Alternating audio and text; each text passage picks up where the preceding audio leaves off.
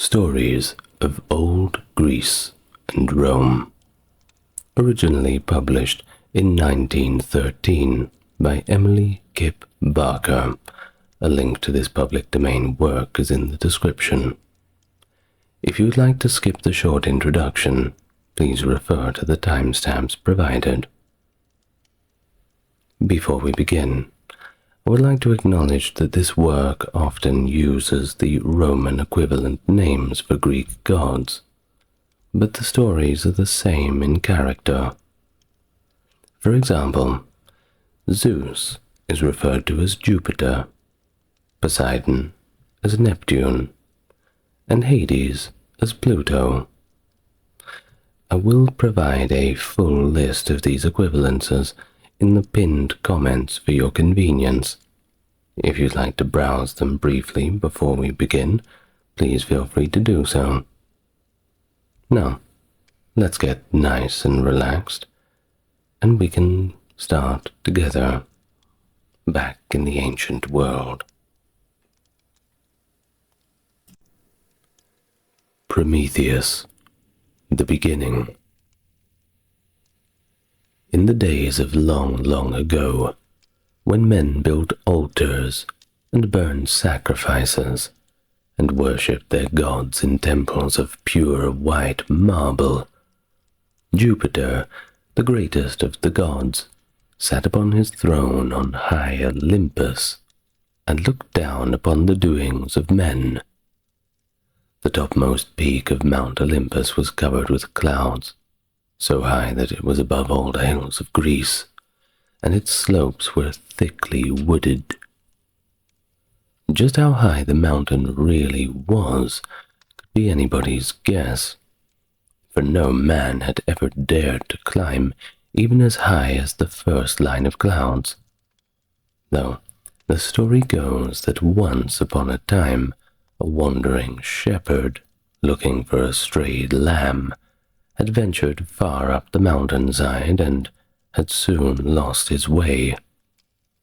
He groped about blindly as the mists began to thicken all around him, and the sound of his own footsteps terrified him in the dreadful silence that seemed to be suddenly creeping over him.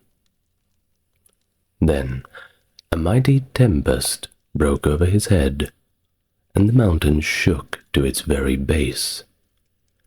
From the hand of wrathful Jupiter, fierce thunderbolts were hurled, while the lightning flashed and gleamed through the darkness of the forest, searching out the guilty mortal who had dared to climb too high. No human eye had ever seen the glories of Olympus. No human foot had ever stepped within its sacred halls, where the ceiling was of gold, and the pavement of pearl, and thrones of gods shone with 1,000 glittering jewels. Here the gods have made, so saith the tradition, their eternal seat. The tempest shakes it not, nor is it drenched by showers, and there the snow never falls. And in the golden light that lies on all day after day the blessed gods rejoice. Of the life that was lived among the dwellers on Olympus, not even the poets could claim to know. But sometimes a tired soldier dozing by his campfire dreamed dreams of this wonderful land, where the immortal gods walked by night and day, and sometimes a lonely fisherman, looking across the blue waters of the Mediterranean to the crimsoning sunset, saw visions of youth and beauty and life that lasted forever and ever. It was long before the memory of man that the gods first came to live on Mount Olympus, and it was still longer ago that all the great powers of the universe fought with each other for the right to rule the world. in this mighty war, which rent the very heavens with the crash of battle, Jupiter at last conquered all his jealous enemies, and made himself the ruler of the gods and of the world. On that day he established his dwelling place on Mount Olympus, and set the earth below him for a footstool. From his throne in the high heavens he looked down upon the kingdoms that he had portioned out to each of his brothers, and he saw Neptune, the god of the sea, driving through the waves his chariot drawn by a huge misshapen sea beast that beat up thick white foam until it glistened on the sea king's beard and on his crown of shells and seaweed. The other kingdom was so far away that even the all-seeing eyes of Jupiter were strained to catch any glimpse of the shapes that moved noiselessly there. For this was the realm of Pluto, god of the underworld, the dread country of darkness and never-ending gloom, where no ray of sunlight could ever reach, and where the sad spirits of the dead wept for the lost world of love, light, and laughter. Sometimes the great billows of the cloud that rolled at the foot of the red gold throne shut out for a moment all sight of earth at its feet. But however thickly the mists could gather, Jupiter could always see old Atlantis on the shore of Africa, with the heavens resting on his bent shoulders. This giant, who had stood so long that forests of huge trees had sprung up around his feet, and they had grown so tall during the ages and ages that had passed, that their topmost branches reached to the giant's waist, and almost hid him from the sight of men. No one offered to relieve him of his burden, not even his two brothers, Prometheus and Epimetheus, to whom had been given the less difficult task of creating man and placing him in the rich gardens of the earth.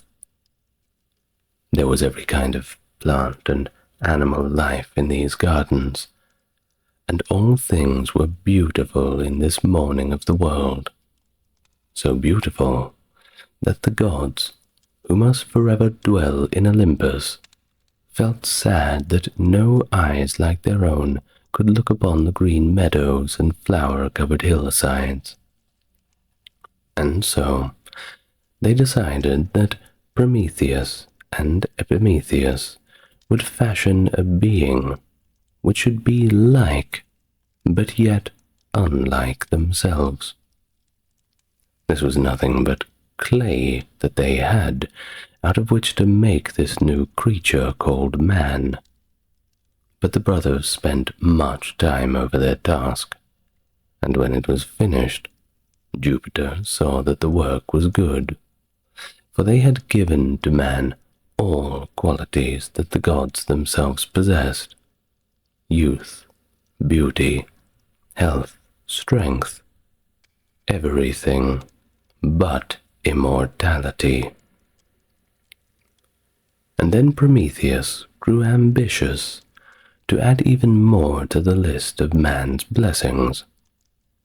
And one day, as he sat brooding by the seashore, he remembered that there was as yet no fire on the earth, for the only flame that burned in all the world was glowing in the sacred halls of Jupiter. For a long time he sat on the seashore, and before night fell he had formed the daring plan of stealing some of the divine fire that burned for always and always on top of Mount Olympus, and carrying it to the earth, that men might also revel in its warmth at night. It was a bold thing to dream of doing, but Prometheus forgot the fear of Jupiter's wrath. So determined was he to carry out his plan. And one night, when the gods were in council, seated around the red gold throne, he crept softly into the hall, unseen and unheard. The sacred fire was burning brightly on a hearth of polished silver. Some of it Prometheus secreted into a hollow reed and hurried away back to the earth. Then he waited, with terror in his heart, for he knew that sooner or later the vengeance of Jupiter would search him out, even though he fled to the uttermost parts of the earth. When the council of gods was over, Jupiter looked down through the clouds and saw a strange light on the earth. For a while he did not realize that it was man building himself a fire. But when he learned the truth, his wrath became so terrible that even the gods trembled and turned away in fear. In a moment, Prometheus was seized and carried off to the Caucasus Mountains, where he was securely chained to a rock, and a hungry vulture was sent to tear out his liver and devour it. At night, the vulture, having gorged itself, slept on the rocks above its victim's head, and at night the liver of the wretched Prometheus grew again, only to be torn out and eaten by the vulture as soon as the sun rose.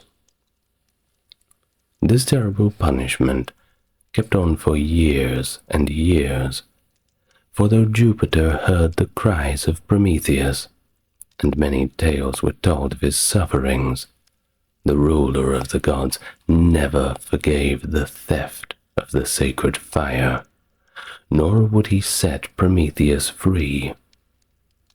But the story tells us that at last there came an end to this cruel vengeance, for Hercules, the son of Jupiter, went wandering one day among the mountains, found the tortured Prometheus, and broke his chains. After killing the vulture that had been enjoying this hateful feast. Though the gods rejoiced at his freedom, the name of Prometheus was never spoken on Mount Olympus for fear of Jupiter's all-hearing ears. But on the earth, men uttered his name in their prayers and taught their children to honor the one who gave them fire as the greatest among heroes.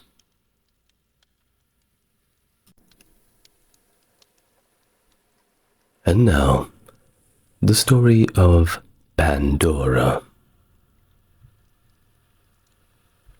In the early days of man's life on the earth, when everything was so beautiful and so new, there was no sickness to be found, nor any pain nor sorrow.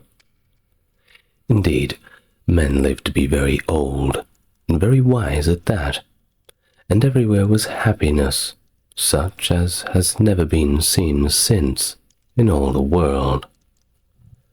Now, Jupiter had not forgotten about the stealing of the sacred fire, and it angered him that man should light his own fires and kindle the cheerful blaze which should by rights be glowing only in the halls of Olympus.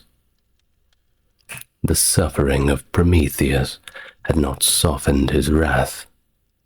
He would not be satisfied until punishment was visited upon those who received the stolen fire. Accordingly, he called a council of the gods and spoke to them of his desire. though none of the deities wished to see misfortune brought upon the race of man, they did not dare to dispute the will of Jupiter. And so, they agreed to carry out the plan that he unfolded, and before many days had passed, they had fashioned, out of the same clay from which man was made, a creature that they called woman. To her, each of the gods gave a gift, such as softness, or grace, or wonderful fairness. But Jupiter added another quality, curiosity, and he gave the woman the name of Pandora, which means the gift of all the gods. And then he bade Mercury, who is the messenger of the gods, take this new soft thing down to the earth, and give her to Epimetheus for his wife. Now, Epimetheus had mourned apart from his fellows ever since he learned of his brother's dreadful fate, and he sat day and night in the cool silence of the forest, brooding over his sorrow. But one day he saw someone coming towards him, led by the hand of Mercury, and all at once he forgot his sadness, for the sunlight was shining on the woman's golden hair, and her white arm was stretched out to him in greeting. For some time, Epimetheus and Pandora lived happily in the gardens of the earth, and every day Epimetheus thanked the gods for their last and greatest gift to man. He never tired of watching Pandora chasing butterflies through the tall grasses of the meadows, or making cups out of broad leaves, that she and Epimetheus might drink from the clear, cool spring. One day, as they were resting under the trees and eating their simple meal of dates and wild honey, they saw a traveler coming towards them. He was walking very slowly, and seemed to be heavily burdened with what appeared to be a large box. While he was yet some distance off, Pandora ran to meet him, and asked him to come into the shade and rest a little while. The stranger was old, and the chest that he carried bent his shoulders almost to the ground. He looked so hungry and thirsty and tired, so Epimetheus urged him to stop and rest, and offered him some freshly gathered dates. But this traveler was none other than Mercury in disguise. He replied that he could not tarry with them, for he had a long distance yet to travel. He did ask them, however, to take care of this great oaken chest, for with that burden off his shoulders he could hurry on and reach his journey's end before nightfall. He promised to come back for the chest a few days later. Epimetheus and Pandora were delighted to be of service to the stranger, and promised to guard the chest with the greatest of care. The traveler thanked them and turned away, but just as they were saying goodbye, so mysteriously he disappeared, and whichever way they looked, there was no trace of him to be seen. Well, Epimetheus was not at all eager to know what was in the mysterious chest, but as soon as they sat down again under the trees, Pandora began to ask 1,000 questions as to who the traveler might be and what the chest contained. Epimetheus begged her not to think any more about it, as nothing could be learned of the old man or his burden, But Pandora refused to be silent, and talked still more of the probable treasure that they were guarding for this mysterious stranger. At last, Epimetheus got up, angrily, and he walked away, wearied with her insistent questioning. And then Pandora went over to the chest, and kneeling down beside it, she examined the exquisitely carved figures that were on all four of its sides. Then she studied the fine golden cord that bound the chest. It looked soft enough, and yet it was very strong, for it was made of strands of twisted gold, and it was tied at the end with a curious knot. There was no lock to be seen, and apparently nothing hindered eager fingers from opening the lid when once the knot was unfastened and the golden cord unwound. Pandora's fingers itched to try her skill on the knot, and she felt that if she worked long enough at it, she could finally get it loose. The figures carved on the lid were groups of dancing children, and in the very center was one figure whose face was so strange that Pandora sat for a long time staring at it. Now and then she turned away, and when she looked at the face again, it had a different expression from the one she had seen on it before. She knew that this carved thing was not alive, and yet, each time she gazed into the strange eyes of the wooden face, they were quite unlike the eyes that had smiled or frowned or mocked at her the last time she looked. She went to see whether Epimetheus had come back, and finding that he was still away, she returned to the chest again, but would not let herself be tempted into so much as touching the golden cord. But as she stood wondering what to do, she thought that she heard some little voices coming from inside the chest, and they seemed to say, "Open, Pandora. Please, please open and let us out."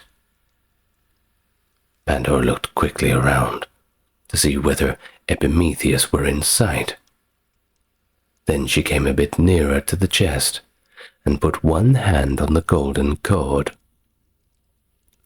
Again, she heard the small voices, this time very distinctly, and they said, "Open, Pandora. Please, please open and let us out." Pandora's heart was now beating. It was beating so fast. What could be in the chest? What poor imprisoned creatures were calling to her, begging her to simply set them free? She put both hands on the golden cord.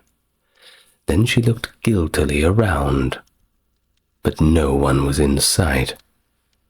No one was watching her, except some inquisitive squirrels who were peering down at her from the branches just above her head. Swiftly and deftly, she untied the knot, which yielded easily to her eager fingers. But even then she hesitated, fearing the anger of Epimetheus. And then the little voices cried out again, "Open, Pandora. Please, please open and let us out." But she still hesitated, not daring to raise the lid. Just then, she heard her husband calling to her, and she knew there would be no chance now to explore the contents of the mysterious chest. She must wait for that pleasure until another time. Meanwhile, she would take just one peep inside, or just to be sure that the voices were not mocking her. Just a little look. And so she raised the lid, very, very gently. But no sooner had she made the smallest opening than out poured a host of tiny creatures like brown-winged moths, and they swarmed all around her, biting and pinching and blistering her soft skin until she cried out in fear and pain. She tried to fight them off and rushed away to find Epimetheus, but the tormenting little sprites followed her, buzzing about her ears and stinging her again and again and again. In vain she strove to brush them away, for they clung to her dress, her hair, and her poor swollen skin. When she reached Epimetheus, she was crying bitterly, and did not need any questioning to find out the trouble, for the malicious little creatures were so numerous that hundreds of them encircled Epimetheus and bit and stung him, just as they had done to Pandora. In the unhappy hour that followed, while husband and wife bound soothing herbs on their bruised skin, Pandora told Epimetheus how her fatal curiosity had led her to open the chest and free the host of evil things. It was not, however, until later that they realized the extent of Pandora's folly, for the little brown-winged creatures were all the spirits of evil that had never before entered the world, and they all had names. Their names were sickness and pain and sorrow, envy and pride and jealousy, hunger, poverty, and death. All these ills had envious Jupiter put into the oak chest and bound it with only a golden cord. He knew that sooner or later Pandora would open the chest, and then man's life of untroubled happiness would be at an end forever. Never again could the gardens of the earth be places where man might hope to find peace. Evil things had taken up their dwelling there, and they would stay for always and always and always, as long as the world should last. When Epimetheus and Pandora saw the hateful winged creatures settling down on the leaves and flowers so as to be near at hand to torment them, they wept bitter tears and wished that the gods had never created them. In the midst of her sobbing, Pandora had not, however, forgotten about the chest, and she was still wondering what else might be inside it, for she was sure that those moth-like things could never have wholly filled it. And suddenly she heard a soft whisper coming from within the chest. "Open, Pandora. Please, please open and let me out." Pandora stared in surprise, for she had thought that all the evil sprites had surely rushed out in that moment that she opened that dreadful lid. Was there, then, perhaps another host of tormenting things still there? And if so, should she let them out, only to add to her misery and pain? "Open, Pandora. Please, please open and let me out." Pandora now called to Epimetheus, and together they listened to the pleading of the voice, which was so very soft and sweet that they were sure it could not belong to any evil thing. Still, Epimetheus was unwilling to risk bringing any more trouble into the world, but in spite of her remorse, Pandora was curious to see what it was that was begging so plaintively for freedom. So, with the consent of Epimetheus, she opened the lid once more, and out fluttered a tiny little creature with beautiful gauzy wings. She flew straight to Pandora, then to Prometheus, and at her touch all their hurts were healed, and all their pain was forgotten. The name of this gentle messenger was Hope, and she had been hidden in the chest secretly by one of the pitying gods, who grieved that Jupiter was sending so many ills to fret mankind. The host of evil beings, once set free, could never again be shut up in their narrow prison, but wherever they flew, even to the remotest corner of the earth, Hope followed behind them and brought healing in her wings. And when their world grew wicked, as it did in the days that came after, so that men neglected the altars of the gods, Hope was still remembered with votive offerings, and her shrines kept well garlanded with flowers. I hope you're enjoying everything so far. We're having a great time, aren't we? Next up is the story of the Flood. Sure, perhaps you'll recognize certain parts of it. The children of Prometheus and Pandora wandered in the gardens of the earth, just as their parents had done, and the generations that followed them lived peacefully and were happy, in spite of the brown-winged sprites that went about doing so much mischief. Men helped each other to cultivate the fruitful soil, and offered sacrifices to the gods in return for a bountiful harvest.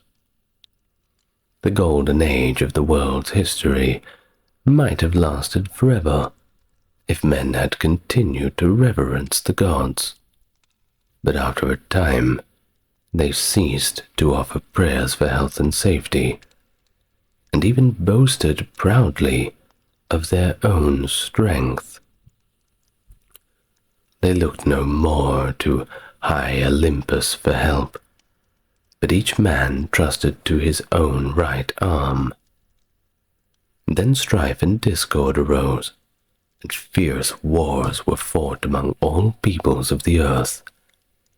Brother killed brother, and fathers strove with their own sons.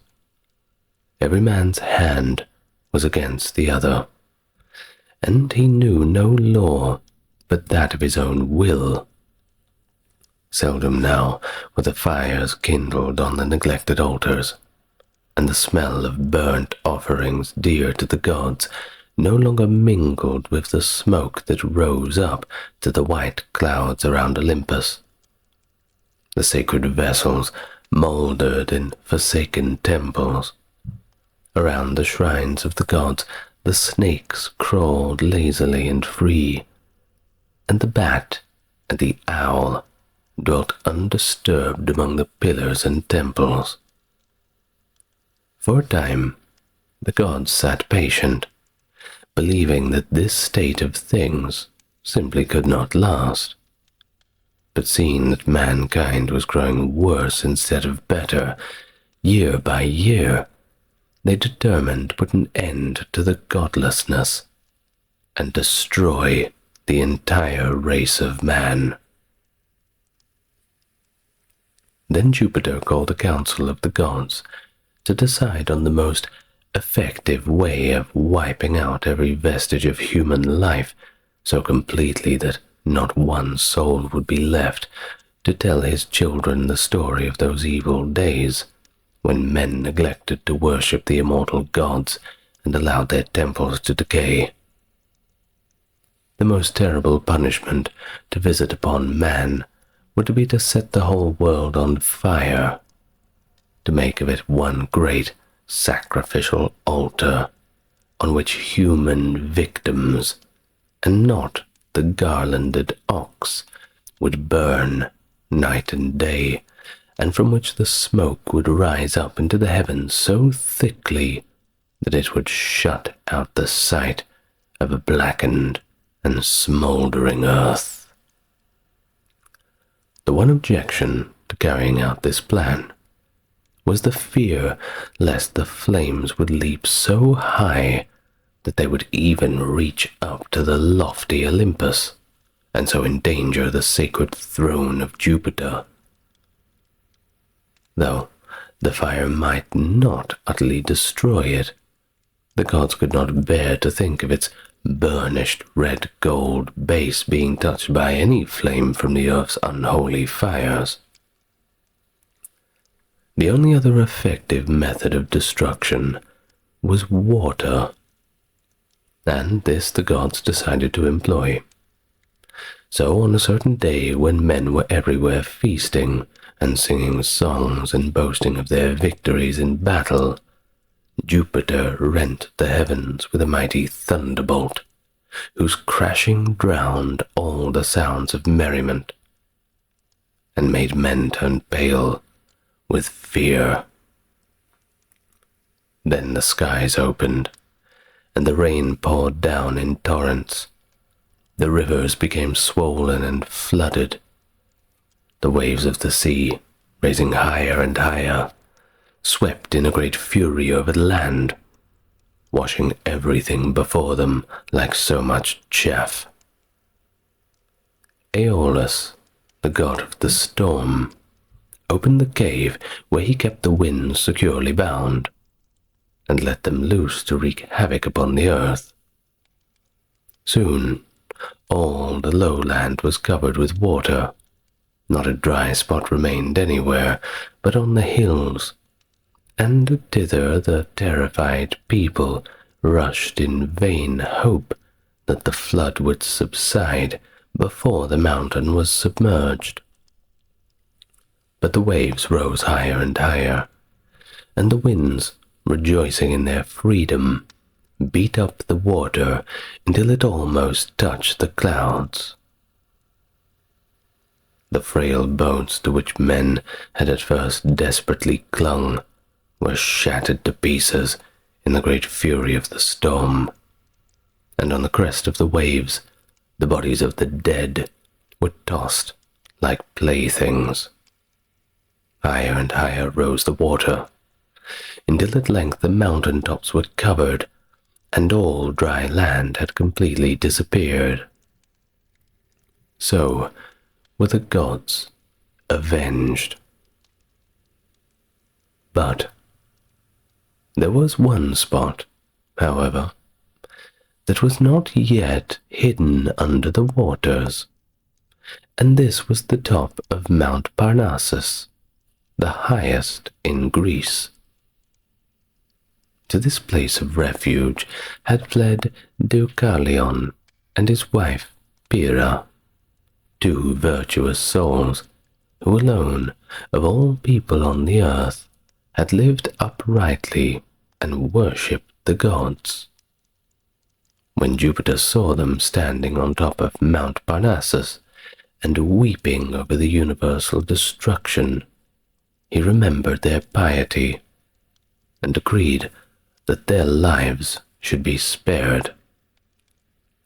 And so he gave commands that the rains and the floods and the winds should finally cease, and the dry land appear. Then Aeolus brought the winds back from their mad wanderings, and bound them again in a cave.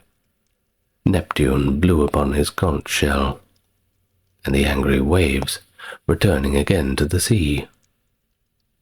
Little by little the tree-tops showed above the water, and the green earth smiled again under the warm rays of the golden sun. But it was upon a desolate and unpeopled world that the eyes of Deucalion and Pyrrha rested, and in their utter loneliness they almost wished that they had perished along with their friends.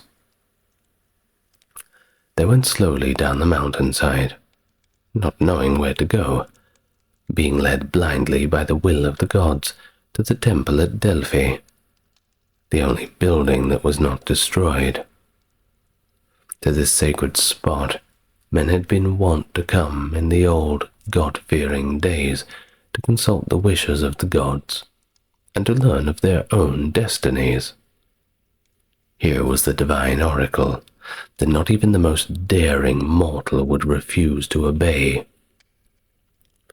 When Deucalion and Pyrrha found themselves at the temple of Delphi, they made haste to consult the oracle, for they wished to re-people the land before another morning sun could look down upon a lifeless earth.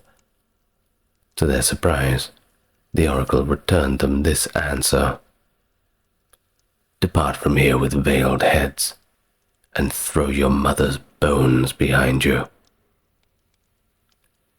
This command seemed impossible to obey, for they could never hope to find any grave when all landmarks had been washed away, and even could they so do it, it was unheard of to sacrilege and disturb the bones of the dead.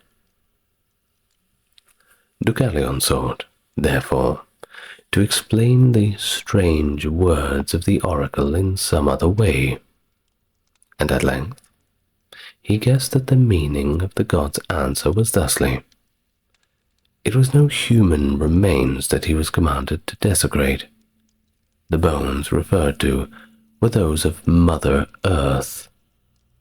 So a husband and wife left the temple with veiled heads, and as soon as they went, they gathered up the stones at their feet and threw these behind them.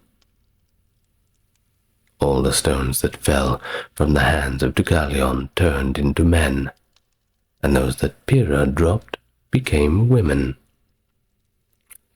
Thus it was that through the kindness and wisdom of the immortals that the earth was re-peopled with a new race of men, this time that feared evil and reverenced piety and walked humbly before the gods. Never again was Jupiter forced to send a deluge upon the earth, for men no longer let the altar fires burn low, nor did they neglect to offer sacrifices because of forgotten prayers.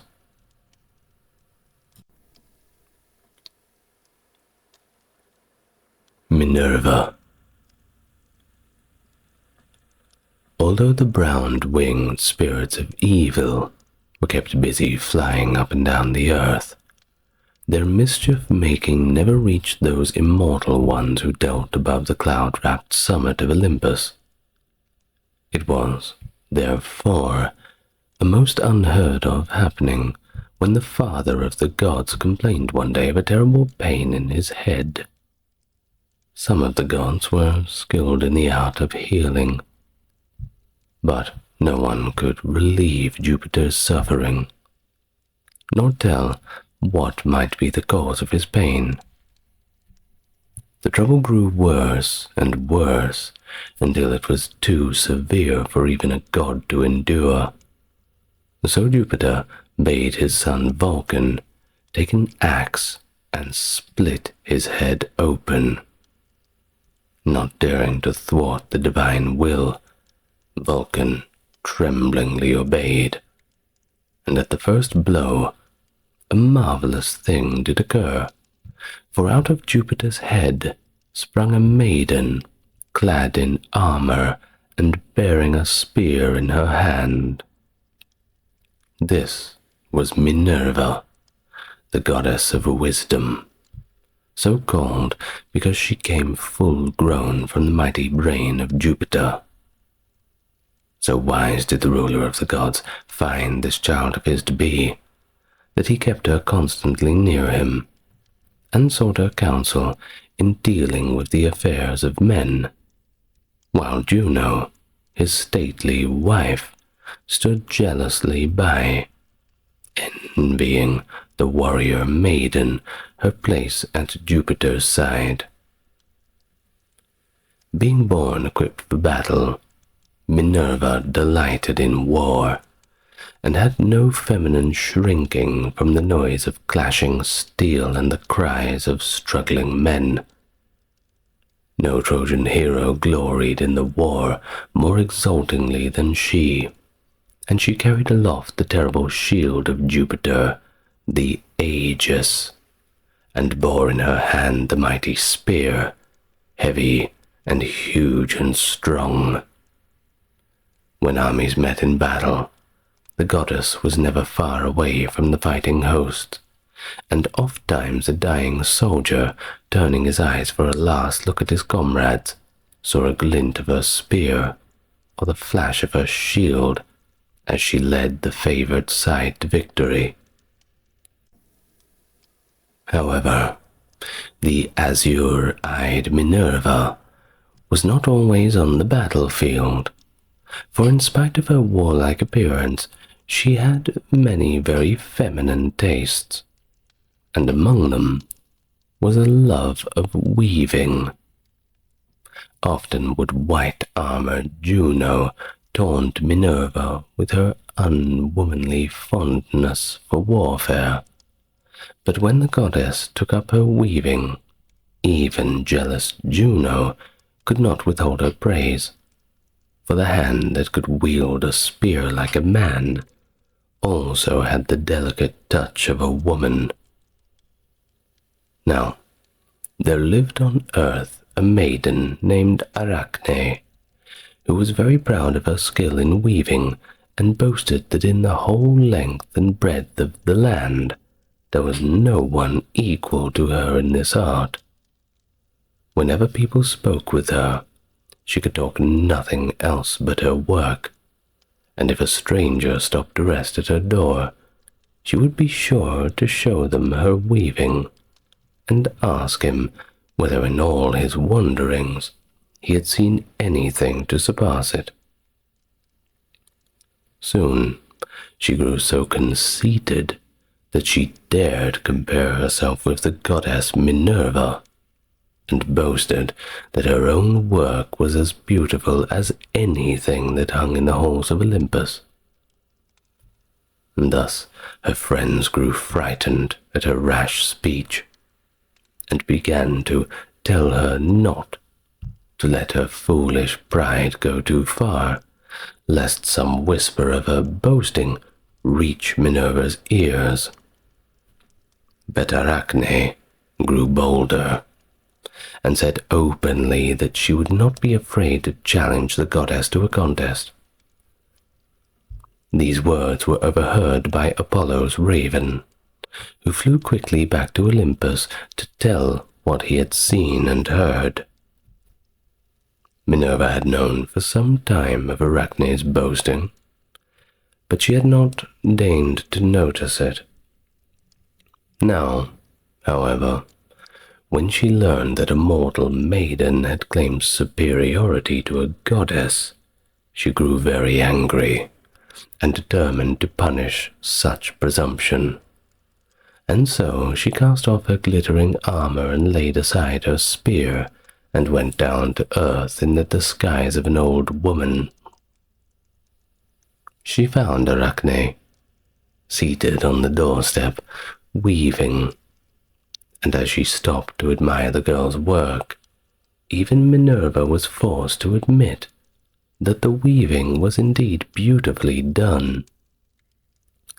Soon Arachne began to boast proudly of her skill, and told the pretended old woman that she hoped some day to challenge the goddess Minerva to a contest. The listener seemed shocked at these daring words, and begged the maiden to be more humble, not to presume so far, but Arachne tossed her head back and laughed, saying that she wished the goddess would hear her and come down and accept her challenge.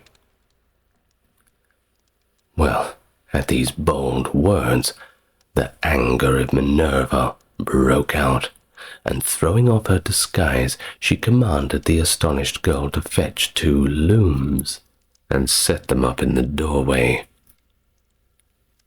Then she bade Arachne to make good on her boast, For hours they worked in silence, each weaving with practiced fingers an exquisite design in the tapestry, and neither one turning their head to watch their rival's progress.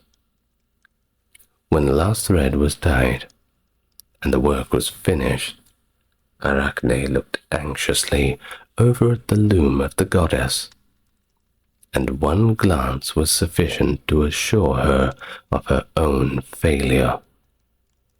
Never in all her life had she seen work so faultlessly done, and the beauty of it was like that of her visions in a dream.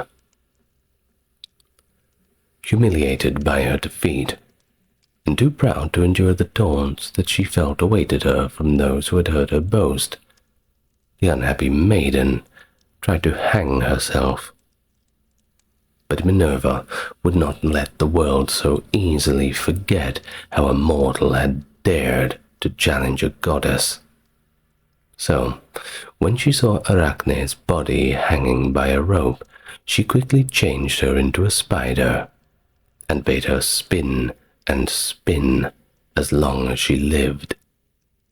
Thus, when strangers came from all the country round to see the maiden whose skill in weaving had been noised far and wide, there she hung, an ugly black spider, in the midst of her dusty web, a warning to all mortals. Many, many years had passed since Prometheus and Pandora wandered in the gardens of the earth, and many generations of men had come and gone since the day when Deucalion and Pyrrha looked down from Mount Parnassus upon an unpeopled land. Cities had been built, with marble palaces and costly temples. Towns had sprung up on the river banks and by the sea. Everywhere man was making himself a home and journeying into strange and distant lands. The gods, seated in the council hall of Jupiter, watched the changes taking place upon the earth, and as each new city was built and the flames of its altar fires rose up towards the white clouds around Olympus, they smiled upon the work of man's hand and made it prosper. Nowhere was the worship of the gods forgotten, but in each undertaking the protection of some deity was sought, and a sacrifice offered that success might be assured. Scattered throughout the land, in town or by the wayside, were shrines where the farmer laid his offering of doves in return for a rich harvest, or a soldier hung some trophy of victory upon his safe return from the war, or a sailor, starting on some uncertain voyage, burned spices and incense that the gods might grant favoring winds to all who go down to the sea in ships. But in every city there was one temple that was more beautiful than the rest, and this was dedicated to that particular deity who had came and named the city, and was its especial protector. And as after city was built throughout the fair land of Greece, each of the gods wished to have the naming of it, that he might thereby receive added worship and honor. Of course, there was much jealousy among them on this score, and they watched eagerly each thriving inland town or seaport, knowing that in a few years it would become a great city, building costly temples and erecting statues to gods whom delighted to honor.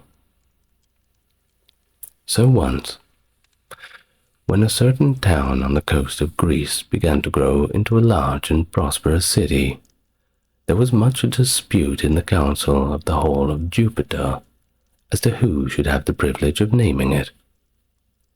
Perhaps the gods were looking far into the future and saw what the city was destined to become. But, however that may be, the gods and goddesses argued so fiercely over the matter that Jupiter was obliged to interfere, lest some murmur of its unusual discord shall reach the earth. Then one by one the various contestants withdrew, until only Neptune and Minerva were left to dispute over their respective rights to naming the city.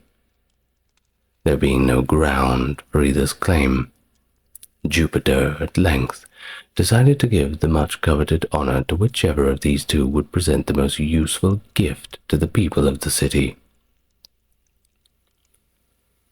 Neptune then struck the ground with his trident, and where the earth opened there sprang out a horse with a snow-white mane, and arching its neck, and a splendid body on which a king might be proud to ride. The gods and goddesses, who had assembled to witness the contest, were delighted with Neptune's gift, and waited impatiently to see what a better thing Minerva would be able to offer. Surprise, amusement, and contempt were written on the faces of the spectators when the goddess stepped forward, holding in her hand an olive branch. But Jupiter, wisest of them all, did not smile, for he was listening while Minerva told of the great value her gift would have for the people of the city. She described all the uses of which its leaves, its fruit, and even its bark could be put, adding that the olive branch was to be a sign of peace among all nations, and was therefore of more true service to a man than a war horse, which would bring upon him only bloodshed and disaster. To these wise words, the gods were forced to agree.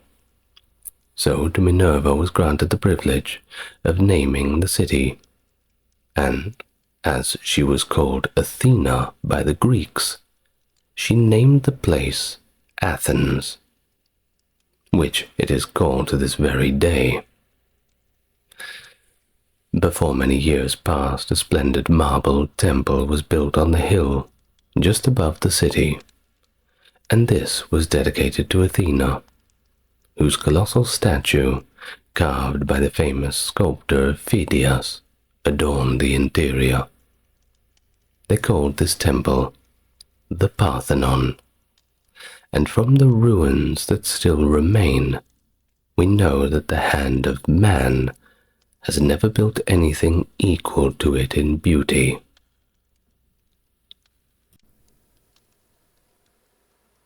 Apollo and King Admetus. There would have been but little trouble between Jupiter and his stately wife if no one but Minerva ever gave the watchful Juno cause for jealousy. But the other goddesses, and even mortal maidens, found favor in the eyes of Jupiter, and for their sake he often left her side. From his time in the high heavens, the ruler of the world saw not only the goddesses, with their glory of immortal youth, but also the daughters of men, endowed with that same beauty and grace which the gods themselves had bestowed upon the first woman. Though Juno, of snow-white arms, alone enjoyed the title of Queen of Heaven, she knew that she had many rivals for the love of Jupiter, and it was this jealousy of all loveliness in woman that made her ever watchful and vengeful. Perhaps it was the cause, too, of the very changeable temper that her husband accused her of possessing. Whoever won the affections of Jupiter was sure to be persecuted by cruel Juno's unrelenting hate, as the poet Virgil says. But this did not hinder the ruler of the gods from leaving very often the marble halls of Olympus to wander, in some disguise, about the earth. It was after such an absence that the watchful Juno learned of Jupiter's love for the fair-haired Latona, goddess of dark nights. As this new rival was not a mortal maiden who could be punished with death, the wrathful queen was forced to be content with banishing the goddess forever from Olympus and compelling her to live upon the earth. But not satisfied with this, she decreed that anyone who took pity on the unhappy goddess or gave her any help would incur the lasting displeasure of Juno. For days and nights, Latona wandered, not daring to ask for food or shelter, since all men knew of Juno's decree. She slept at night in some spot where the trees offered protection from wind and rain, and her only food was the scanty store that she could gather by the way, berries, nuts, wild honey, and sometimes bits of bread dropped by children in their play. One day, being very thirsty, she stopped beside a clear pool to drink, but some reapers who were passing by saw her, and hoping to gain favor with Juno, they stepped into the pool and stirred up the water into such muddiness that poor Latona could not drink. Angered by such uncalled-for cruelty, the goddess prayed to Jupiter that these wicked men might never leave the spot from where they stood. Jupiter from his throne in the high heavens heard her prayer, and in answer he turned the reapers into ugly green frogs and bade them to stay forever in that muddy pool.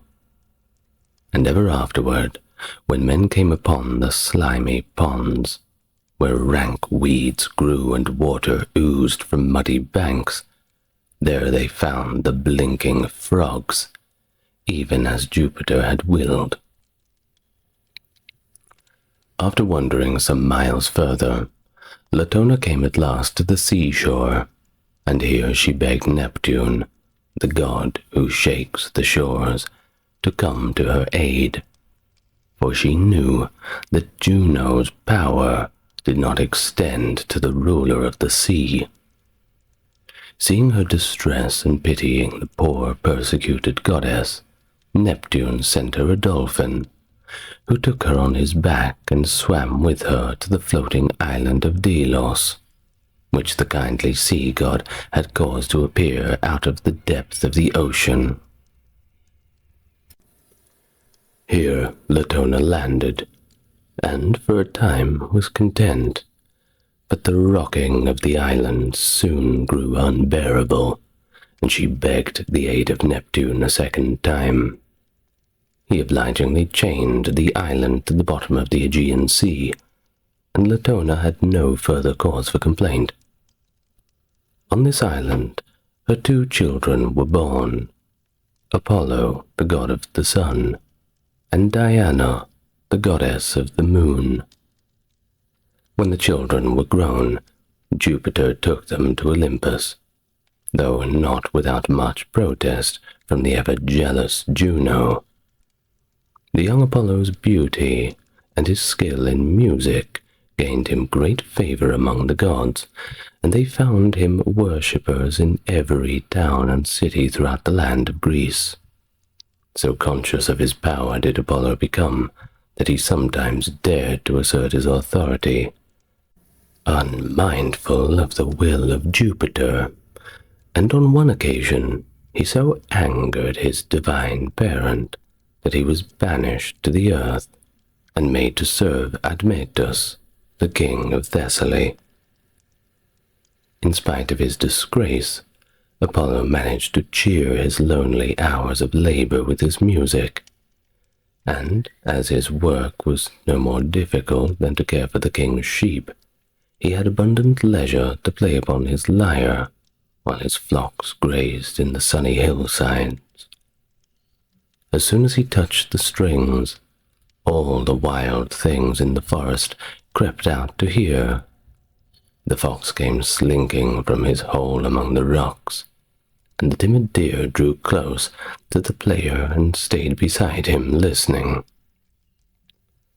The strains of the wonderful music were carried across the meadows, and the mowers stopped their work, wondering where the player might be.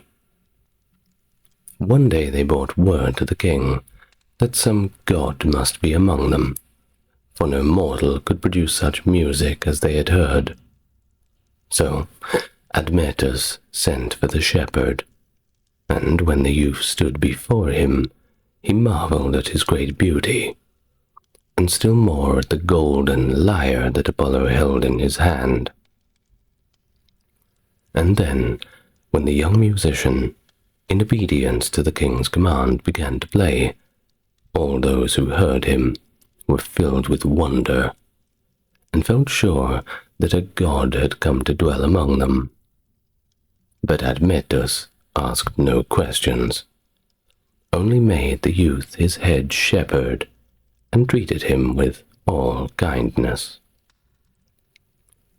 Though a god, and no true shepherd, Apollo served the king faithfully, and when at last his time of service was over, and Jupiter called him back to Olympus, Apollo, wishing to show some favor in return for the king's kindness, begged Admetus the gift of immortality.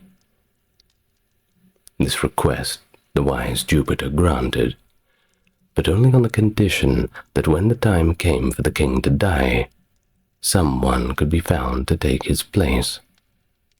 Apollo agreed to these terms, and Admetus, knowing the conditions on which the gift was made, accepted his immortality gladly. For a time, all went well, but the inevitable hour came when the fates decreed that Admetus's life was ended, and that he must go the way of all mortals, unless some would die in his stead.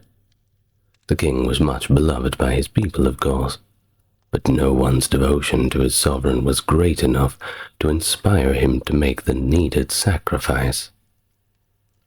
Then Alcestis, the beautiful wife of Admetus, learned of the price that must be paid for her husband's immortality, and gladly offered her life in exchange for the king's. And so, in all her young grace and beauty, she went down into the dark region of Hades, where no sunlight ever came, and where her joyous laughter was forever hushed in the silence that reigns among the dead. Thus Admetus gained immortality, but his happiness was too dearly bought, for as the days went by, he mourned more and more for his beautiful young wife, and in his dreams he saw her walking like a shadow among the grim shapes that moved noiselessly in the silent halls of death. Bitterly he repented of his selfishness in accepting the sacrifice her life, and his immortality grew hateful to him, since each day only added to his sorrow. And so he prayed to Apollo to recall his gift, and to give back his wife Alcestis. It was not in the power of that god to change a decree of Jupiter, but the ruler of all things looked down from heaven, and seeing the great grief and remorse of Admetus, he withdrew the gift that had cost the king so much, and sent Hercules to the kingdom of Pluto with commands to let Alcestis go. Very gladly the god carried this message to the gloomy realm of Hades, where amid the myriad shadow shapes he sought and finally found Alcestis, and out of the dreadful darkness in which she walked alone, Hercules led her back to earth again.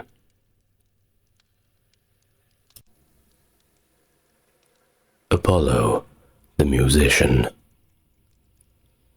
When Apollo left King Admetus and returned to the halls of Olympus, he had not rested there long before he found that there was further service for him to render back on the earth. Among the many noted deeds that he performed, the most famous was his slaying of a monstrous serpent called the Python, which was born of the slime and remained on the surface of the earth after the deluge. Apollo killed the creature with his glorious golden arrows, and then went to the help of Neptune, who, though a powerful deity in his own realm, was often obliged to ask the help of other gods when he wished to accomplish anything on land. Hearing that Neptune wished to build a great wall around the city of Troy, and remembering the aid of that sea god had given to his mother Latona in her great need, Apollo went down to the sea and offered his services to Neptune. Of course, no son of Jupiter could be expected to do the work of a slave, but this was not necessary, even in the building of a wall, for Apollo sat down on a grassy bank nearby, and with his lyre in his hand, he began to play such exquisite music that the very stones were bewitched, and rising from the ground of their own accord, took their places in the wall. Still under the spell of Apollo's music, others followed in quick succession, and the wall rose higher and higher and higher, until before nightfall all of the work was finished. When the last stone had dropped into place, Apollo stopped his playing and returned to the bright halls of Olympus, while Neptune, shaking the salt spray from his shaggy eyebrows, stared hard at the walls that had risen by magic before his wondering eyes. The story of Arachne's sad fate should have been warning enough to all mortals not to compare themselves with the gods, but such was the pride of a certain youth named Marsyas, that he boasted openly of his skill in flute playing and dared to proclaim himself as the equal to Apollo. Now, Marsyas had not always been a musician, you see, for he was by birth a shepherd. Some even say he was a satyr, and had never seen a flute or heard it played until one day, as he sat tending his flock on the bank of a stream, he heard the sounds of music coming from some spot nearby. He was very curious to see who the musician might be, but he dared not move, lest he startle the player and make the beautiful melody cease. So he sat still and waited, and presently there came floating down the stream a flute, something that Marsyas had never seen before. He hurriedly snatched it out of the water, and no longer hearing the wonderful music, he guessed that it had come from this strange thing that he now held in his hand. He put the flute to his lips, and lo, the same sweet melody greeted his ears, for the flute was not a common thing such as any man might use. It was a beautiful instrument that belonged to no less a person than Minerva.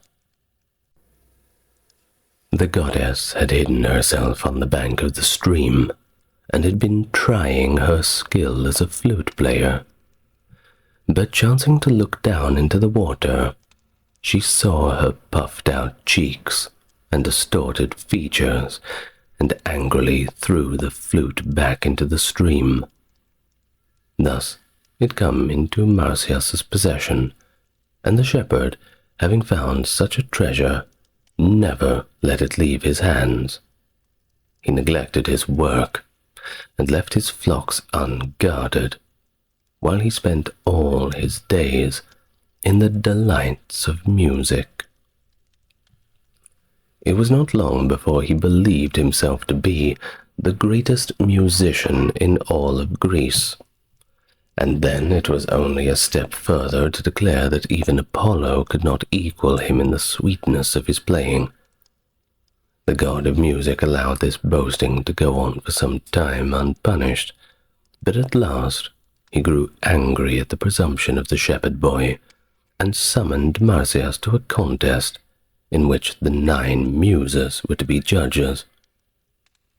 Nothing daunted, Marsyas accepted the challenge, and on the morning when the contest took place, a great silence fell over all of the earth, as if every living thing had stopped to listen.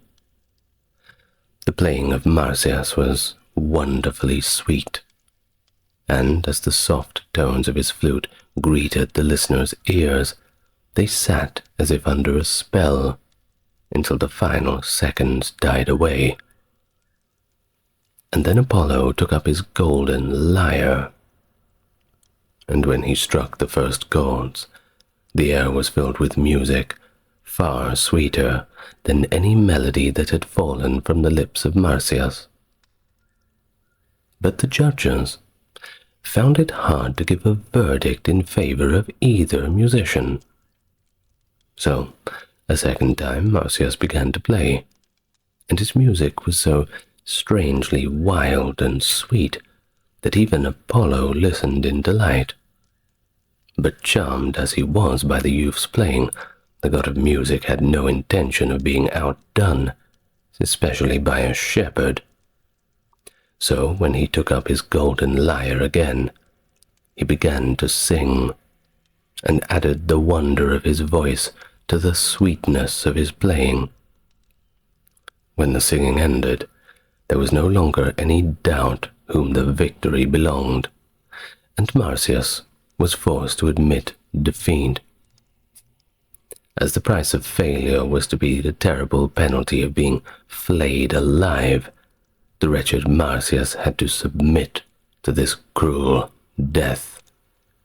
Apollo bound him to a tree and slew him with his own hands.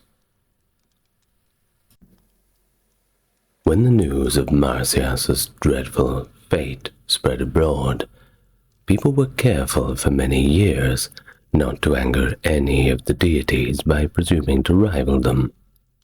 But in time, the memory of that tragic event slowly faded away, and the horror of it was all but forgotten. In the halls of King Midas was the noise of great mirth and feasting, and the sound of music filled the spacious room where the king and his court sat at the banquet table. Beside the king stood Pan, his favorite flute player, who was no other than the famous sylvan god of shepherds. And as the wine went round, and the king grew boastful of his possessions, he exclaimed loudly that not even Apollo himself could produce such exquisite music as fell from the flute of Pan. The guests, remembering the fate of Marsyas, began to grow pale, and begged the king not to let his boast be heard. But King Midas laughed scornfully, and raising his drinking cup above his head, called out to Apollo to appear. Well, to the surprise and dismay of all, the god of music, Apollo, suddenly stood before them, beautiful as the dawn, and glowing with divine wrath. Though Pan himself was a deity, he had no desire to challenge Apollo, and looked fearfully at the sun god's angry frown. But the king, drunk with pride, commanded him to play, and bade the god of music surpass the playing if he could. There was, of course, no question as to which was the better musician, and the guests loudly proclaimed Apollo the victor. One story tells that, to prove further the superiority of Apollo's playing, the company went to the old mountain god Tmolus, to let him make the final decision. Timolas had to clear the trees from his ears to listen, and having done this he bent his head, and all the trees leaned down with him. He heard with delight both musicians play, but when he heard the last soft notes fall from Apollo's lyre, the mountain god awarded him the victory. But Midas, at the beginning of the contest, had demanded the right to decide on the merits of the players, and he would not accept this verdict. In his mad perversity and fondness for his favorite, he cried out that Pan was the better player, and he would therefore be awarded the prize.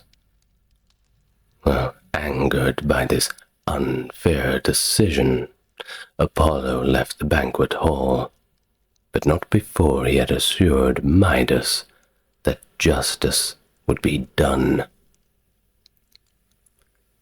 These words came true in a most unexpected way, for when the king looked into his mirror the next morning, he found a pair of large, fuzzy donkey's ears growing in the place of his own ones. Horrified at his absurd appearance, Midas did not show himself to his people, but sent in haste for a barber and bade him to make a wig large enough to cover the monstrous ears. For many hours the barber was closeted with the king, and when the wig was finished, he was allowed to finally leave the palace, of course, after having sworn never to reveal the king's misfortune under pain of death. For some time, the secret was safely kept, but the poor barber found life unbearable, since he lived in constant fear of letting out the truth about the king's ears in spite of his frantic efforts to be silent.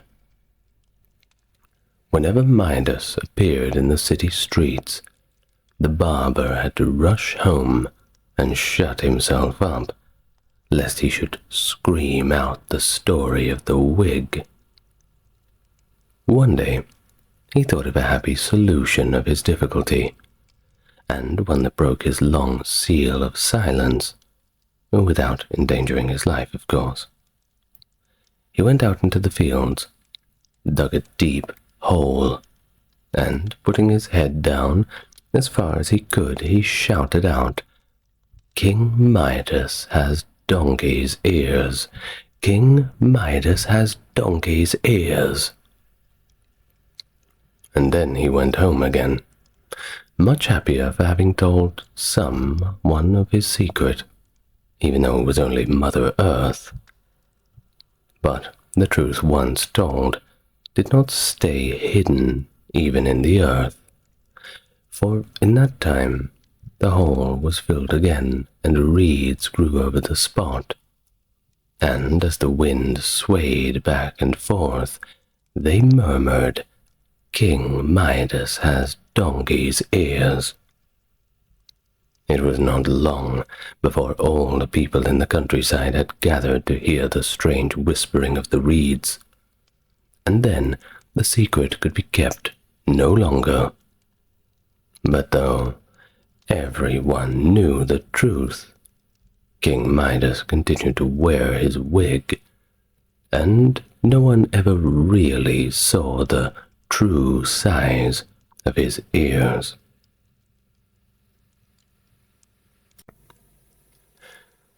The love of Apollo. Like his father, Jupiter, the young Apollo was not content to stay always in the shining halls of Olympus, but spent many days wandering over the broad lands of Greece in search of adventure, or for the sake of some maiden's love. There were many fair ones among the daughters of men, and they were wont to look with favor upon the beautiful young god who came down from the high heavens to woo them. Each morning, as he drove across the sky with the fiery horses that were harnessed to the chariot of the sun. Some maiden gazed with longing splendor above her, and prayed that the radiant Apollo might look kindly upon her. Seldom did these prayers go unanswered, but sometimes the heart of the god was untouched by the devotion so freely offered, and the maiden pined away over her hopeless love. Such a one was Galatea, who worshipped the glorious sun god, and longed in secret for his love. But in spite of her tears and sighing, she met with only coldness in return. Each day, before she rose before the dawn to greet Apollo, as soon as his chariot appeared in the heavens, and all day she watched him until the last rays of light were lost behind the hills. But the young god felt no sympathy for her sorrow, and the unhappy Galatea grew so pale and sick with longing that Jupiter, in pity, changed her into a sunflower, that she might always stand watching the course of the sun, and turn her face forever towards him, no matter where his beams may shine. The great beauty of Apollo usually assured his success whenever he stooped from his high estate to love the maidens of the earth. But once he was repaid for his hard-heartedness to poor Galatea, and failed in his wooing when he sought the love of a beautiful wood nymph, Daphne. He was wandering one day in the forest, when he suddenly came upon Daphne as she was gathering flowers, and her beauty and grace so charmed him that he desired her love above everything else in the world. Not wishing to frighten her, he stood still and softly spoke her name. When the nymph heard his voice, she turned quickly and looked at him with the startled eyes of some wild forest creature. Surprise and fear held her for a moment, while Apollo spoke again, gently, and begged her, "Don't be afraid, for I am no hunter, nor even a rude shepherd." But Daphne only shrank away, fearful of his eagerness, and when Apollo grew bolder and ventured to draw near, she turned and fled through the forest. Angered at this rebuff, the god followed her, and though the nymph ran swiftly, she could not escape from her pursuer, who was now more than ever determined to win her.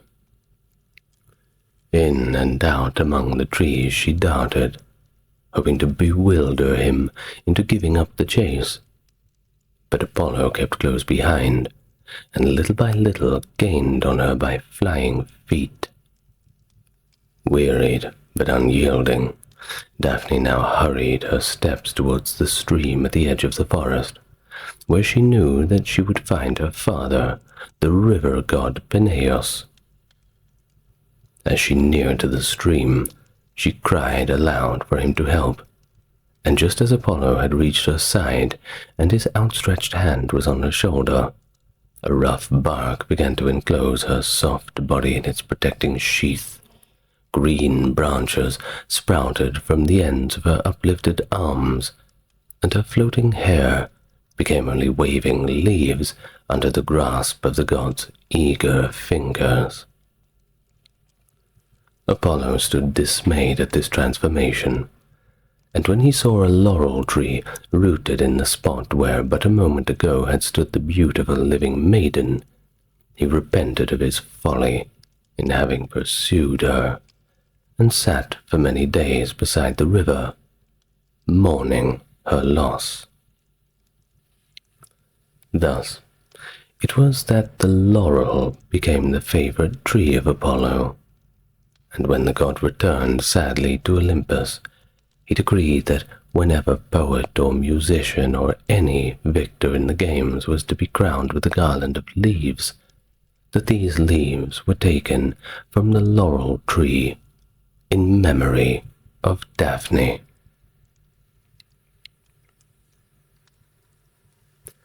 In one of the flower-filled meadows of sunny Greece, there played all day a golden-haired boy named Phaeton, who was the pride and delight of his mother, Clymene, a stately maiden whom Apollo had once wooed and won.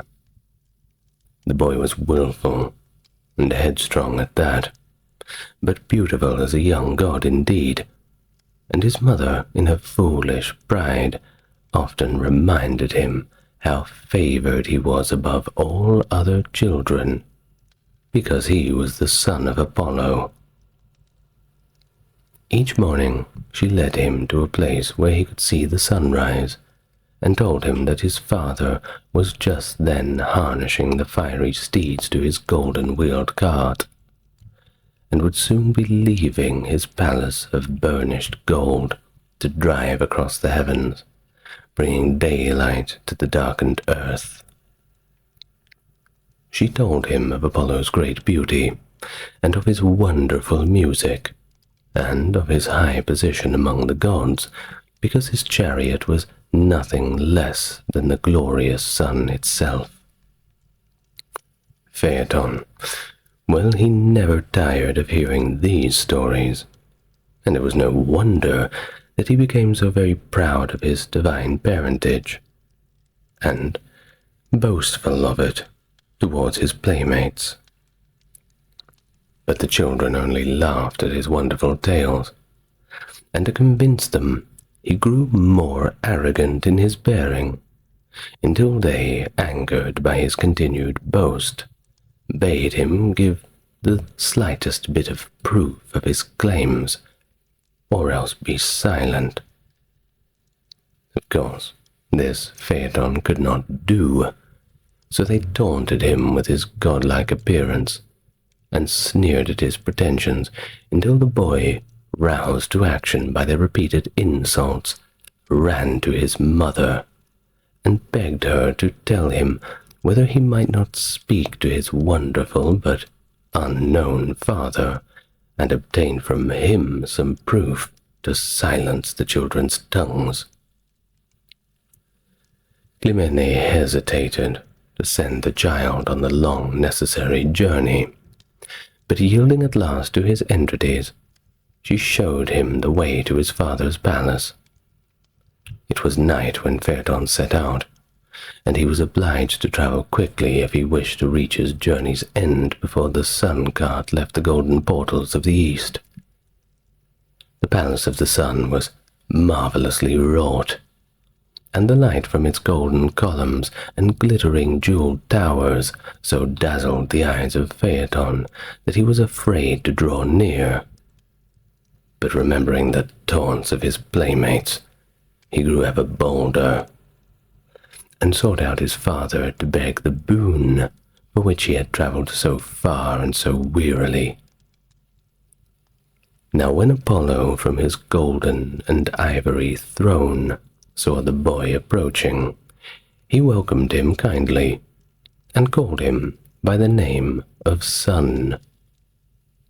Hearing this, Phaeton lost all fear, and told his father how the children had refused to believe Clymene's stories, and had taunted him because he could not prove the truth of his claims. The lofty brow of Apollo grew cloudy as he listened to Phaeton's words, and he promised to give the boy proof he desired by granting him any favor he might ask. Instantly, Phaeton demanded that he be allowed that very day to drive the sun chariot, for when those on the earth saw him in that exalted place, they could no longer refuse to believe that he was indeed the favored child of Apollo. Dismayed by this unexpected request, Apollo sought to persuade Phaeton to ask for another wish, for he knew that no hand but his own could guide the four-winged horses that were harnessed to the golden sun chariot. But the boy was determined to carry out his plan, and with all the willfulness of a conceited child, he refused to heed his father's warnings. As Apollo had sworn by the river Styx, the most terrible of all oaths, to grant Phaeton's request, whatever it may be, he was indeed obliged to fulfill his purpose, and very reluctantly he led the boy to the portals of the palace, where the impatient horses already stood, pawing the ground.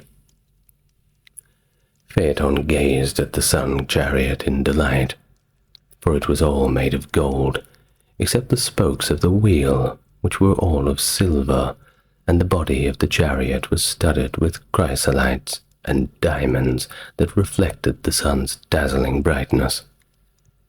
The impatient boy sprung into the chariot and seized the reins in his hands, while his father bound on his head the blazing sun rays. But before the journey was begun, Apollo poured over him a cooling essence, that his skin might not be shriveled by the burning heat of the sun, and gave him careful instructions how to handle the restless steeds. Phaeton but half listened to these words, and fretted to be off on his triumphant course. So Apollo ordered the gates to be thrown open, and the sun chariot dashed out into the heavens. For a while, all went well, for the boy remembered his father's caution about using a whip on the fiery horses. But as the day wore on, he became reckless and forgot everything but his own proud triumph. Faster and faster he drove, flourishing the whip, and never heeding in what direction that the maddened horses sped.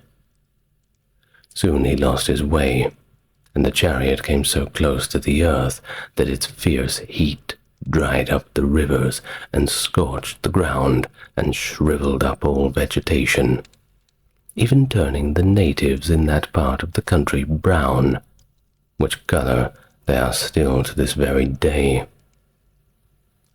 Smoke rose up from the charred and blackened earth, and it so clouded the eyes of the now terrified Phaeton that he could not find his way back to the path of the sun, and drove wildly far away from the earth.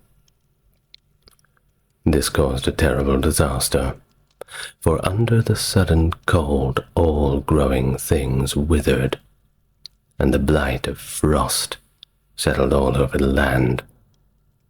And then a great cry arose from the people of the earth when they saw their country laid waste, and though Jupiter was fast asleep on his golden couch, even he heard the cry so far away and started up in surprise. What could be happening on the earth that the sound of human wailing should break in upon the silence of his dreams? One glance was sufficient enough for him to see the smoke rising from the burnt-up land, and to realize the cause of all that useless destruction, for far across the heavens, like a vanishing comet, Phaeton was madly driving the flaming chariot of the sun. Angered at the sight of a mere boy presuming to take upon himself so great a task, Jupiter seized one of his deadliest thunderbolts and hurled it at the unhappy youth, whose scorched body was immediately dashed from its lofty seat and sank into the calm waters of the Eridanus river. Clymene mourned her son's untimely death, and gathered his remains from the river, that they might have honorable burial.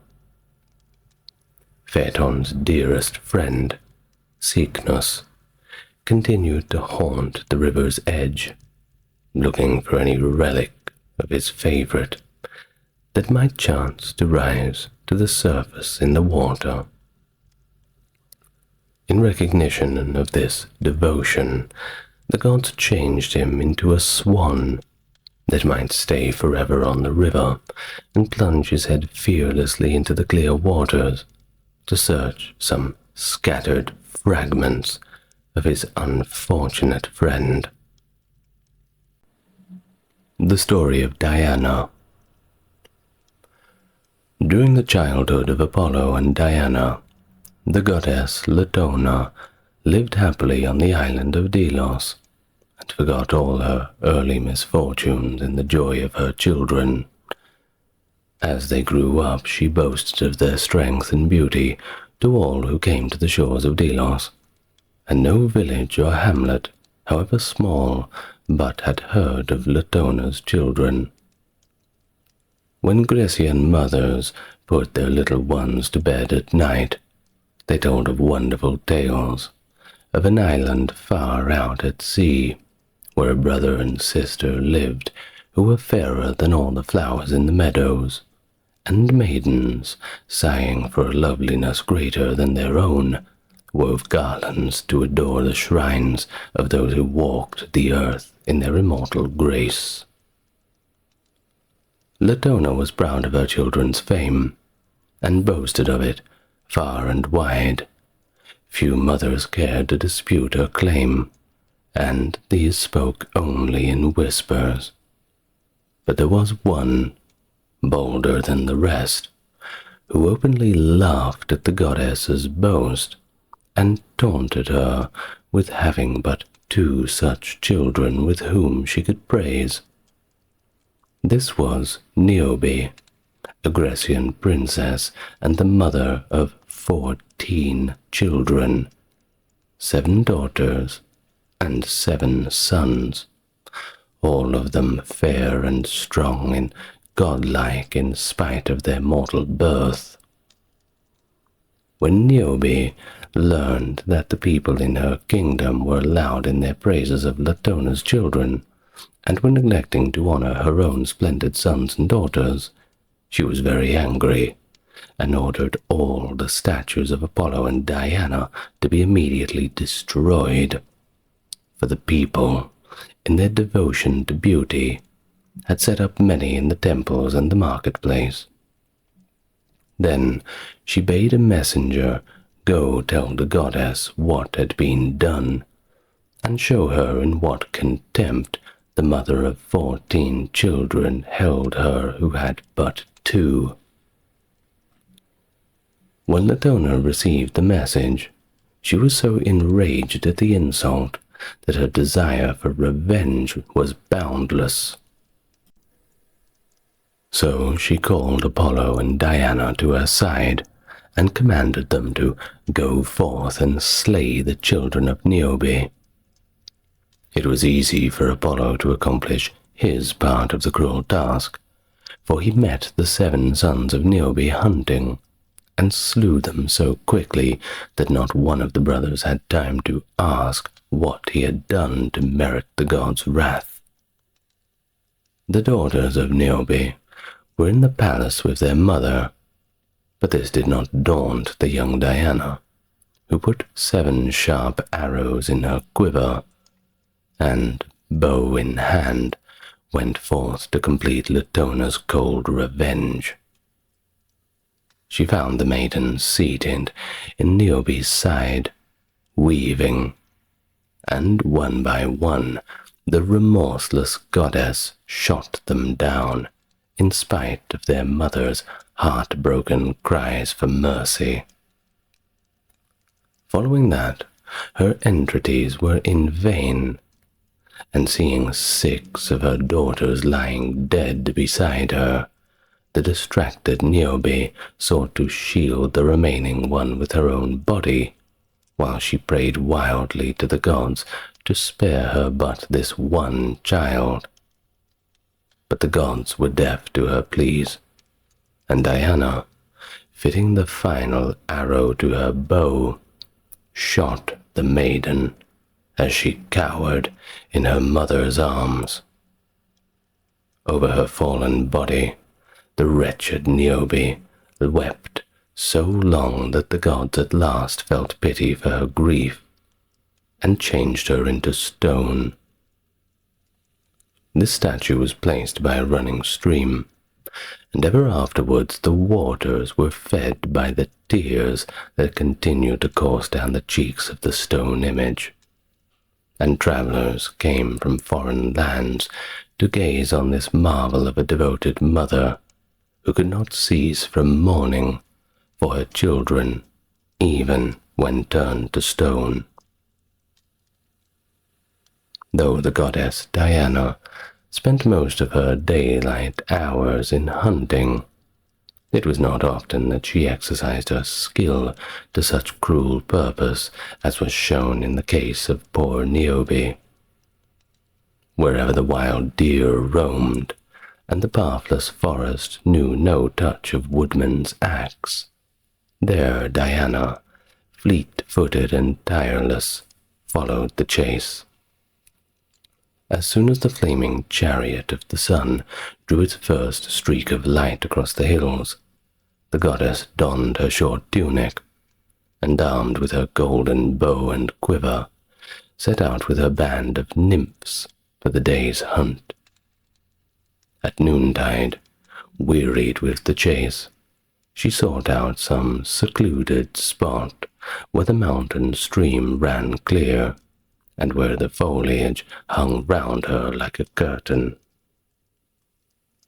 On a certain day, when she and her maidens were enjoying the refreshing coolness of the water, they heard a slight rustle come from the trees, and looking around, perceived a young hunter who was watching them.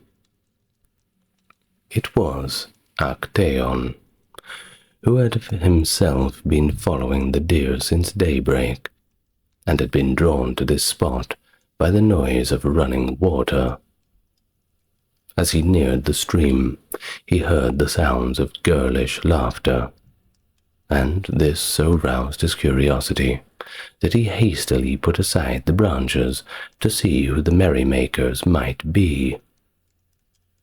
Great was his dismay when he recognized Diana and her nymphs, but before he could disappear among the bushes, the goddess saw him, and catching some water in her hand, she threw it into his face, crying, "Go now if you can, and say that you have seen Diana at her bath."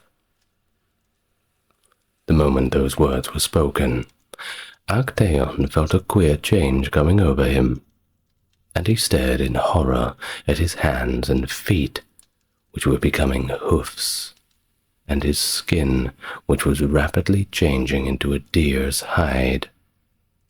Antlers grew out of his head. He dropped on all fours, and found himself turned into a stag. Before he quite realized what had befallen him, he had heard the baying of hounds, and knew that his only safety was in retreat. He dashed off through the bushes, but the dogs were on his track. Before he had gone far, the pack had overtaken him, since he knew no lore of the wild things by which they elude their enemies, and were snapping and snarling at his throat. Deprived of his human voice, he could not cry for help, and in a moment the hounds had torn him to pieces. So was Diana avenged.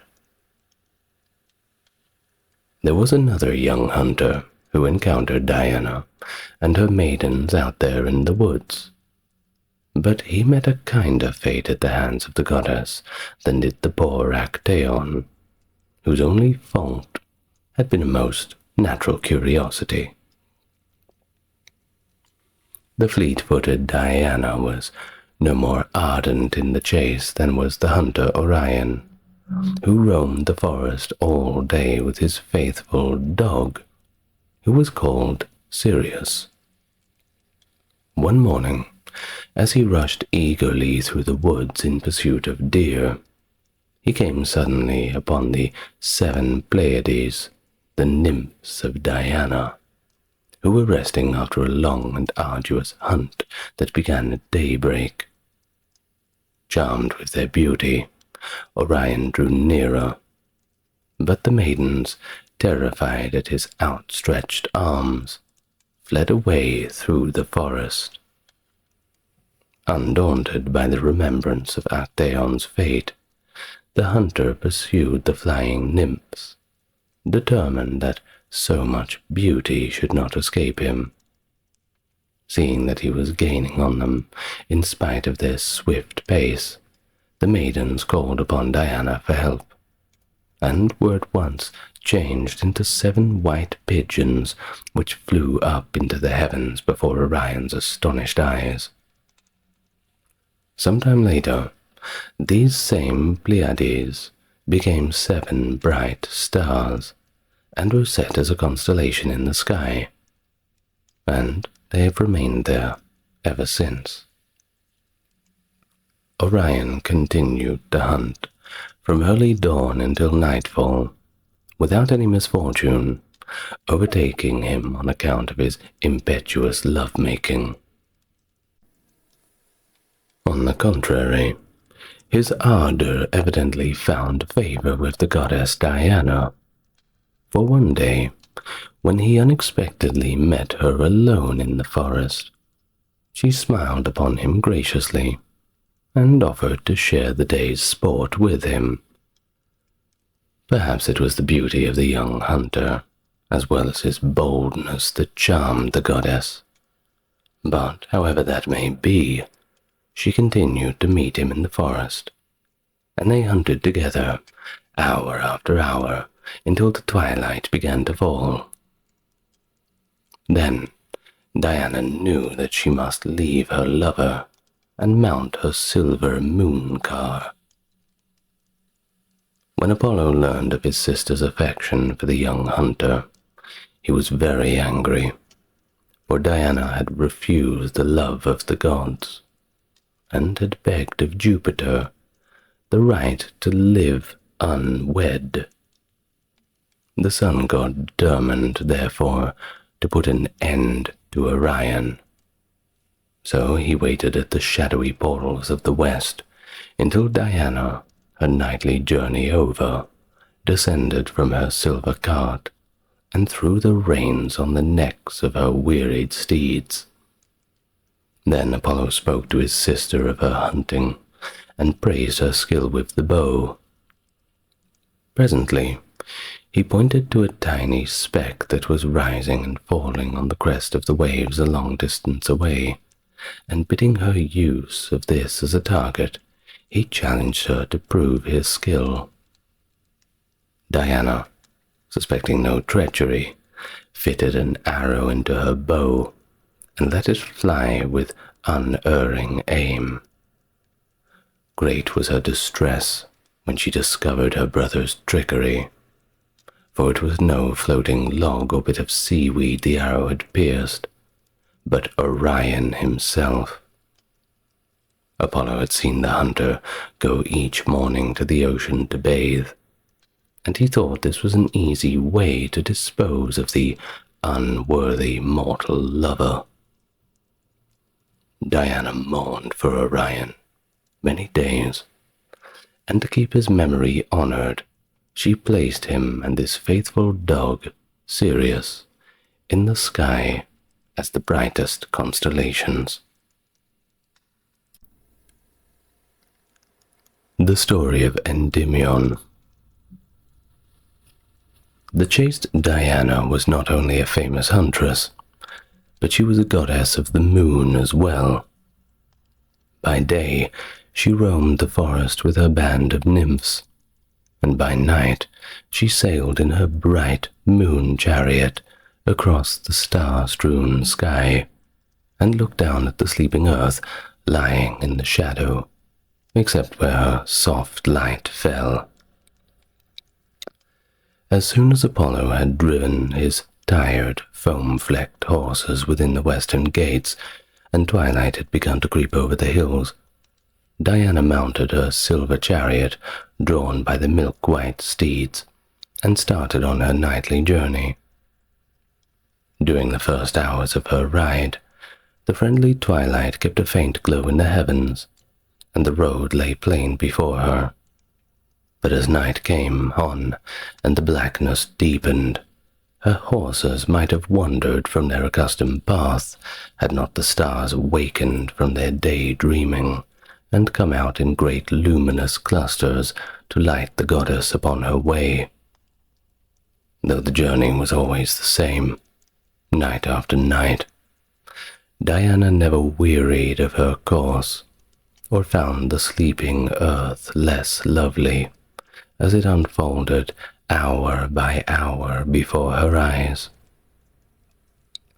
One evening, as she looked down upon the quiet scene, she found the form of a shepherd boy lying upon a grassy hilltop, where the moonlight shone full upon his upturned face.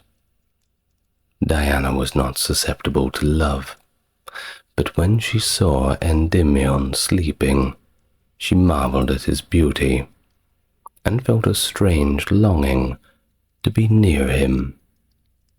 So she stepped softly from her silver chariot and floated down to the earth, to the spot where the unconscious shepherd lay dreaming.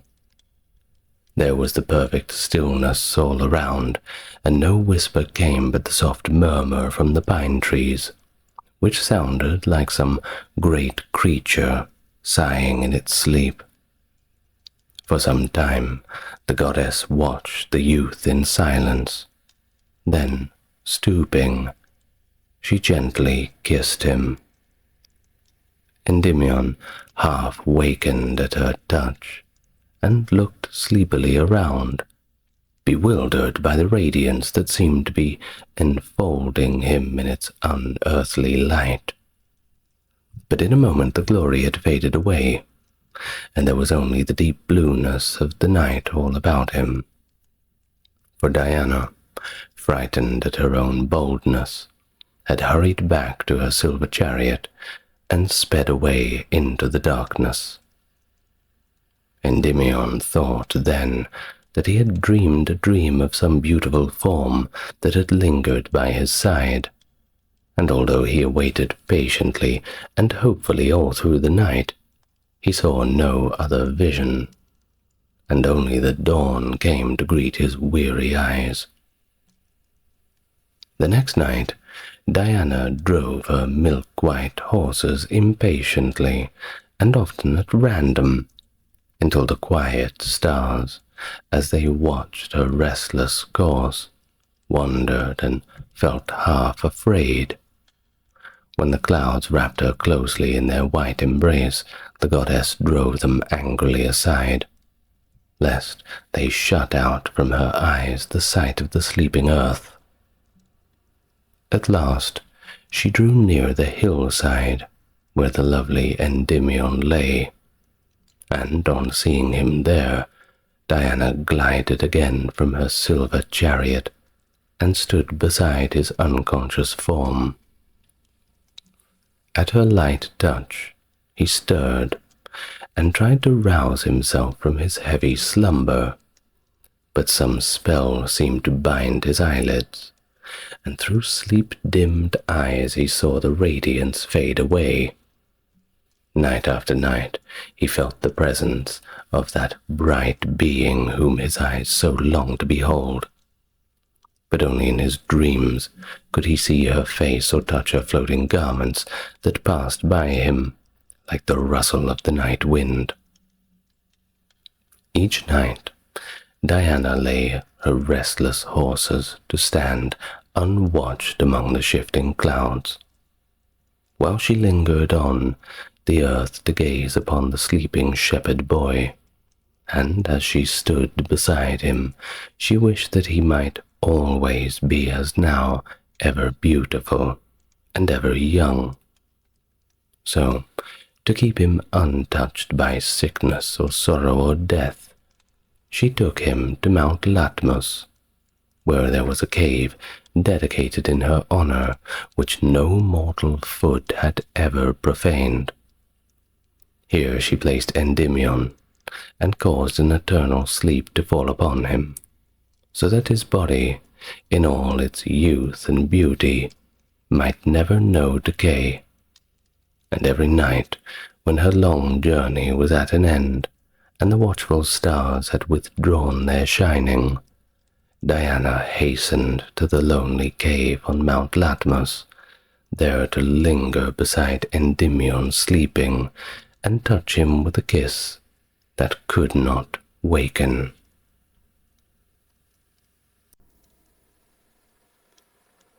The Story of Mercury. Mercury was the son of Jupiter and Maia, the goddess of the plains, and from the day of his birth he was a most remarkable infant, even for a god.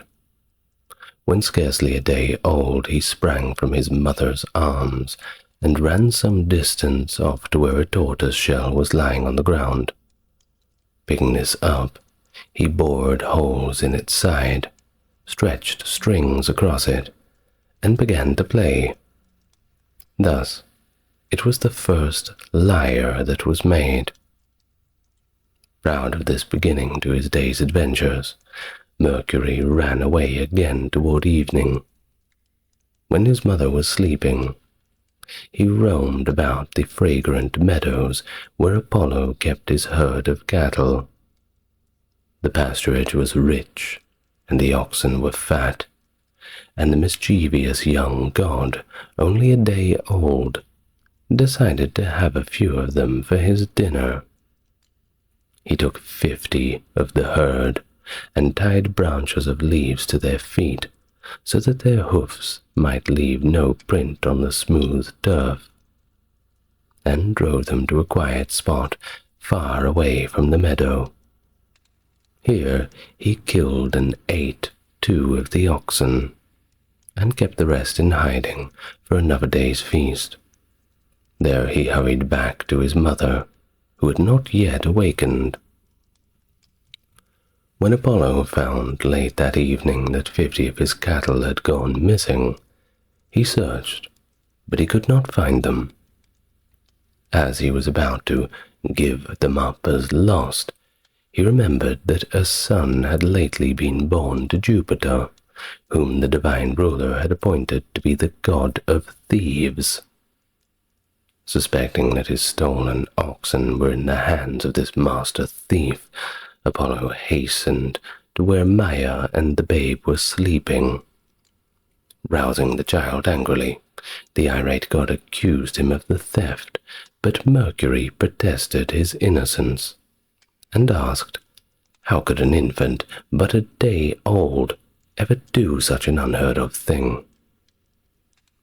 Apollo was unconvinced, however, by this appearance of candor, and feeling sure of the boy's guilt, dragged him off to Olympus, where Mercury found it impossible to pretend any longer that he knew nothing of the missing oxen. He acknowledged his thievery, showed Apollo the hiding place of the stolen cattle, and in return for those he had eaten, gave the sun god his wonderful new lyre. This gift so delighted Apollo that he presented the day-old prince of thieves with a magic wand, which, when held between any who were quarreling, would cause all anger and strife to cease.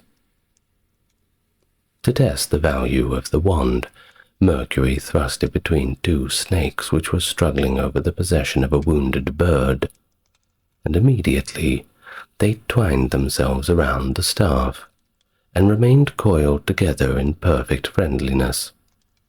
This pleased Mercury so much that he bade them stay there forever, so long as the wand lasted.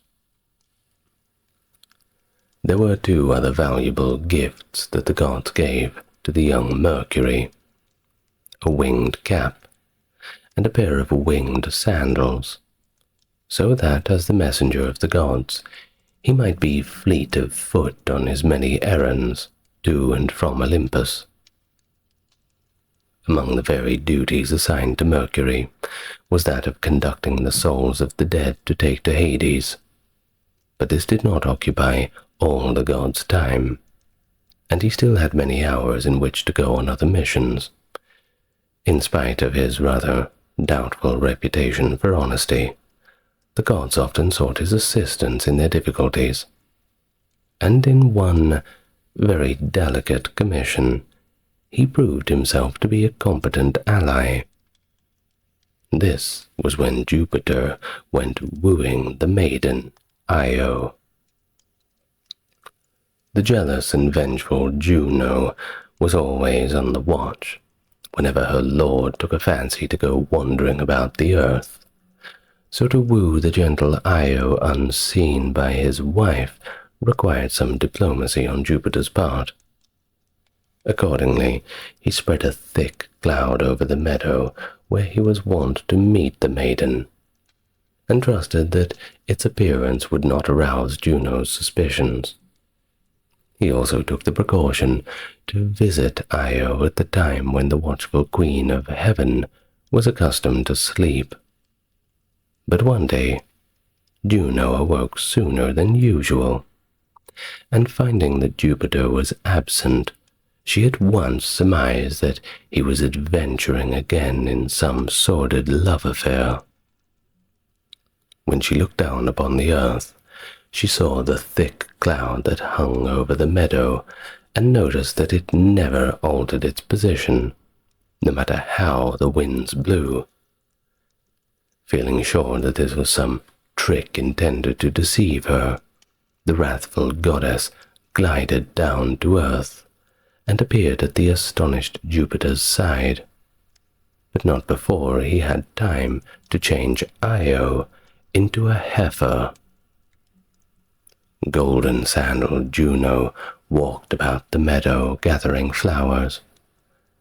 Then she asked her husband, why was he lingering there, so far from bright Olympus? Jupiter answered that he was amusing himself by creating a heifer. This explanation did not deceive Juno, but she pretended to be satisfied, and she praised the beautiful creature's glossy skin and large soft eyes. Then she demanded it of Jupiter as a gift, and the ruler of the gods, not knowing how to refuse, consented. The triumphant goddess led away the heifer and put her in charge of Argus. Now Argus had 100 eyes, and though he often went to sleep, some of his eyes always kept awake. So Juno felt sure that no device of Jupiter's could enable Io to escape from the watchful guardian, who never slept completely.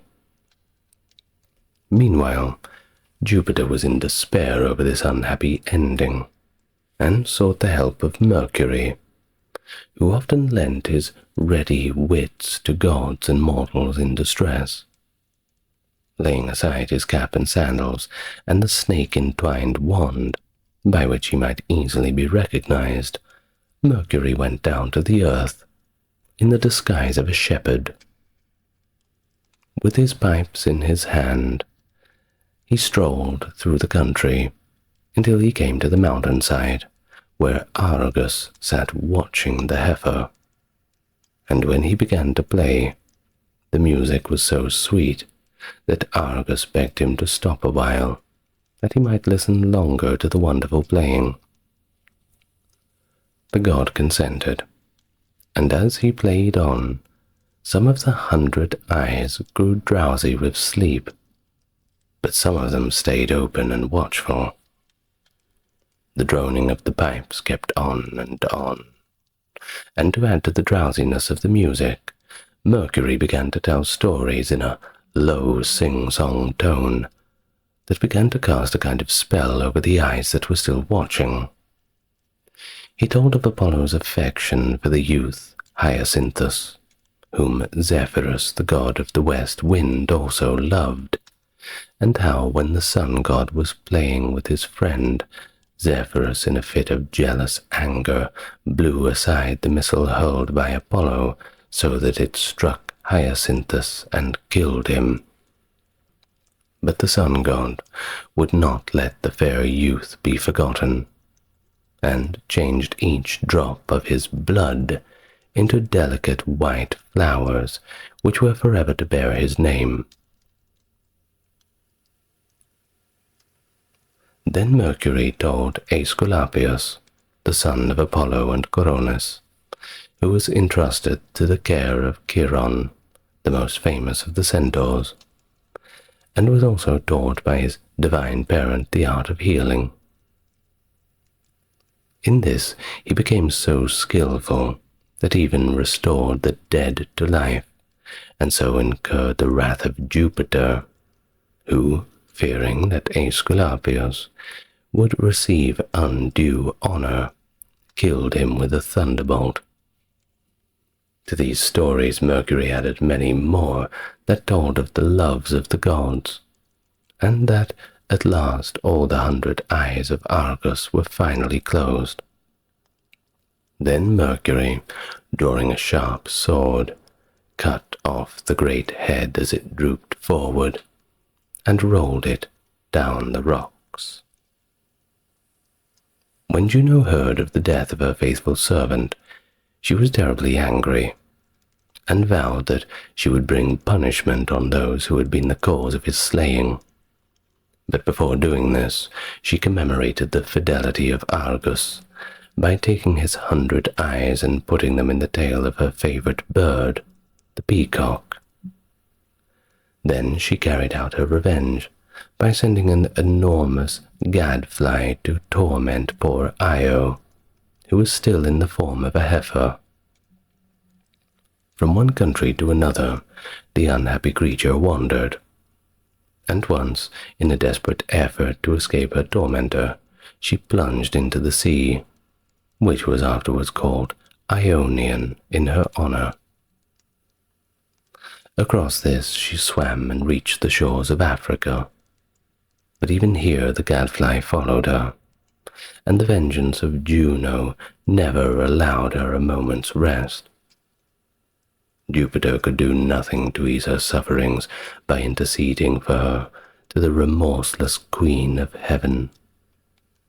But at last Juno consented to send the gadfly away, and to restore Io to her own form, if Jupiter would promise never to visit her again.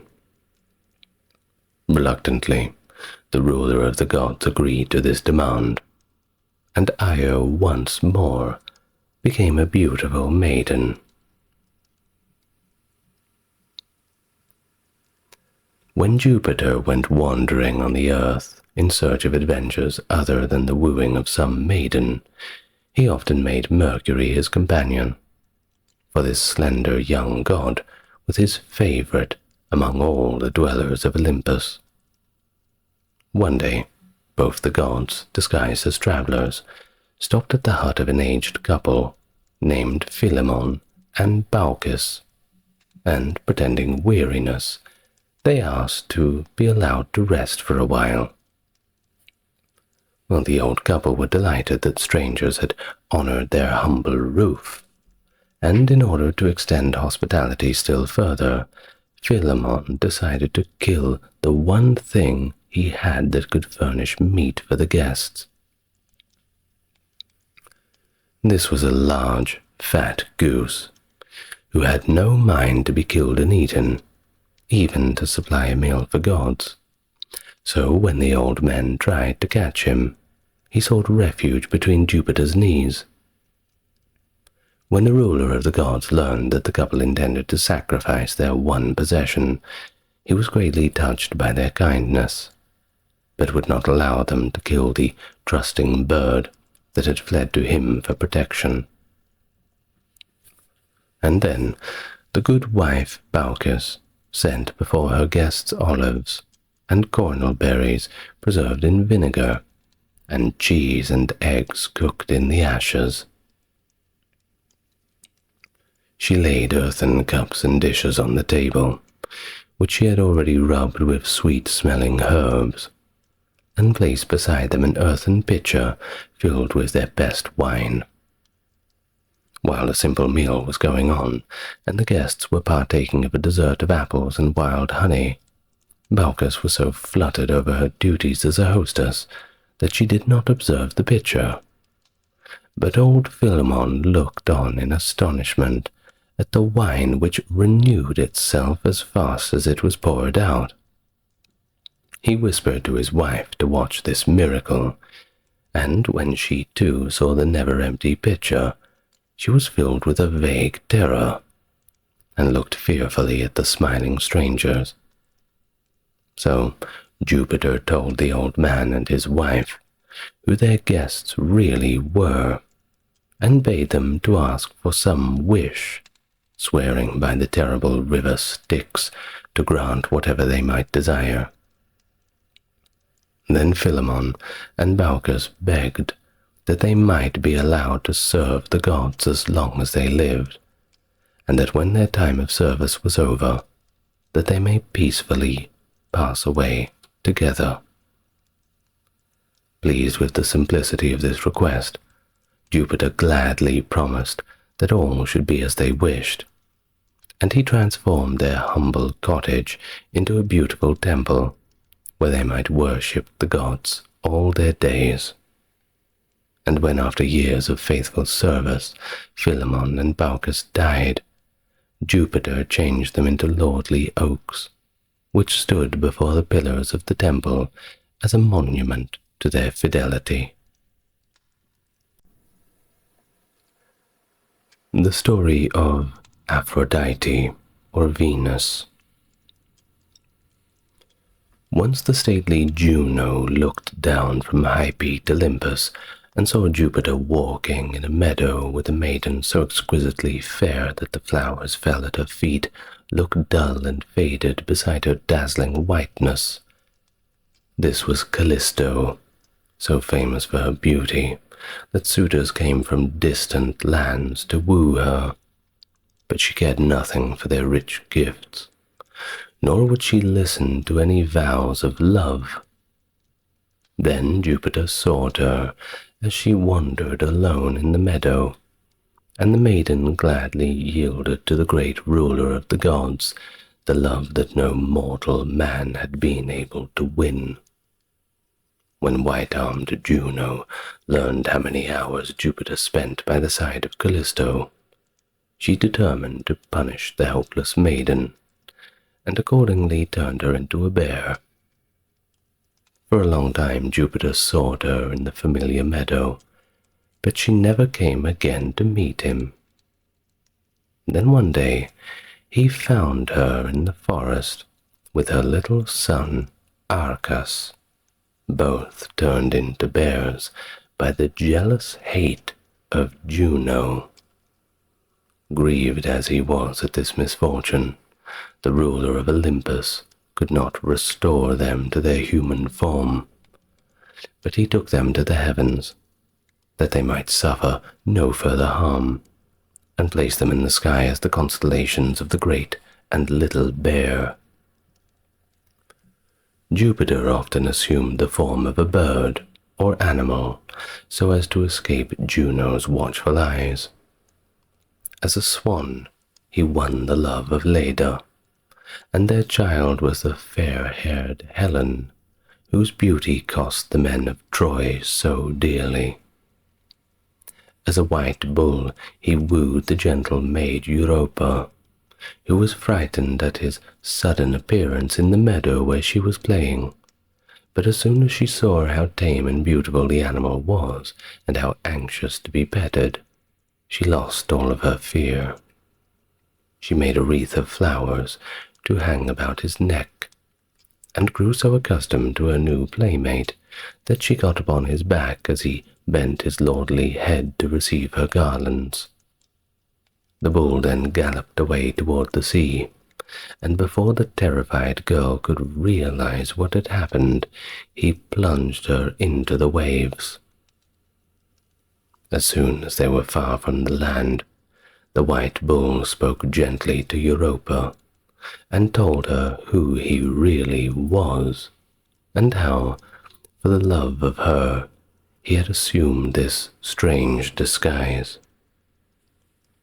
So the maiden was no longer afraid, but allowed herself to be carried to an unknown land that was afterward called Europe in her honor.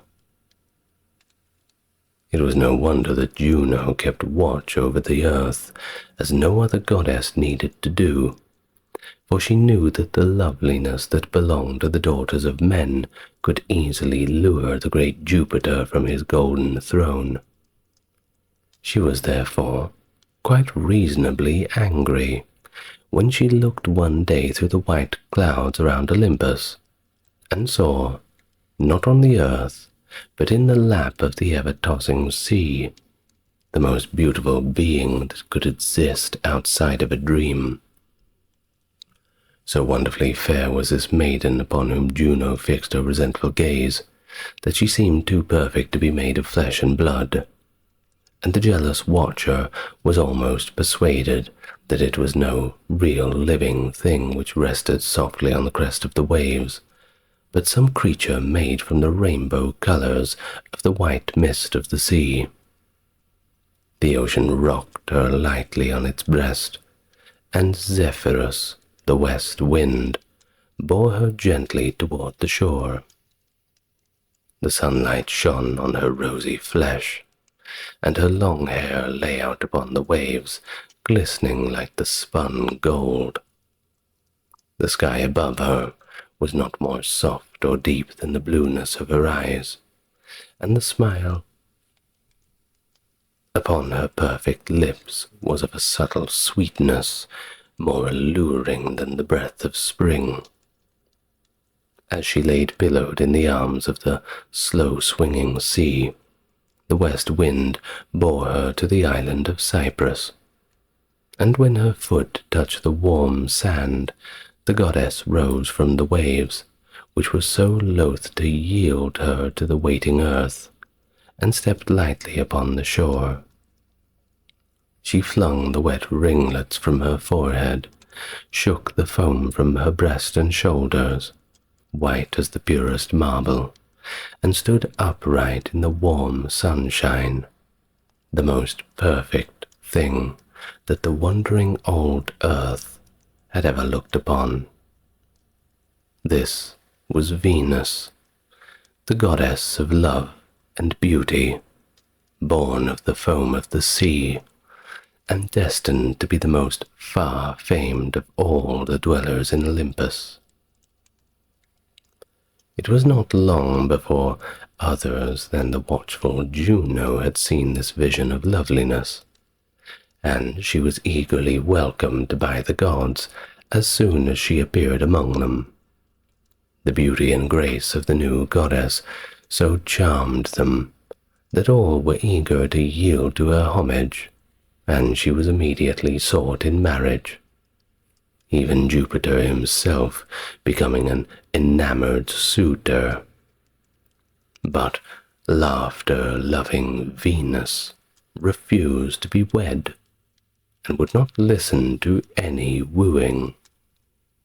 And then the ruler of the gods, finding his proffered love scorned by the proud goddess, determined to punish her by compelling her to marry Vulcan, the ugliest and most ill-favored of the deities. And as Jupiter's law was word in all of the universe, Venus was obliged to obey. But though married, she was by no means a devoted or faithful wife, and she caused poor Vulcan many unhappy moments, for he saw his misshapen form repelled her, and he knew that she would soon seek for happiness elsewhere. The first to win the love of the golden Venus was Mars, the handsome god of war, who, though delighted at being honored as the chosen one of beauty, was careful that the goddess's preference should not be known.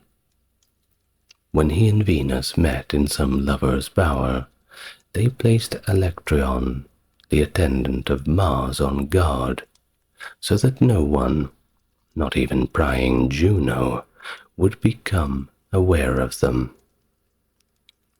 Things went on happily for some time, But one day, Electron fell asleep at his post, and slept so soundly that he did not see Apollo in his golden chariot driving close to the place of the lovers. When the sun god realized what was happening, he went straight away to Vulcan and told him how much his wife was enjoying the society of Mars.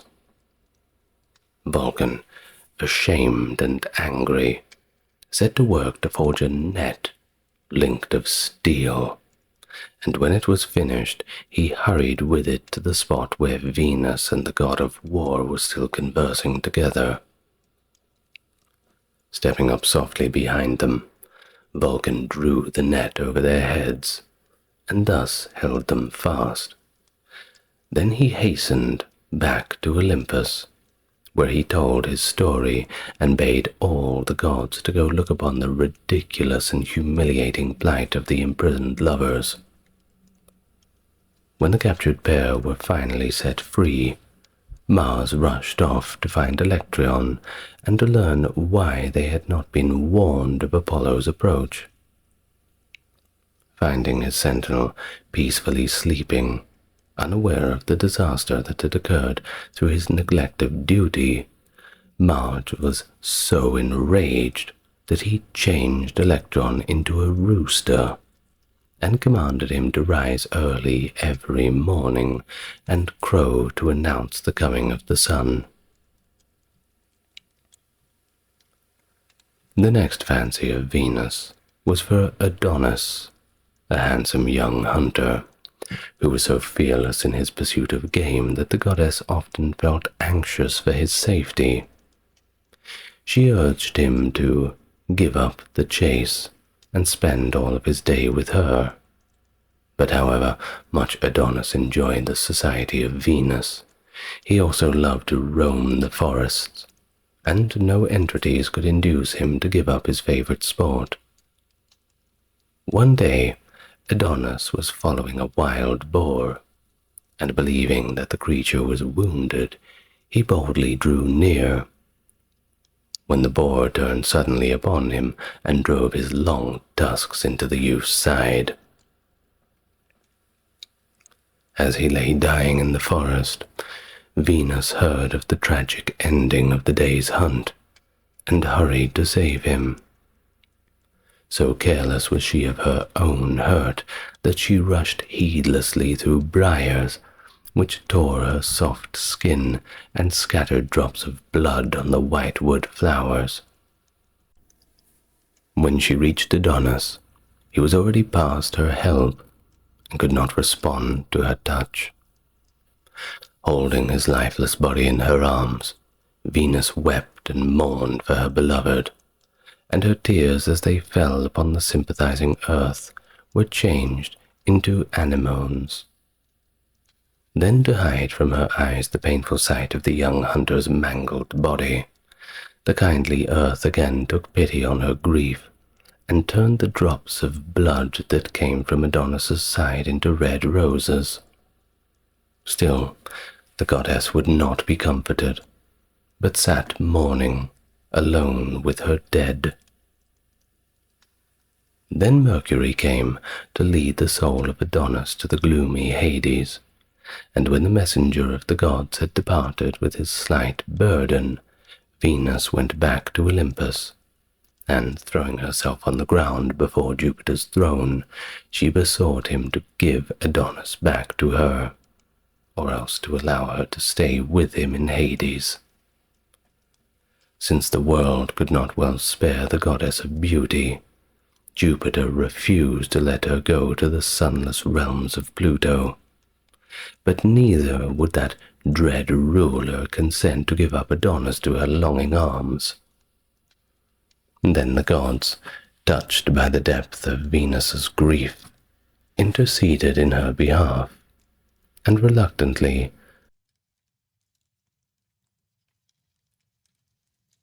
Pluto then agreed to allow Adonis to spend 6 months with the goddess in the warmth and joy of the sunlight, if, for the rest of the year, he would be content to dwell in Hades.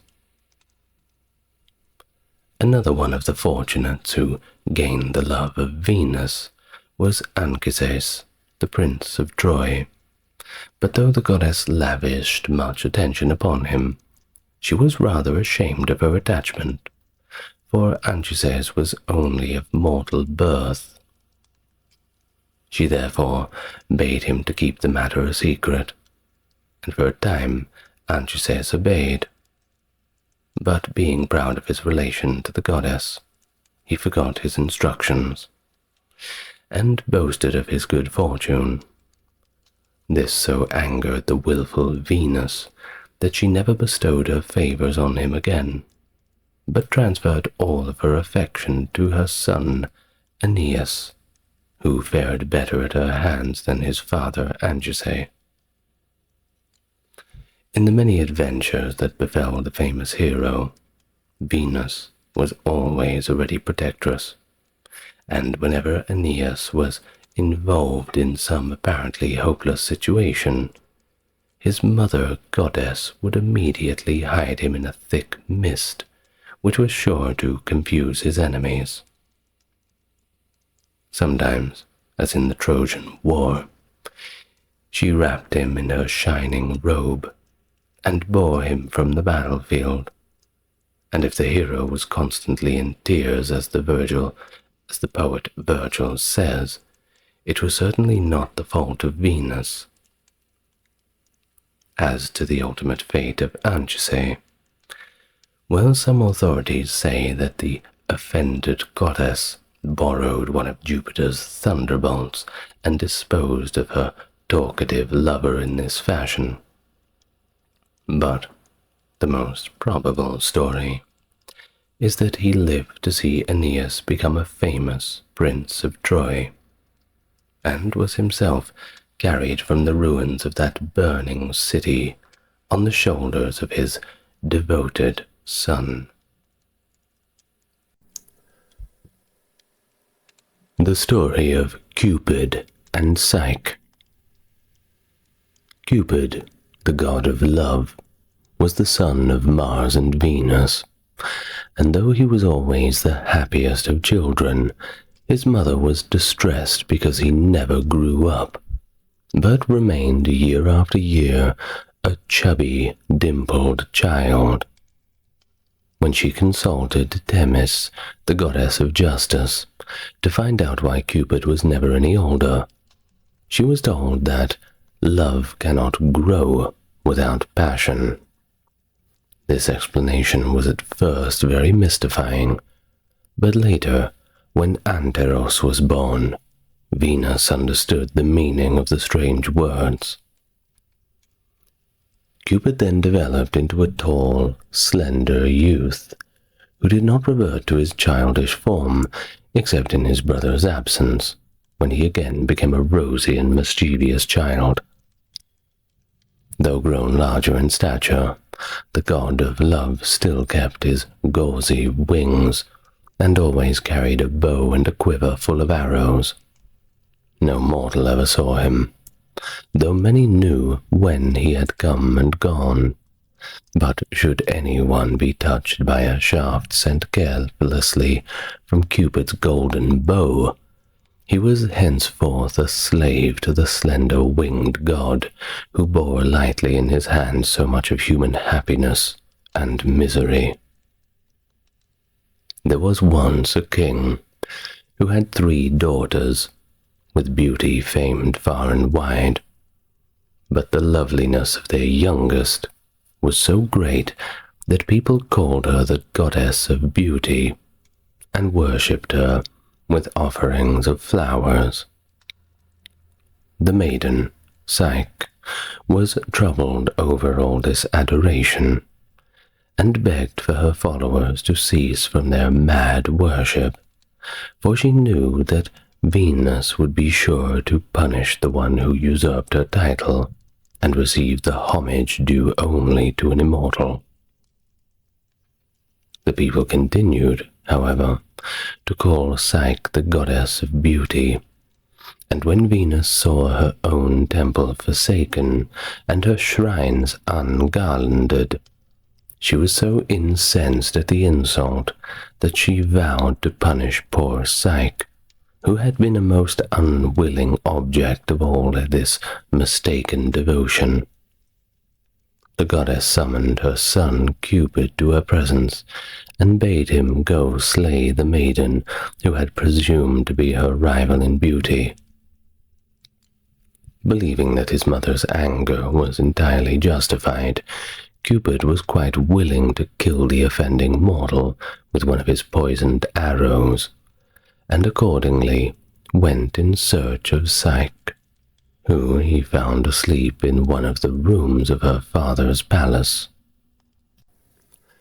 It was night, and the moonlight shone through the open window, falling softly upon the couch where the maiden, unconscious of her doom, lay sleeping.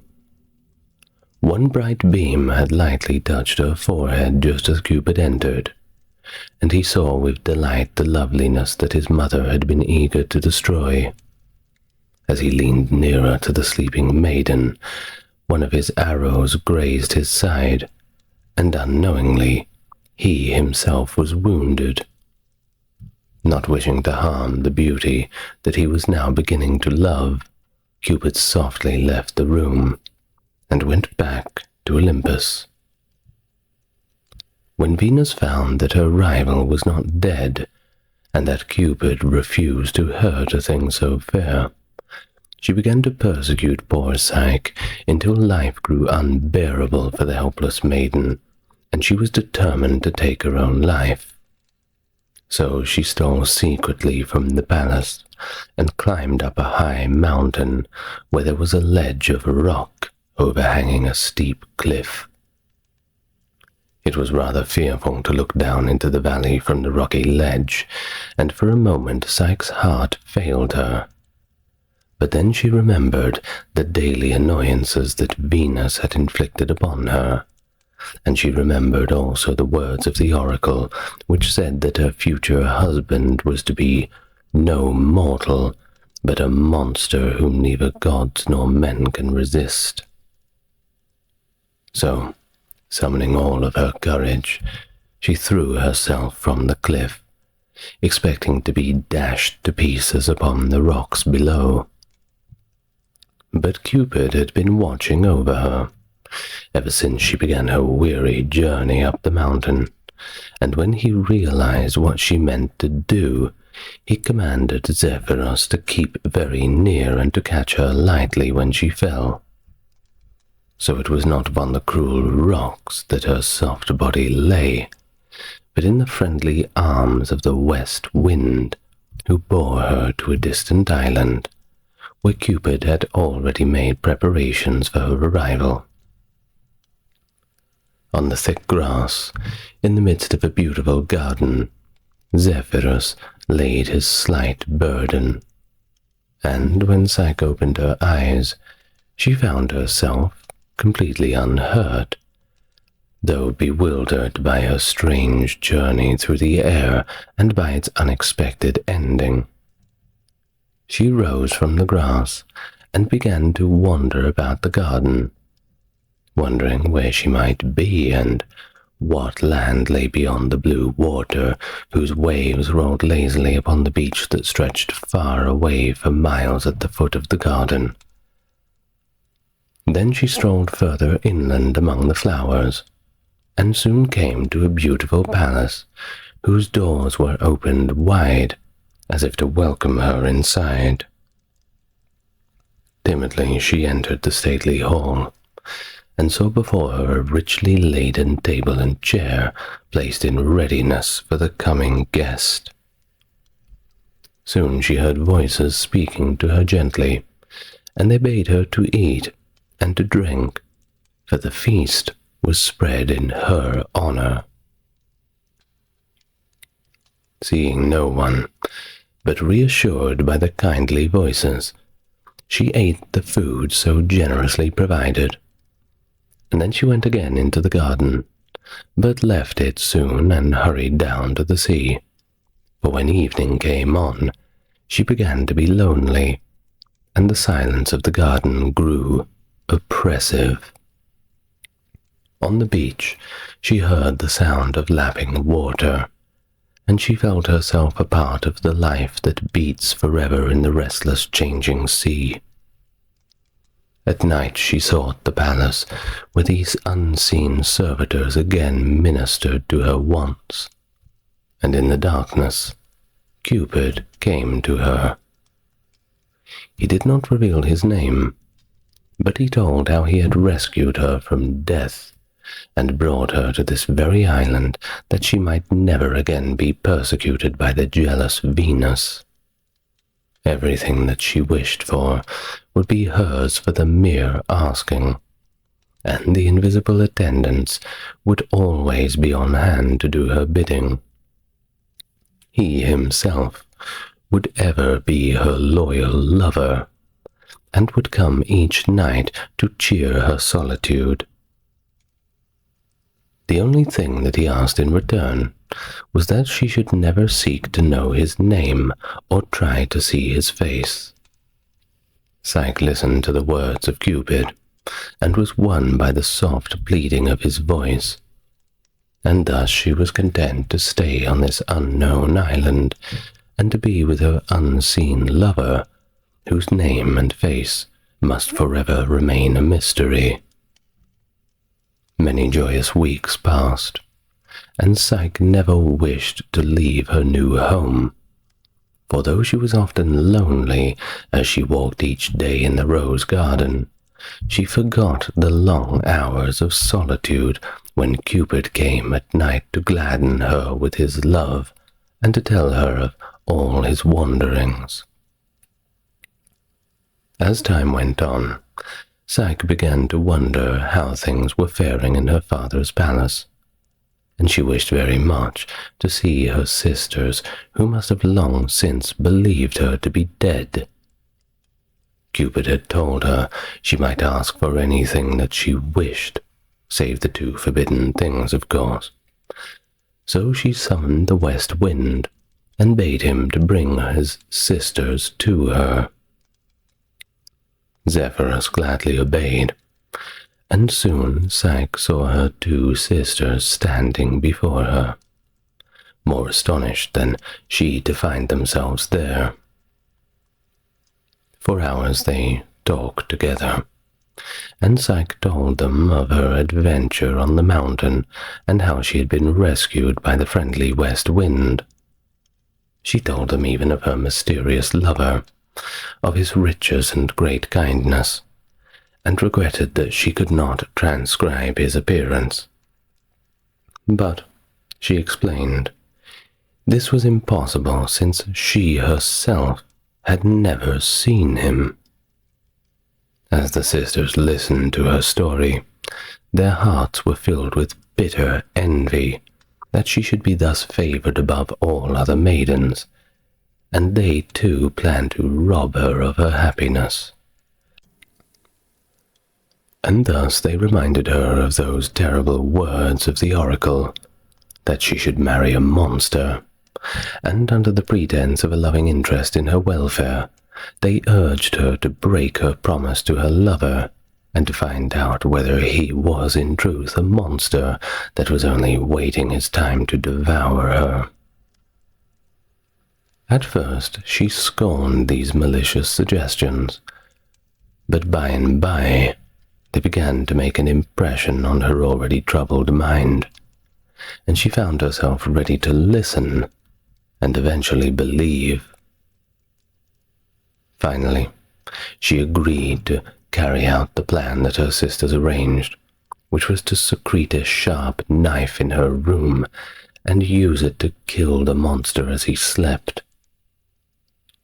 When Zephyrus had taken the sisters back to their home, and Psyche was once more alone, she felt ashamed of the promise she had made to them, but at the same time she could not forget the words of the oracle, nor cast off the suspicions that now filled her mind. She was anxious, too, to see her lover's face, and to be able to confront her sisters with the truth when they should taunt her again. So, that night, as Cupid was fast asleep, she softly rose, and by the light of a tiny lamp which she noiselessly lit, she groped for the knife with which she intended to slay the creature, who, her sisters assured her, was so frightful that he dared not show his face. Cautiously, she stepped to Cupid's side and held over him the flickering lamp, but how astonished she was to behold, not an ugly monster as she had expected, but a slender youth, whose beauty was so great that she felt her heart beat fast with joy. Breathless, she gazed at the unconscious form, and dared not move for fear of waking him. But as she bent adoringly over him, a drop of oil fell from her lamp on Cupid's shoulder, and he woke. For a moment, he stared with startled eyes at the knife and lamp held in her trembling hands, and then he understood the meaning of it all, and that beautiful face grew sad. In a voice full of pity, he spoke to the now remorseful Psyche, and told her that, as she had broken her promise, he must go far away from her, and never come again.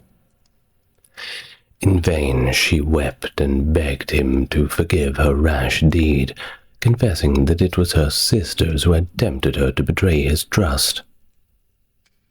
But Cupid gently freed himself from her clinging arms, and spreading his gauzy wings, flew out into the night. Psyche, still weeping, went down into the garden, hoping that love might relent and return in spite of his parting words.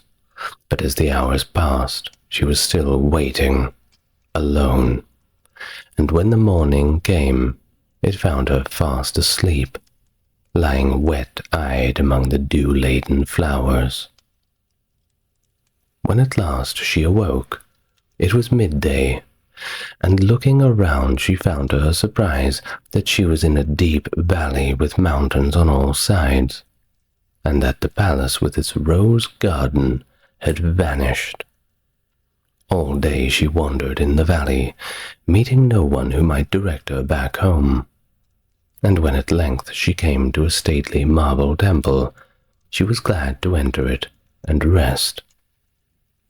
Though she did not know to whom the temple was dedicated, Psyche prayed to the gods for help, and Ceres, at last, whose altar she was kneeling, heard her, and in pity answered her prayers. She told the disheartened maiden that her lover was no other than Cupid, the god of love himself, whom neither gods nor man can resist, and that if she wished to gain favor in the eyes of his mother, and thereby win her lover back, she would do well to seek the temple of Venus and offer her services to the offended goddess. Psyche listened to these friendly words and thanked Ceres for taking pity on her suffering. When she left the temple, she walked many miles through the valley, until she came to a shrine on which there were hung flowers, fruit, and jewels, which the suppliants of Venus brought as votive offerings. Before this shrine, Psyche knelt down humbly, and implored the goddess of beauty to accept her service and set her some task by which she could prove her fidelity. Venus was still angry at the memory of Psyche's former honors, and she was not to be placated by any prayers, however sincere they were. She accepted the maiden's service, but determined to torment her by setting impossible tasks. She brought her into a granary, where there were thousands of different kinds of seeds, all thrown into bewildering and unsorted heaps. Pointing to these, the goddess bade her to separate them all and pile them together, so that by nightfall each seed should be in its proper place. Poor Psyche was in despair at ever being able to tell one kind of seed from another, but Cupid, hearing her sighs, sent an army of ants who worked silently and swiftly at the enormous heap of seeds. Before twilight came, the work was done. When Venus saw this almost impossible task accomplished, she knew that Psyche had never done the work unaided. So, reproving her angrily for incompetence, she gave the maiden another commission, which was to gather some golden fleece from the sheep that were browsing in a meadow not far from the shrine. The next morning, she set about her task, but as she neared the river that must be crossed before she should reach the meadow, the kindly reeds on the water's edge spoke to her, and they warned her of the danger she was about to encounter. They told her that the rams in the flock were so fierce that they would surely destroy her if she ventured at this hour among them, but that if she waited until noontide, when they grew drowsy and lay down on the grass beside the river, then she could cross in safety, and gather the bits of golden fleece which she would find caught on the bushes.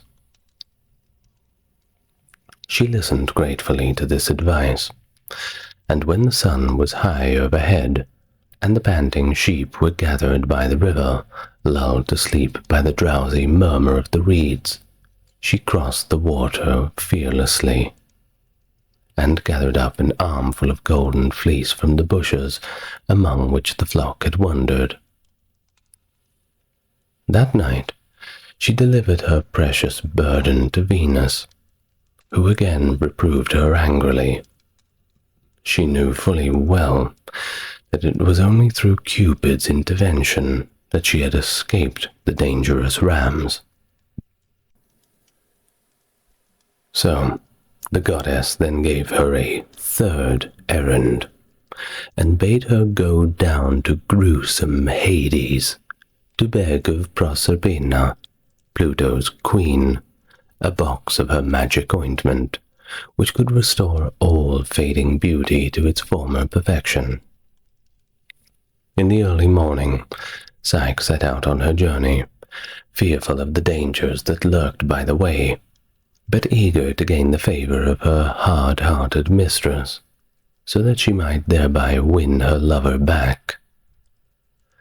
But when she had walked for many hours, not knowing where to find the entrance to remote and unsought Hades, a voice whispered softly in her ear, telling her of a certain cave through which she might enter the dreaded region of the dead.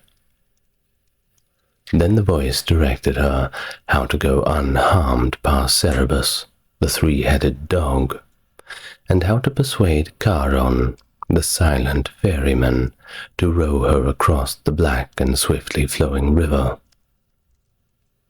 Encouraged by this timely help, Psyche was able to secure the desired box, and to come safely out of the dark country from which only the gods are privileged to return. As she trod wearily up the valley, back to the shrine of Venus, it occurred to her to take a little of the magic ointment for herself, for she knew that these days of waiting and working had dimmed the beauty that had once charmed Cupid's eyes. And so she opened the box, and out sprang the invincible spirit of sleep, who seized upon the poor unresisting Psyche and laid her apparently lifeless by the roadside.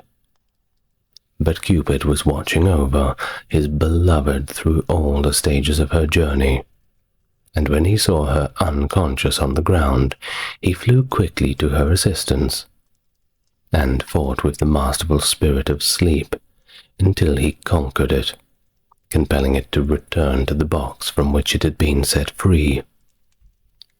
Then he roused Psyche from her sudden sleep, and told her that her troubles were at an end, for henceforth he would always stay beside her.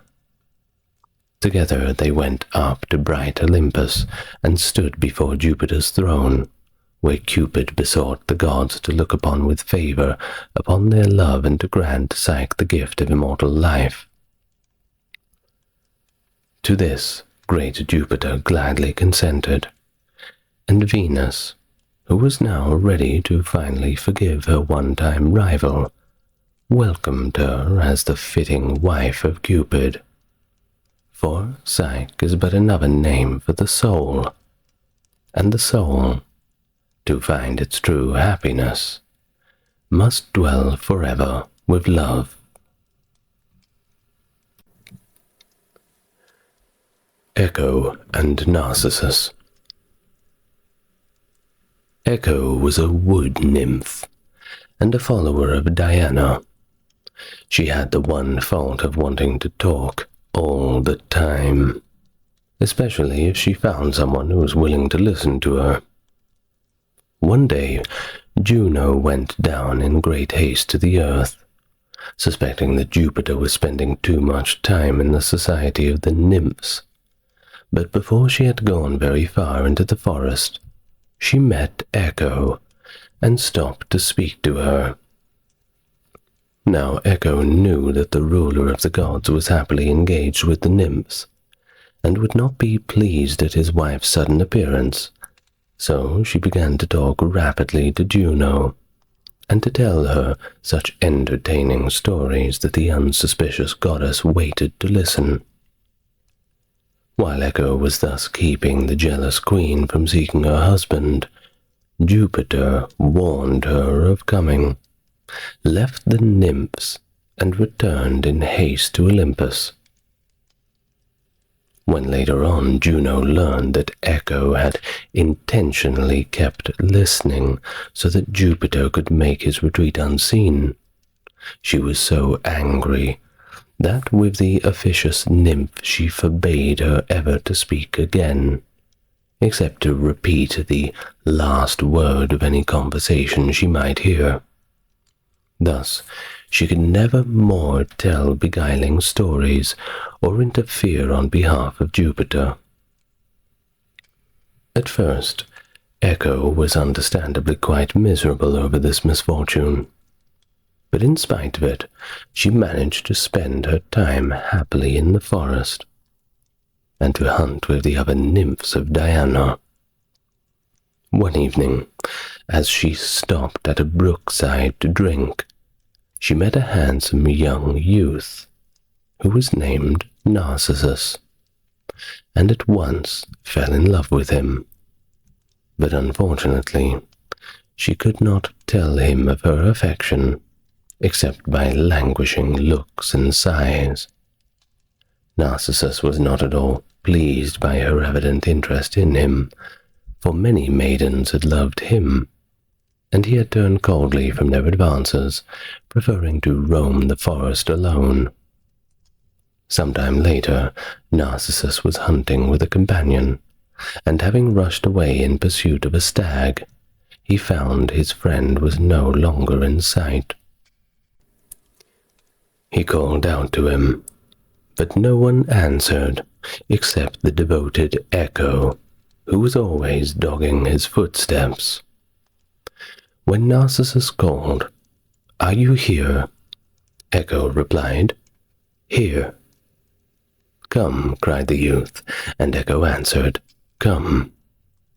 Then she appeared before the young hunter and mutely begged for his love.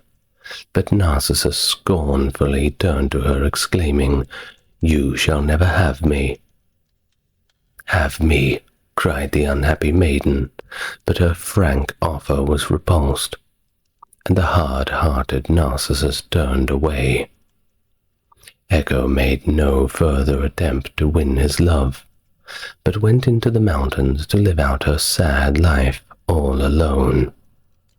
No one ever saw her again, and in time she pined away and died, but her voice remained to whisper among the hills and to give back the last word of anyone who sought to call her.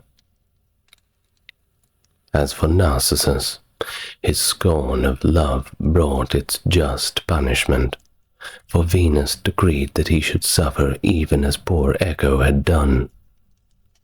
One day, when he was hunting in a remote part of the forest, he came upon a beautiful deep pool, in which all objects were reflected as clearly as in a mirror. No wild things had ever come to drink of the cool stream. No feet of beasts had ever trampled the grass on its margin or muddied its pure waters. Not even a floating leaf had ruffled the calmness of its surface. When Narcissus knelt on the lush grass at the pool's edge and looked down into the clear water, he was surprised to see a beautiful face gazing up at him from the depth of the pool. He leaned nearer, and the face did not withdraw, but seemed to approach his own. And then he put out his arms to the water nymph, who he believed was returning his advances, and he was delighted to see two white arms stretched out as if to clasp him in their embrace. But as soon as he attempted to grasp them, there was only the cool water in his hands, and the nymph had vanished. When the surface of the pool had grown clear again, and Narcissus leaned anxiously over it to see what had become of this baffling maiden, there she was still, gazing at him with her beautiful eyes. Again and again, Narcissus strove to embrace her, but she eluded his eager arms, and each time he clasped only the unsubstantial water.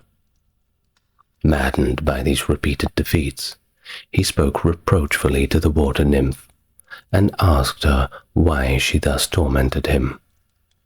But though the lovely mouth so near his own seemed to move as if framing words, no answer came to his appeal. Each day, Narcissus sought the forest pool, and each day he found the nymph ready to return his smiles and fond looks, but always escaping from his touch. By and by he spent all his time beside her, and cared for nothing else than to gaze beseechingly into the lovely eyes that looked into his own with the same fever of longing. Absorbed in the adoration of this strange being who seemed so responsive to his passion, yet so unwilling to allow him near, he forgot to eat or sleep, and became only a shadow of his former self. The nymph, too, was pining away with hopeless love, for her face grew pale and thin, and the deep-shadowed eyes were full of sadness. Sometimes Narcissus slept from sheer exhaustion, but when the moonlight fell on the calm water, he would wake with a start and look anxiously to see if the water nymph was sharing his weary vigil. And always he found her waiting there in the cool depths of the pool. Finally, he grew so sick with longing that he died of his hopeless love, without ever knowing that it was no water nymph whom he adored, but only his own reflection. The gods, believing that such devotion should not go unrecognized, changed him into a white flower which bears his name, and this is usually found blooming beside some clear lake or tiny crystal pool. Pyramus and Thisbe. In far-off Babylon there dwelt a youth and maiden, whose families lived in adjoining houses, with a party wall between the two estates. As the heads of these households were sworn enemies, in spite of their proximity, the wall was made high, so that no one could climb over it, much less see what was on the other side. The maiden Thisbe, as she walked in her garden, often wondered who it was whose feet she could hear pacing up and down along the wall. And one day she was quite delighted to find a small crack in the masonry, which enabled her to peep into the adjoining garden. About this time, young Pyramus was planning some way to scale the wall, when he too discovered the same crack, and when he peered cautiously through it, he found to his great joy that there was a sweet-faced maiden standing near, who hastened to assure him that she did not share in the family feud. The acquaintance soon ripened into friendship, and Pyramus and Thisbe spent many hours standing patiently by the crack in the wall, which was the only way in which they could exchange confidences.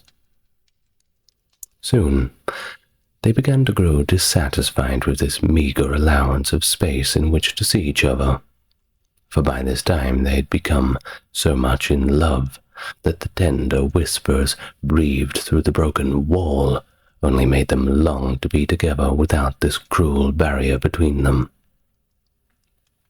So they planned to steal away from their watchful parents on a certain night, and meet just outside the city walls at Ninus's tomb, where a great white mulberry tree would hide them in its protecting shadow.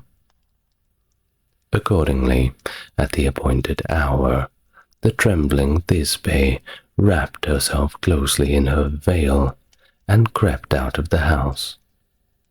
Finding that she had come first to the trysting place, she waited beneath the tree and idly watched the moonlight shining on a broad pool that lay close to Ninus's tomb.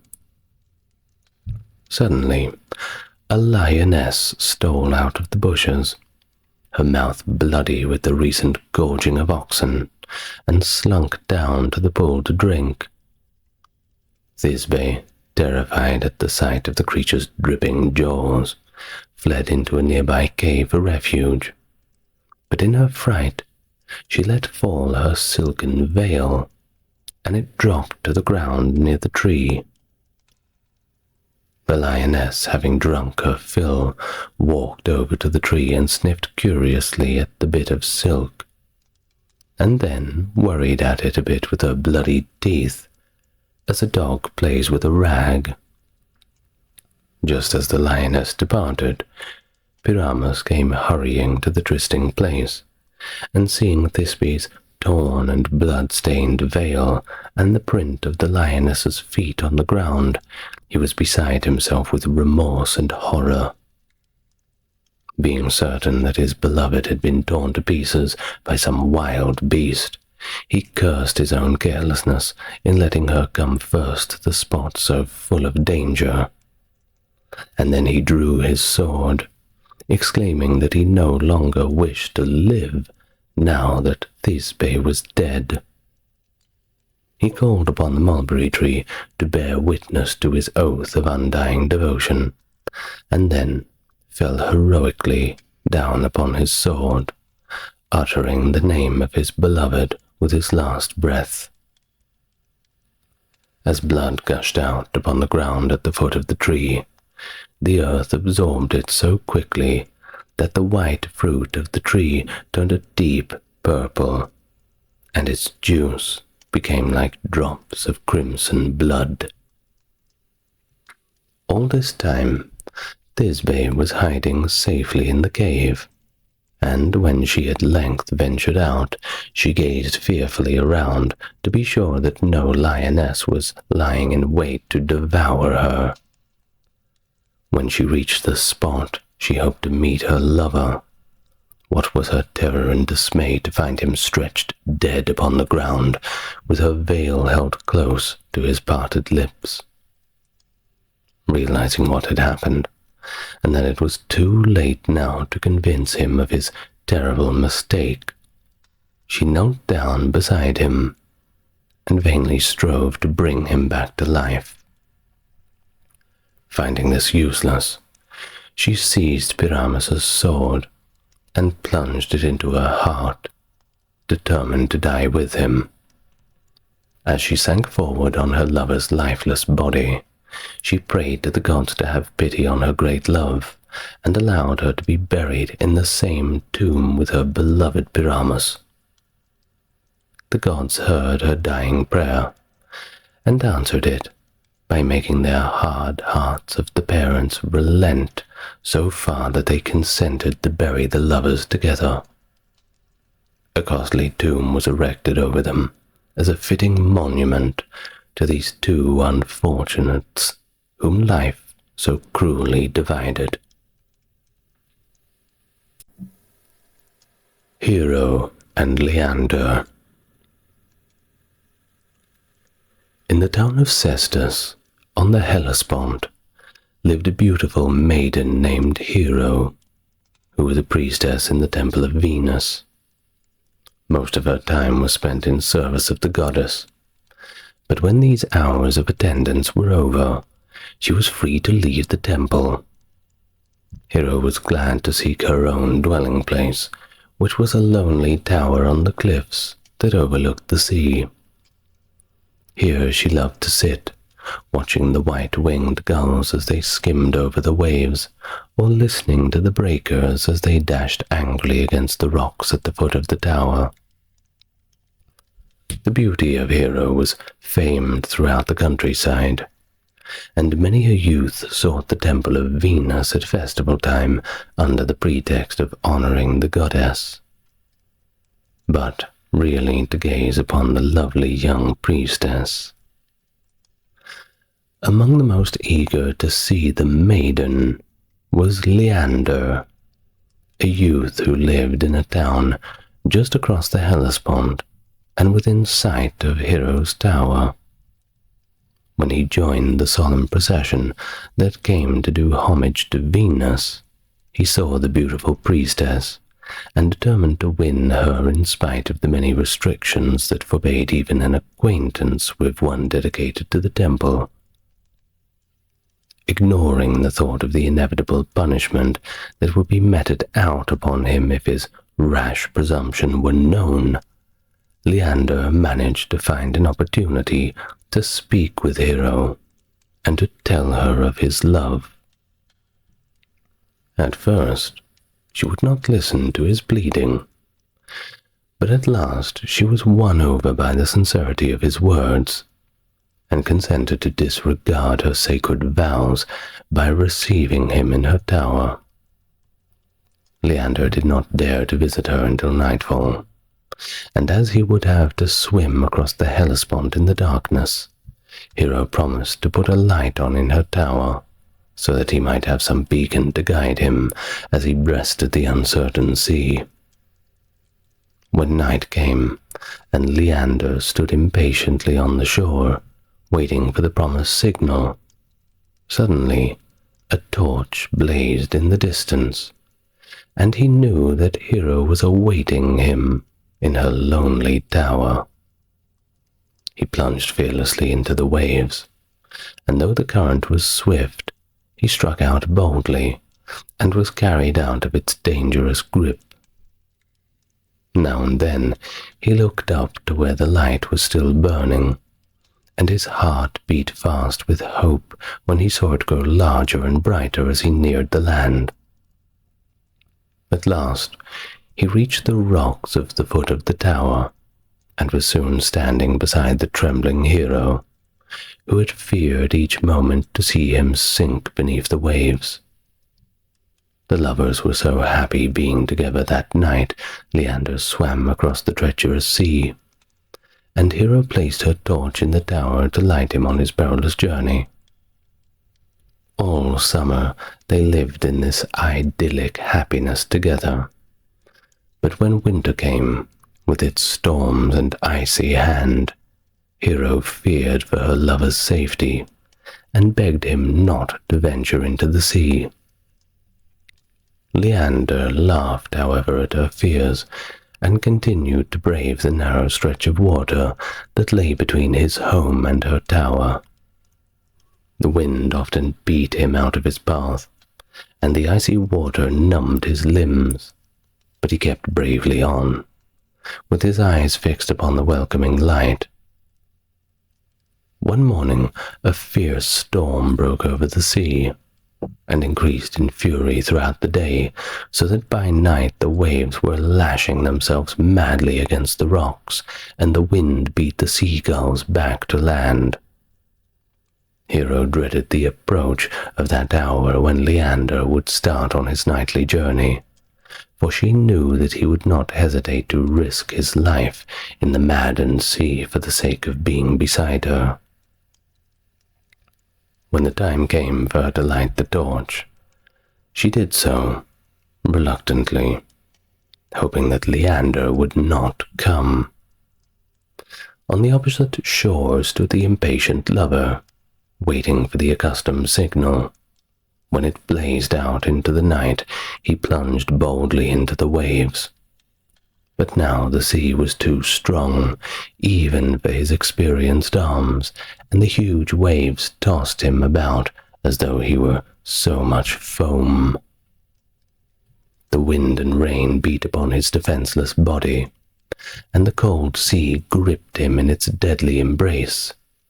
He struggled bravely to make some headway, and called upon the gods for help, but his cries were drowned in the howling of the storm.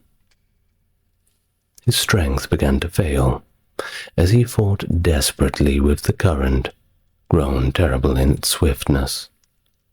But now and then he lifted his head weakly above the waters to see whether Hero's torch was still burning.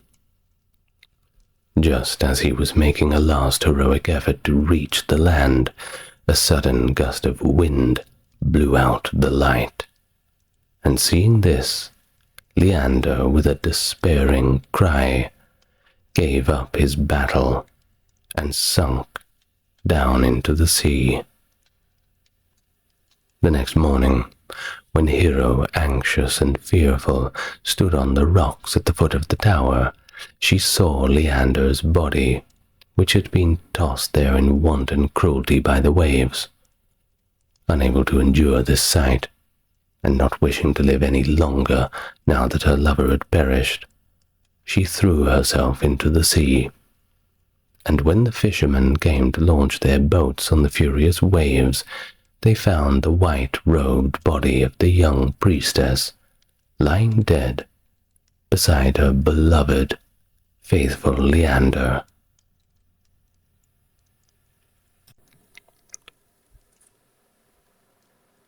Pygmalion and Galatea. Pygmalion, the king of Cyprus, was a sworn bachelor, and had shunned the society of women for a great many years. But he was also a famous sculptor, and spent all his leisure hours carving wonderful things out of marble and ivory.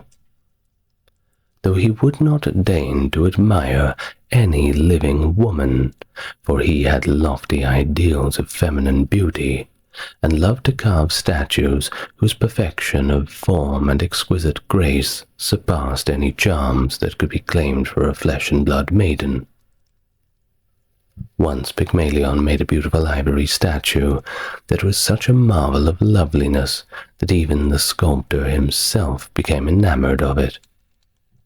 And thus he lavished upon it a devotion that was hardly consistent with his supposed indifference to love. This perfect creation he called Galatea, and he treated her with all the extravagant fondness that a lover bestows upon his mistress. He bought her presents of quaint seashells and delicately perfumed flowers, beads, pearls, and the rarest of jewels, and even gaily colored birds. Sometimes he hung a string of precious stones about her neck, and draped her white body in softest silks, treating her in every way as a maiden reluctant to be wooed.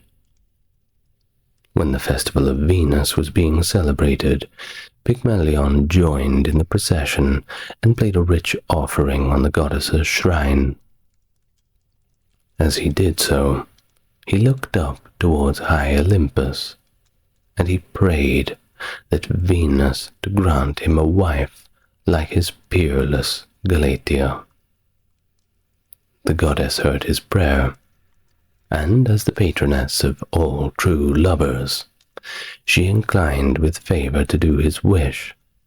So when Pygmalion returned to his home and hastened into the presence of his adorned statue, he was bewildered at the change that seemed to be coming over it. A beam of sunset light was streaming in through the open window that had touched the ivory coldness of the statue and warmed it with a rosy glow that made it wonderfully soft and unyielding. But this was not all, for as the astonished sculptor stood wondering at this unexpected answer to his prayer, the beautiful face of Galatea turned toward him, and the perfect lips parted, as if to speak. Breathlessly, Pygmalion watched the statue gradually warming into life, and when he was at last assured that it was no longer a piece of unresponsive ivory, but a breathing, blushing maiden, he knelt adoringly at her feet and besought her to be his queen. The story of Orpheus and Eurydice. The deeds of the immortal gods were told and sung at every fireside in Greece, and among these hero tales there was none more popular than the story of how Apollo built for Neptune the famous walls of Troy. Many musicians would have been glad to perform a similar service, for the mere fame it would bring them, but they feared that the attempt to imitate Apollo would only result in failure and ridicule. So no mortal ever presumed to say that he could make rocks and stones obedient to the spell of his music. There was, however, one musician, Amphion, the king of Thebes, who was anxious to prove that his playing was equal to Apollo's. But knowing how unwise it was to vie with an immortal, he determined not to test his skill publicly, but to carry out his cherished plan at night, when men were dreaming in their beds. He was eager to build a high wall around Thebes, and to build it as Apollo did the walls of Troy. So when the sun set and the darkness crept over the earth, Amphion stood just outside the city gates, and he began to play his lyre. Immediately the stones rose from the ground and moved rhythmically into their places in the wall, which soon rose strong and high, a firmer defense than any that could be built by the hands of men. Another famous musician was Arion, who won not only the praise for his great skill in playing, but also much wealth. Whenever a contestant was held in which a prize of money was given, Arion was usually there to compete, and his music was really finer than that of most players. He easily won the reward. Once he was returning from a festival in Sicily, whither many musicians had gone on account for the rich prize, and as he had come off victor, he was leaving those foreign shores laden with much gold. Unfortunately, he happened to embark on a ship owned by pirates who had heard much of his great wealth, and were plotting to seize whatever part of it he had on board. Well, the easiest way was to simply kill him. The pirates began to bind him with ropes, that he might not be able to struggle when thrown overboard. Poor Arion calmly accepted his fate, but begged the brutal crew to allow him to play once upon his lyre before going to his doom.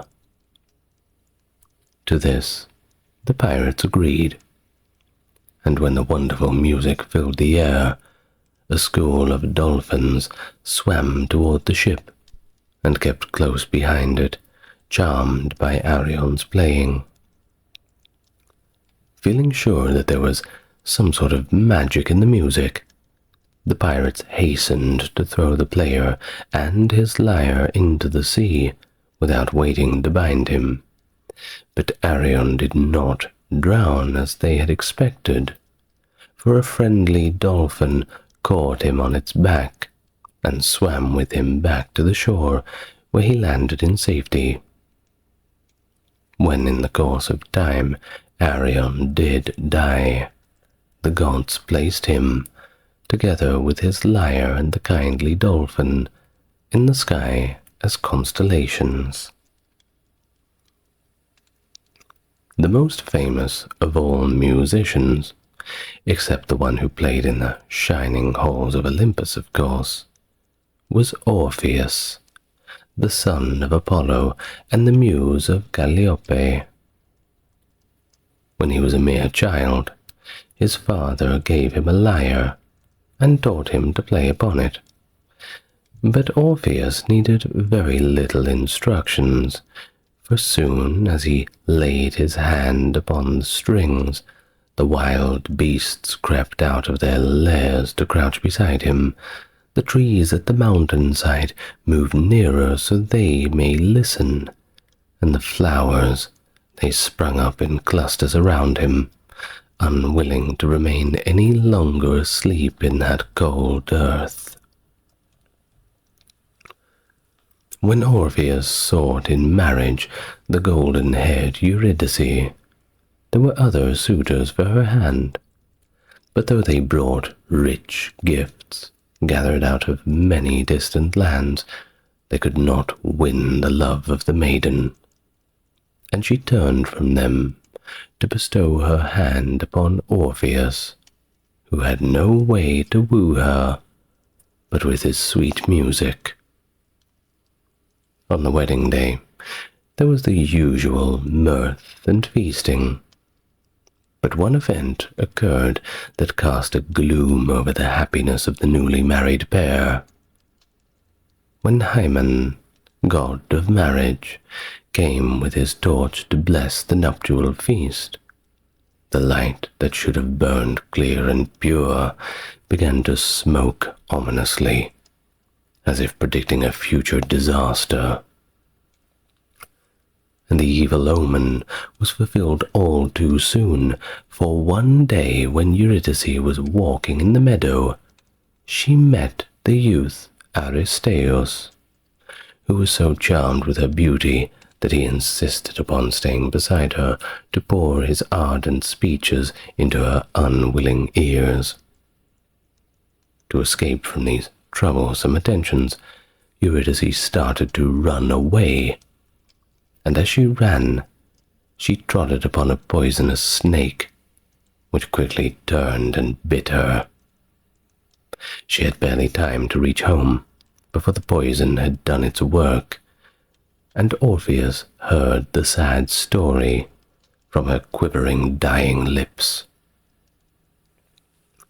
As soon as Mercury had led away the soul of Eurydice, the bereaved husband hastened to the shining halls of Olympus, and throwing himself down before the golden throne of Jupiter, he implored the great ruler of the gods and men to give him back his wife.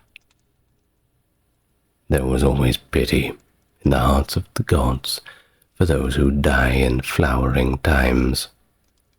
So Jupiter gave permission to Orpheus to go down into Hades and beg of Pluto the wish that he craved. It was a steep and a perilous journey to the kingdom of the dead, and the road was one that no mortal had ever trod upon. But through his love for Eurydice, Orpheus forgot all the dangers of the way, and when he spoke her name, the terrors of the darkness vanished. In his hand he held his lyre, and when he arrived at the gate of Hades, there were the fierce three-headed dog Cerberus, who refused to let him pass. Orpheus stood still in the uncertain darkness and began to play his lyre. As he plucked the strings, the snarling of the dog ceased, and the noise of its harsh breath began to grow faint. Then Orpheus went on his way, quite undisturbed, but he still played softly on his lyre, and the sounds floated far into the dismal interior of Hades, where the souls of the condemned labour forever at their tasks. Tantalus heard the music, and ceased to strive for a drop of the forbidden water. Ixion rested a moment beside his ever-revolving wheel, and Sisyphus stood listening, while the rock which he must roll through all eternity fell from his wearied arms. The daughters of Danaos laid down their urns beside the sieve, into which they were forever pouring water, and as the mournful wailing of Orpheus's lyre told the story of his lost love, they wept, then for a sorrow not of their own. So plaintive indeed was the music, that all the shadowy forms that flitted endlessly by shed tears of sympathy for the player's grief. Even the cheeks of the Furies were wet with tears. When Orpheus came before the throne of Pluto, that relentless monarch repulsed him angrily as he attempted to plead his cause, and commanded him to depart. Then the son of Apollo began to play upon his lyre, and though his music told the story of his loss, he besought the ruler of these myriad souls to give him the single one that he craved. So wonderfully did he play that the hard, cold heart of Pluto was touched with pity, and he consented to restore Eurydice to her husband, on condition that as they went out together from the loathed country of the dead, he should not once turn his head to look upon her. This strange decree Orpheus gladly promised obedience. So Eurydice was summoned from among the million shadow shapes that throng the silent halls of death. Pluto told her the condition on which her freedom was to be won, and then bade her to follow her husband. During all the wearisome journey back to the earth, Orpheus never forgot the promise he had made, though he often longed to give just a hurried glance at the face of Eurydice, to see whether it had finally lost its sadness. As they neared the spot where the first faint glimmerings of light filtered down into the impenetrable darkness, Orpheus thought he had heard his wife calling, and he quickly looked round to find whether she was still following him. At that very moment, the slight form close behind him began to fade away, and a mournful voice, seemingly far in the distance, called out to him a sad farewell. He knew that no second chance would be given to him to win his wife from the hold of Pluto, even if he could again charm the three-headed Cerberus, or even persuade Charon, the grim ferryman, to take him across the river.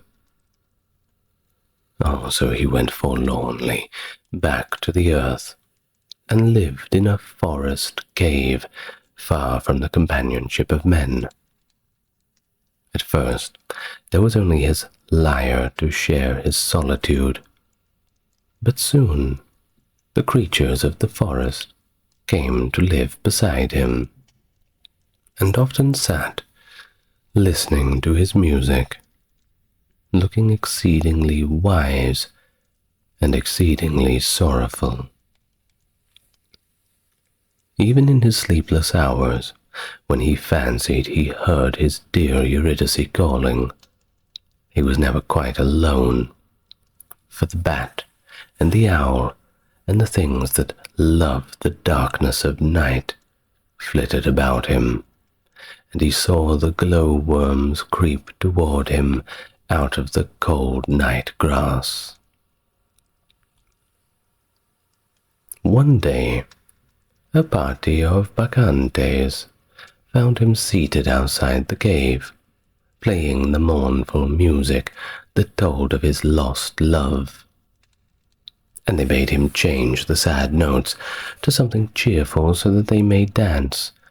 But Orpheus was far too wrapped up in his sorrow to pay any strain of cheerful music, and he refused to do as they asked. The Bacchantes were half maddened by their festival days of drinking, and this refusal so engaged them that they fell upon the luckless musician, and they tore him to pieces. Then they threw his mangled body into the river, and as the head of Orpheus drifted down the stream, his lips murmured again and again, Eurydice, until the hills echoed that beloved name, and the rocks and trees and rivers repeated it in mournful chorus.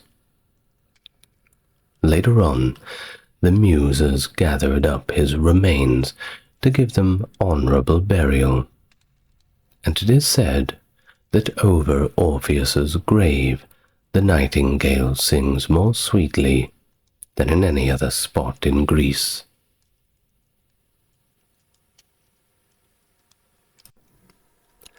The children of Jupiter. The three children of Jupiter and Juno were Hebe, Mars, and Vulcan.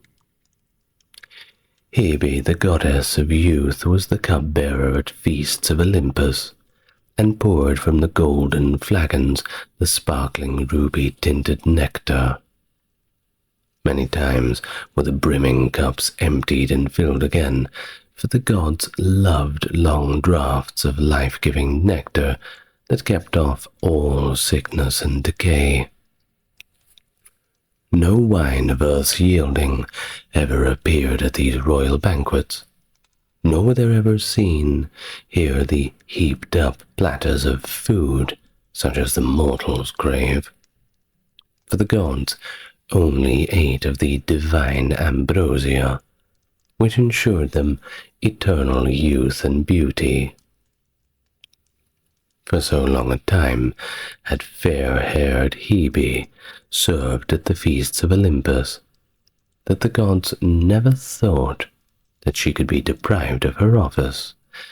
But once, as she was handing Jupiter a well-filled cup, she stumbled and fell, and the ruler of gods and men was so angry that she should never be again the cupbearer. Since no one among the gods was willing to fill this humble position, Jupiter was obliged to seek all over the earth for some mortal to take the place of the poor disgraced Hebe. To make the journey as speedily as possible, he assumed the form of an eagle, and spent many days soaring over the land before he found the youth whose slender grace made him feel assured that its possessor would be able to serve the gods less awkwardly than Hebe. On the sunny slopes of Mount Ida, he saw a group of youths playing games, and among them was one who Jupiter determined to bear away at once to Olympus. This was Ganymede, a prince of Troy, and the fact that he was no common mortal, but a king's son, did not deter Jupiter from swooping down upon the astonished youth and carrying him aloft on his wings. Whether Ganymede was happy in Olympus, we don't know, but the story does go that he remained forever at Jupiter's side, and the city of Troy never saw him again, nor did the king, his father, ever know the reason for his strange disappearance. Mars. Mars was the god of war, and though he was the least loved of all the deities in Olympus, he was also the one most feared by every people of every land, as he was always a hater of peace and would stir up strife among men for the mere delight of fighting and bloodshed. The poet Homer calls him the slayer of men, one steeped in blood, the destroyer of walled towns.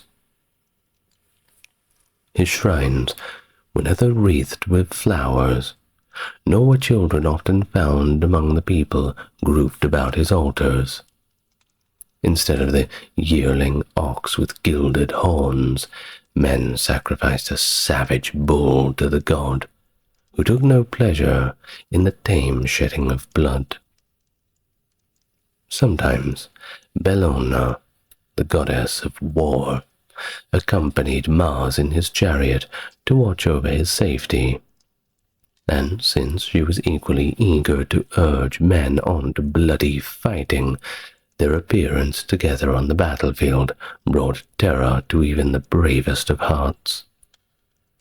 Seldom were prayers addressed to these two deities, except those of vengeance upon enemies, and there was little hope of peace for the nation when men thronged the temples where Mars and Bellona were jointly worshipped. The fiercest passions were kindled at their shrines, and their altars were the only ones that were ever defiled by human sacrifices.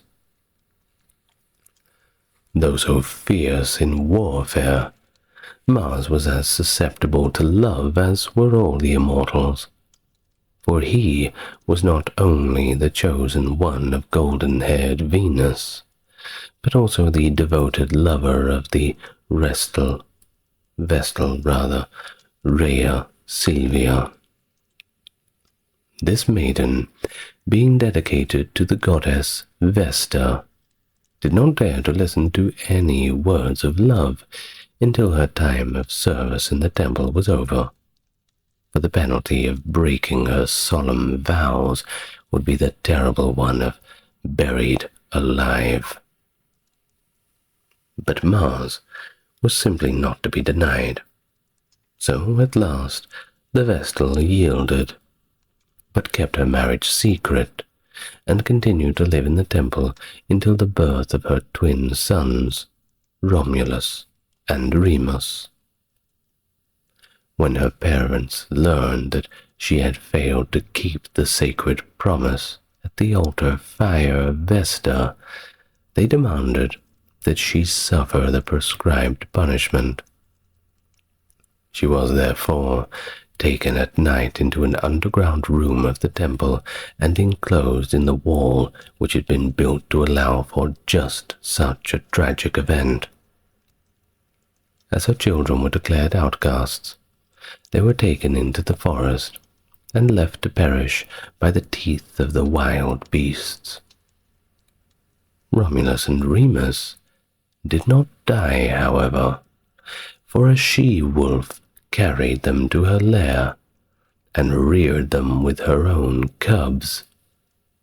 Later on they were found by a kindly shepherd who took care of them until they grew to manhood. and then they left him and went out into the world to seek adventures, which soon ended in Romulus killing his brother Remus and becoming the founder of Rome. When this new city was established, Mars was made its patron deity and protector, and before an army set out on military campaign, the leader would first go into the temple and pray with a sacred shield the ancile hung, and touching it fearfully would say the words, "O Mars, watch over us." This shield was carefully guarded in Rome, for upon it depended the safety of the city. It was a special token sent by the god of war to show that the people of Rome were under his specific protection, for once a plague was raging among them, and the dead were numbered in the thousands. The Romans fled to the temple of Mars and begged him to help them. As they were praying, the shield fell from the skies into their midst, and a voice told them that as long as this, the sacred ancile, was with them, no harm could come to Rome. That very day, the plague ceased, and ever afterwards the shield was jealously guarded. To ensure its safety, 11 other shields were made, so like the ancile that no one but the Salii, the priests of the temple, knew which it was. These were carried in the streets during the festivals in honor of Mars, which were held in March, the month that bears his name. And as priests bore aloft the shields, they sang songs of war and performed dances. Sometimes the shields were displayed on the broad grounds where the soldiers and youths of the city held their exercises. This place was dedicated to the god of war, and was called the Campus Martius, or the Field of Mars. During the war between the gods and the giants, Mars was eager to prove his skill in warfare, that he engaged in a fierce battle with Otus and Ephialtes. These two giants were only 9 years old, but they were already of immense size, and they increased in height at the rate of 9 inches every single month. The young giants were very proud of having conquered the god of war, and carried him off the battlefield in triumph. They bound Mars with iron chains, and kept a careful guard over him, so that none of the gods would be able to set him free. Whenever Mars attempted to escape at night, believing that the giants were asleep, the rattle of the chains woke his guardians, and all hope of rescuing him was over. In this disgraceful bondage, the unhappy Mars lingered for 15 months, until Mercury, the prince of thieves, unfastened the chains and restored him to freedom. When Cadmus went on his search for his sister Europa, whom Jupiter, in the form of a white bull, had carried off to a distant land, the devoted brother was at last bidden to give up his hopeless quest to settle in the country later called Boeotia, and to found a city there. Cadmus was glad to rest after his long march, and he sent some of his men in search of a spring.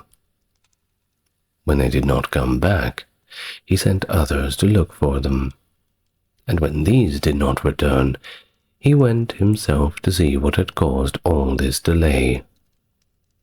He carried his sword in his hand, and also a long spear, for he guessed that some disaster had overtaken his men.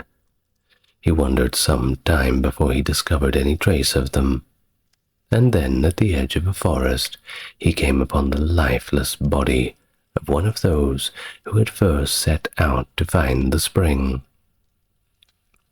As he went farther into the forest, he found the others, all of them lifeless, and soon he came to a large cave, at the entrance of which bubbled a fountain of the purest water.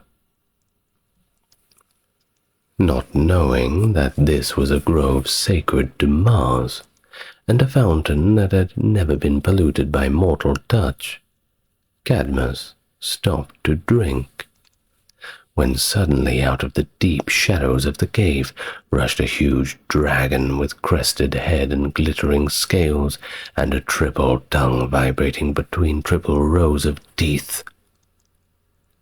This monster, twisting his body into a huge coil, darted towards Cadmus with gleaming fangs. But the young prince dealt his assailant a terrific blow that pierced the dragon in a vital spot, and it rolled over, dead upon the floor of the cold cave. Then Cadmus heard a voice telling him to take out the dragon's teeth and sow them into the ground where he wished to build his future city of Thebes. As soon as the teeth were sown, a crop of giants in glittering armor sprung up out of the ground. And when they were about to turn their spears upon Cadmus, he again heard the voice, this time bidding him to throw a stone into the midst of the armed men. This caused a terrific battle to begin among the giants themselves, and soon they were all killed, except 5 who laid down their weapons and offered their services to Cadmus. As a punishment for the desecration of his grove and the slaying of its sacred guardian, Mars compelled Cadmus to serve him for 8 years. At the end of his time, the prince was made ruler of the new city of Thebes, and Mars so far forgave the sacrilege of his grove as to Cadmus his daughter Harmonia in marriage. The career of the new king was very prosperous at first, and Cadmus was supposed to have contributed a great boon to his people by the invention of the alphabet. Later on, he incurred the wrath of the gods by forgetting to offer them suitable sacrifices, and both he and his wife Harmonia were turned into serpents. Just above the city of Athens was a hill called the Areopagus, from the Greek word meaning Mars Hill, which received its name from a famous trial that took place there. Neptune's son had carried off the daughter of Mars, and when the god of war learned of the abduction, he hurried after the daring youth and struck him down. Then Neptune demanded that Mars should be punished for his deed of blood, and to decide the matter, both were summoned to appear before the court of justice, which was held on the hill above Athens. As it was the custom for all important cases to be tried at night, so that the judges might not be prejudiced by the favorable appearance of either party, the court assembled in the darkness, and Mars told the story of his daughter's capture and his own subsequent revenge. In spite of Neptune's objections to what he considered an unfair verdict, the judges decided in favor of Mars, and he was therefore acquitted. The hill was afterwards called by his name, and the judges of the principal court of justice were always termed Areopagite.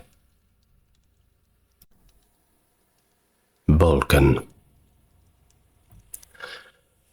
Vulcan, god of fire and the forge, was not often seen in the halls of Olympus, for he knew that the gods despised him for his ungainly appearance and he preferred to stay in his own sooty workshop. He had also no desire for the society of his divine parents, since his mother had never shown anything but indifference towards him, but his father had been the cause of his deformity.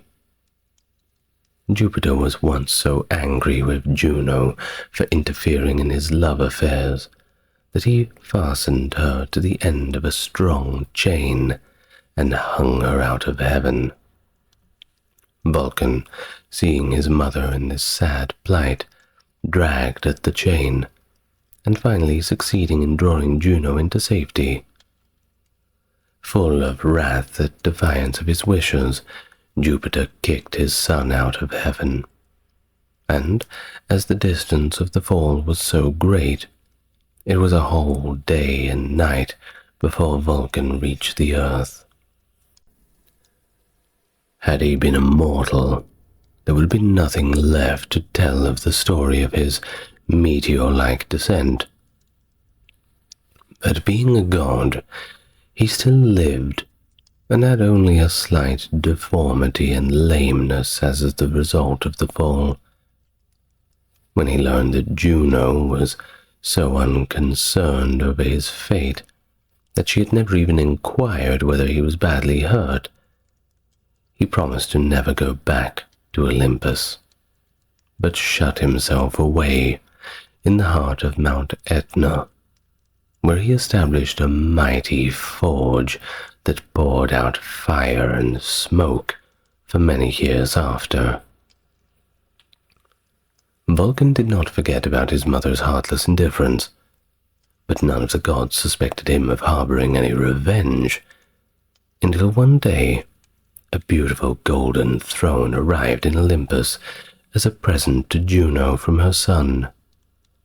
The goddess admired the exquisite designs carved on its polished surface, and seated herself in it proudly.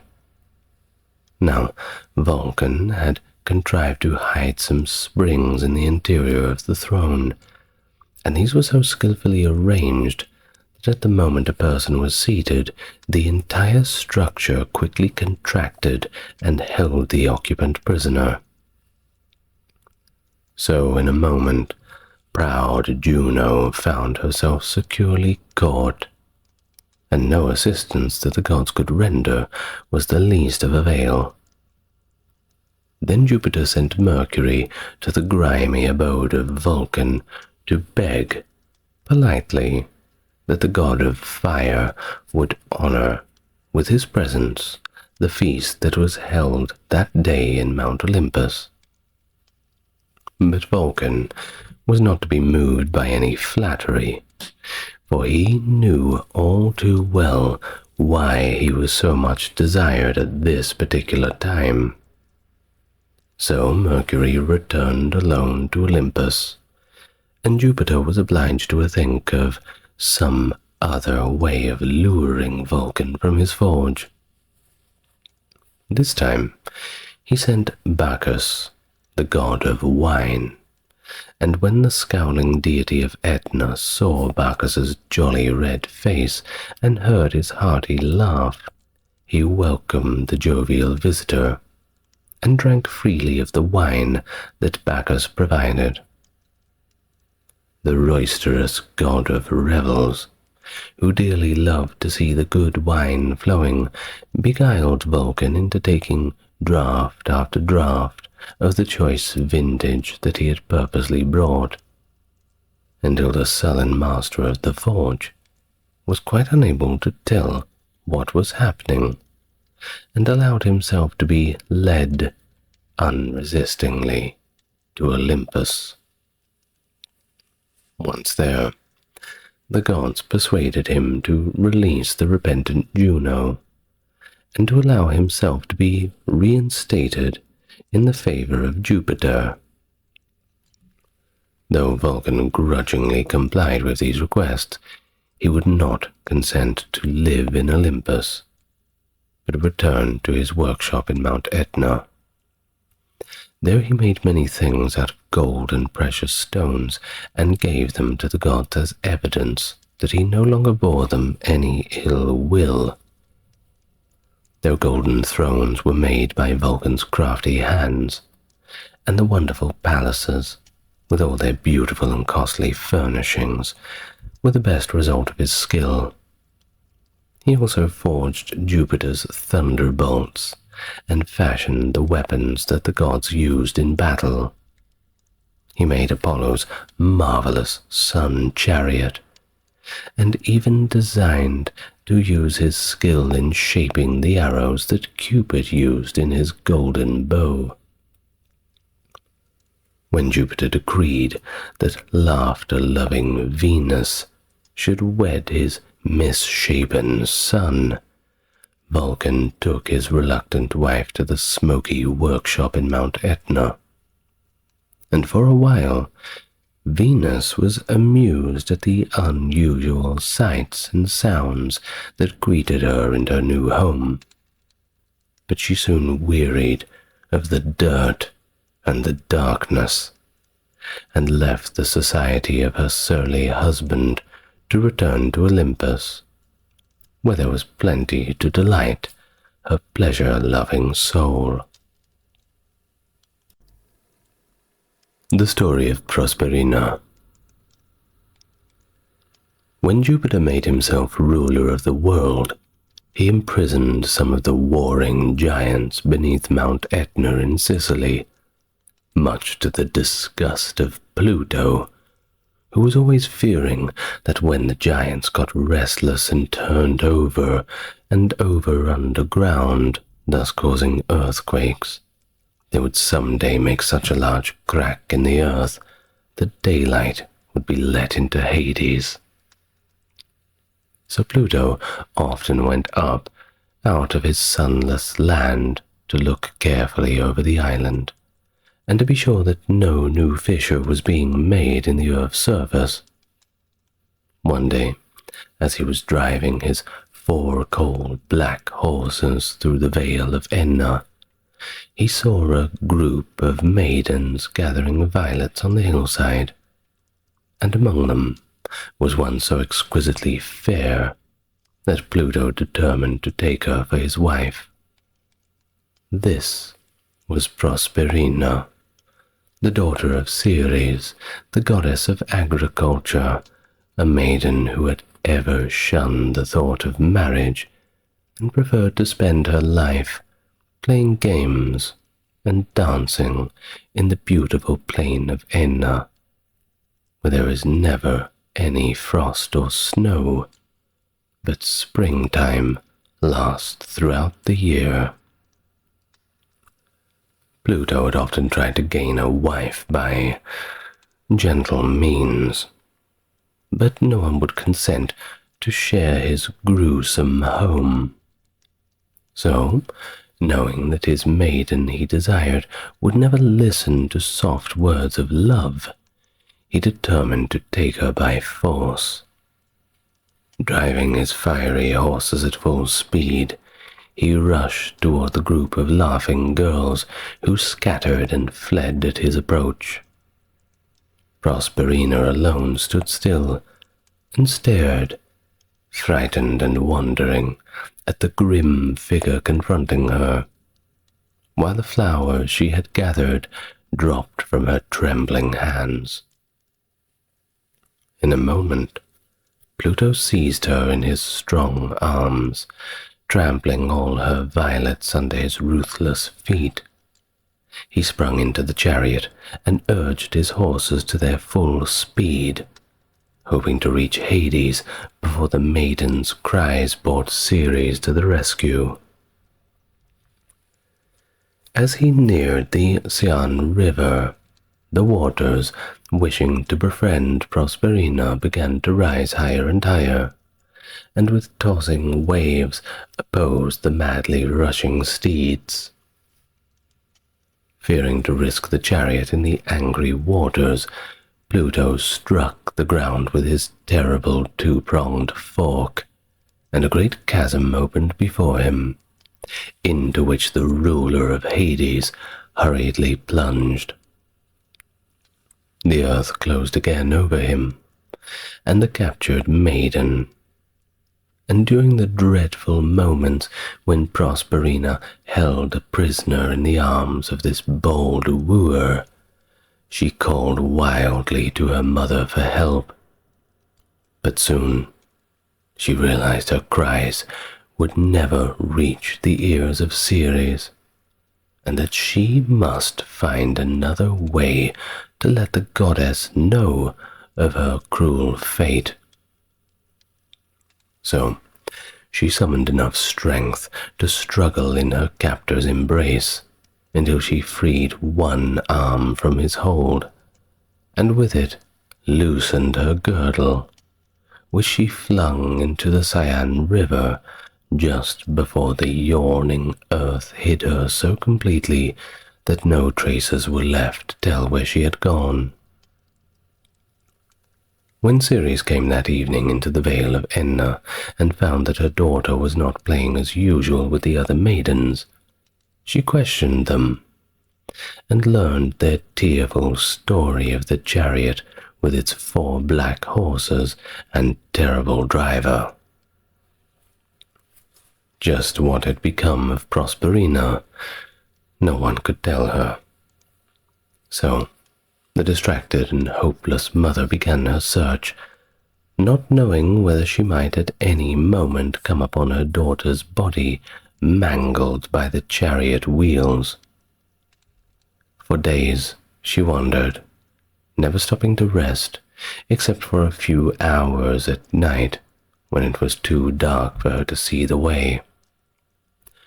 Rosy-fingered Aurora when she left her soft couch to open the gates of the morning, and Hesperus, when he let out the stars of the evening, saw her still searching for the lost Prosperina. Sometimes she was so weary that she sank down by the roadside and let the night dew drench her aching limbs. Sometimes she rested under the trees when a storm broke over her head, but even here the rain beat down upon her and the wind blew its cold breath on her face. Kindly people gave her food whenever she stopped to ask for it, and though none thought or knew that she was a goddess, they sympathized with her grief when she told them that she was seeking her lost child. It was only once that she met with unkindness. She was sitting at a cottage door, eating gruel from a bowl, and a lad, Stellio by name, laughed insolently at her enjoyment of the meal. To punish him for his rudeness, the goddess threw some of the gruel in his face, and immediately he was changed into the form of a lizard. One day, Ceres found herself near the city of Eleusis, and to avoid being recognized as a goddess, she disguised herself as an old beggar woman. She sat for a long time on a stone by the roadside, mourning her lost Prosperina, until a little girl came by, driving some goats. Seeing the old woman's tearful face, the child stopped to ask her trouble. But before Ceres could answer, the girl's father joined her, and together they begged the stranger to come to their cottage and rest. The goddess at last yielded to their kindly insistence, and she walked beside the old man, whose name was Celeus. He told her that at home he had a sick boy who had lately grown so ill that today they believed he would surely pass away. Ceres listened to his pathetic story, and for a moment forgot her own grief. Seeing a chance to return the old man's kindness, she followed him into the cottage, but first stopped by the meadow to gather a handful of poppies. When the parents led her to the sick child's bedside, she stooped and kissed the pale little face, and immediately it became rosy with health. The boy sprung up well and strong again, to the great astonishment of the delighted family. As they sat at the simple evening meal, the goddess put some poppy juice in the glass of milk set out for the boy, and that night, when he was in heavy sleep, she rubbed his body with oil, murmured over him a solemn charm, and was about to lay him on the red-hot ashes in the fire, that his mortal parts might be consumed, and he himself be made immortal, when his mother chanced to enter the room, and springing forward with a cry of horror, snatched the boy from the fire.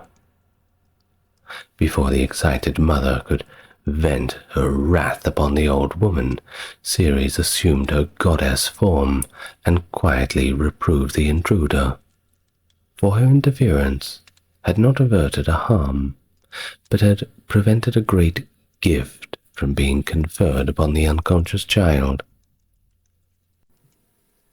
When Ceres left the cottage of Celeus, she continued her wanderings over the earth, and finally returned, discouraged and heartbroken, to Sicily. Chancing to be near the river Cyane, she went down to the water's edge to drink, and happily discovered the girdle that Prosperina had dropped there in her flight. This made her hopeful for finding further traces of her lost daughter, so she lingered by the river bank, eagerly scanning the overflowing stream. As she stood there, holding the recovered girdle in her hand, she heard a low murmuring sound, as if someone were speaking in whispers. The goddess listened, wondering from what place the voice came, and soon she found that the soft tones proceeded from a fountain, which was so close to her that its lightly tossed spray fell on her hand. The murmur was often indistinct, but Ceres understood enough to realize that the words were addressed to her, and that the fountain was trying to tell her how Pluto had come up from Hades and carried off Prosperina to be his wife.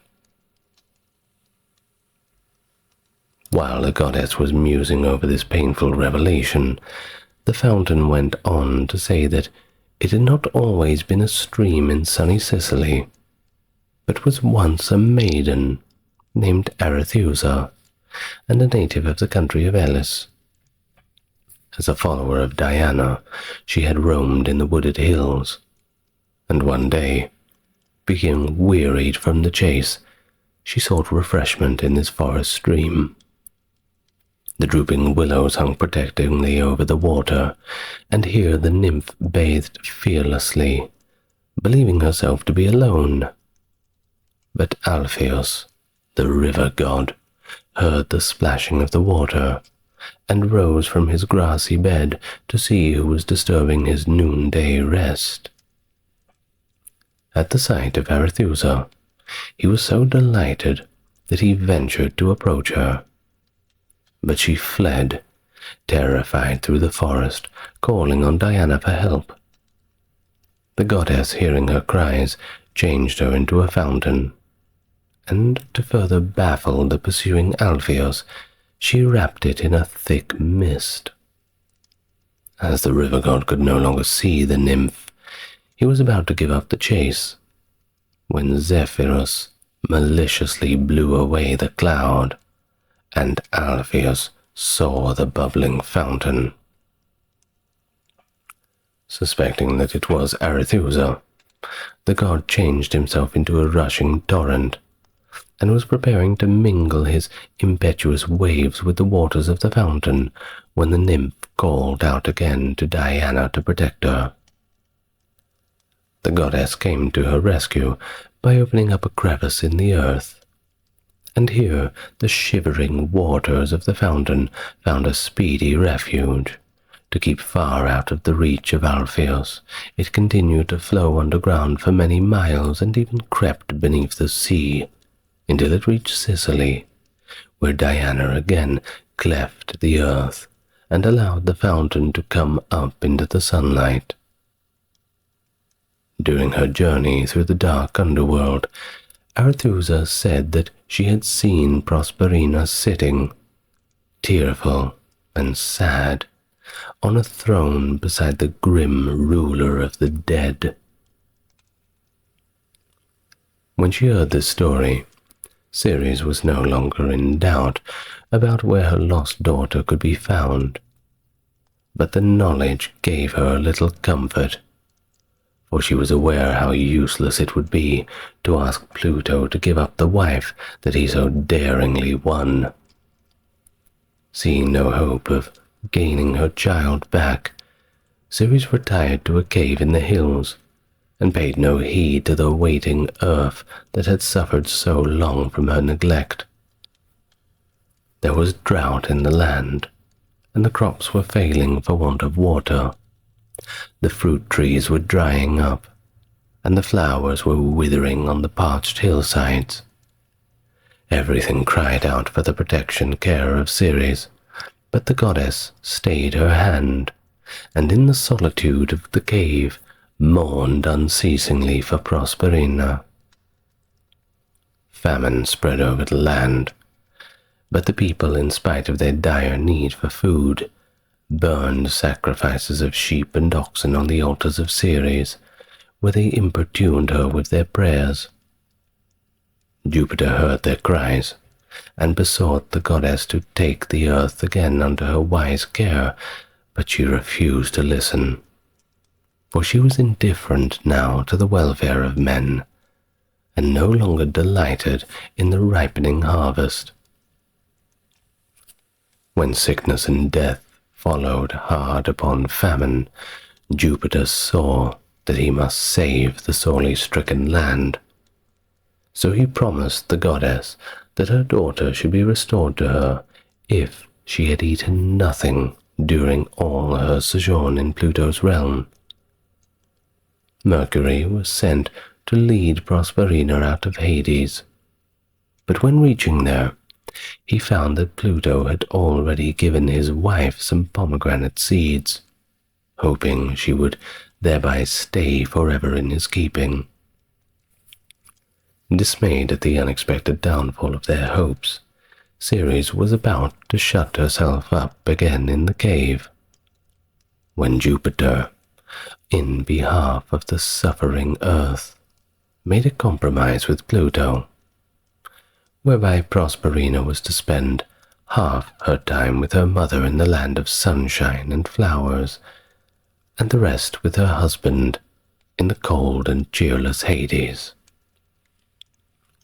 Each spring, Mercury was sent to lead Prosperina up from the underworld, lest her eyes, grown accustomed only to shadows, be dazzled by the blinding sunlight, and she herself should lose the way.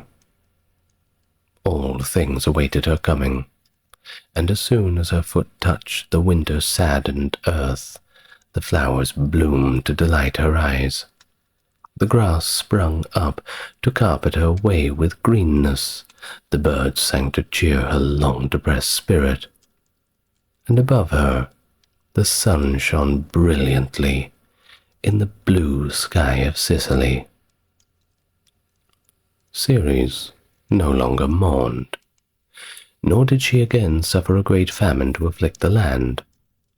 The patient old earth smiled again on Prosperina's return, for then her mother gave the blighted vegetation a redoubled care. But her happiness could not make the goddess forget the kindly old man who had given her food and shelter at Eleusis, for she returned there and taught the boy Triptolemus all the secrets of agriculture. She also gave him her chariot and bade him journey everywhere, teaching the people how to plough and sow and reap, and care for their harvests. Triptolemus carried out all her instructions, and he travelled all over the country, eagerly welcomed alike by prince and peasant, until he came to Scythia, where the cruel king Lincus would have killed him in a fit of jealous wrath, had not Ceres interfered with timely aid and changed the treacherous king into a lynx. Pluto and the Underworld. In the beginning of the world, before the gods came to dwell in Olympus, all the universe was in the hands of the Titans, and among these the greatest was Saturn, or Kronos, who wedded his sister Rhea, also called Cybele, and became the father of 3 sons and 3 daughters: Jupiter, Pluto, and Neptune, Ceres, Vesta, and Juno. For many ages, Saturn and Rhea, having subdued all the opposing Titans, ruled over heaven and earth. But when the cruelty of Saturn drove his children into rebellion, there arose a mighty war in the universe, in which the sons and daughters of Saturn leagued against their father, who had called upon the other Titans for aid.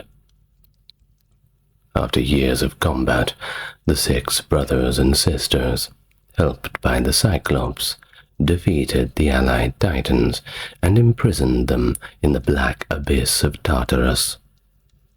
All except a few who had chosen not to join in the war against the children of Saturn. Among these who were wise enough to accept the new sovereignty were Mnemosyne and Themis, the goddess of justice.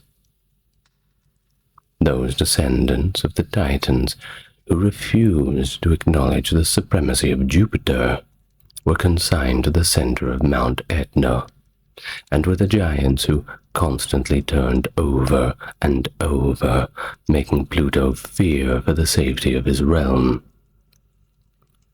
A few of the giants were spared: Atlas, whose punishment was to hold the heavens upon his shoulders, and Prometheus and Epimetheus, who had espoused the cause of Jupiter and so escaped the fate of the conquered Titans. When the children of Saturn found themselves masters of the world, they agreed to accept Jupiter as their ruler, on the condition that the 2 other brothers would be given a share in the universe. So a division was made whereby Pluto became the king of the underworld, or Hades. Neptune took the dominion of the sea, and Jupiter, having married his sister Juno, established his dwelling in Olympus as the Lord of heaven and earth. The kingdom of Pluto was dreaded by all mortals, and its ruler inspired men with great fear. Though Pluto was known to visit the earth from time to time, there was no one who wished to see his face, and each man dreaded the moment when he should be obliged to appear before the grim monarch of Hades, and be assigned a place among the innumerable dead. There were no temples dedicated to Pluto, though altars were sometimes erected on which men burned sacrifices to this inexorable god while petitioning him to be merciful to the souls of the departed. The festivals held in his honor were celebrated only once 100 years, and on these occasions none but black animals were killed for the sacrifice. The underworld, over which Pluto reigned, was deep in the heart of the earth, but there were several entrances to it, one being near Lake Avernus, where the mist rising from the waters was so foul that not a single bird could bear to fly over it. The lake itself was in an extinct volcano near Vesuvius. It was very deep, and was surrounded by high banks covered with a thick forest. the first ascendant into Hades, could be easily accomplished. But no mortal was daring enough to venture far into the blackest depths, lest he should never see again the light of day. At the portals of Hades sits the fierce three-headed dog known as Cerberus, who keeps all living things from entering the gate and allows no spirit that has at once been admitted to pass out again. From here a long dark pathway leads deeper into Hades, and is finally lost in the rivers that flow around Pluto's throne. The waters of the Cocytus are salt, as they are made of the tears that stream forever from the eyes of those unhappy souls, making a river, those who are condemned to labor in Tartarus, that part of Hades that is exclusively the abode of the wicked. The Phlegethon River, which is always on fire, separates Tartarus from the rest of Hades, and wretched indeed is the soul that is forced to cross its seething waters. On the banks of the Acheron, a black and turbid river, stand the souls who come fresh from the sunlit earth. For all must pass this river and be brought before the judgment throne of Pluto. There is no bridge over the murky stream, and the current is so swift that the boldest swimmer would not trust himself to its treacherous waters. The only way to cross is by the leaky, worm-eaten boat rowed by Charon, an aged ferryman who has plied his oar ever since the day that that curse of death first came upon the earth. No spirit is allowed to enter the leaky craft until he has first paid Charon the small fee of coin called the obulus.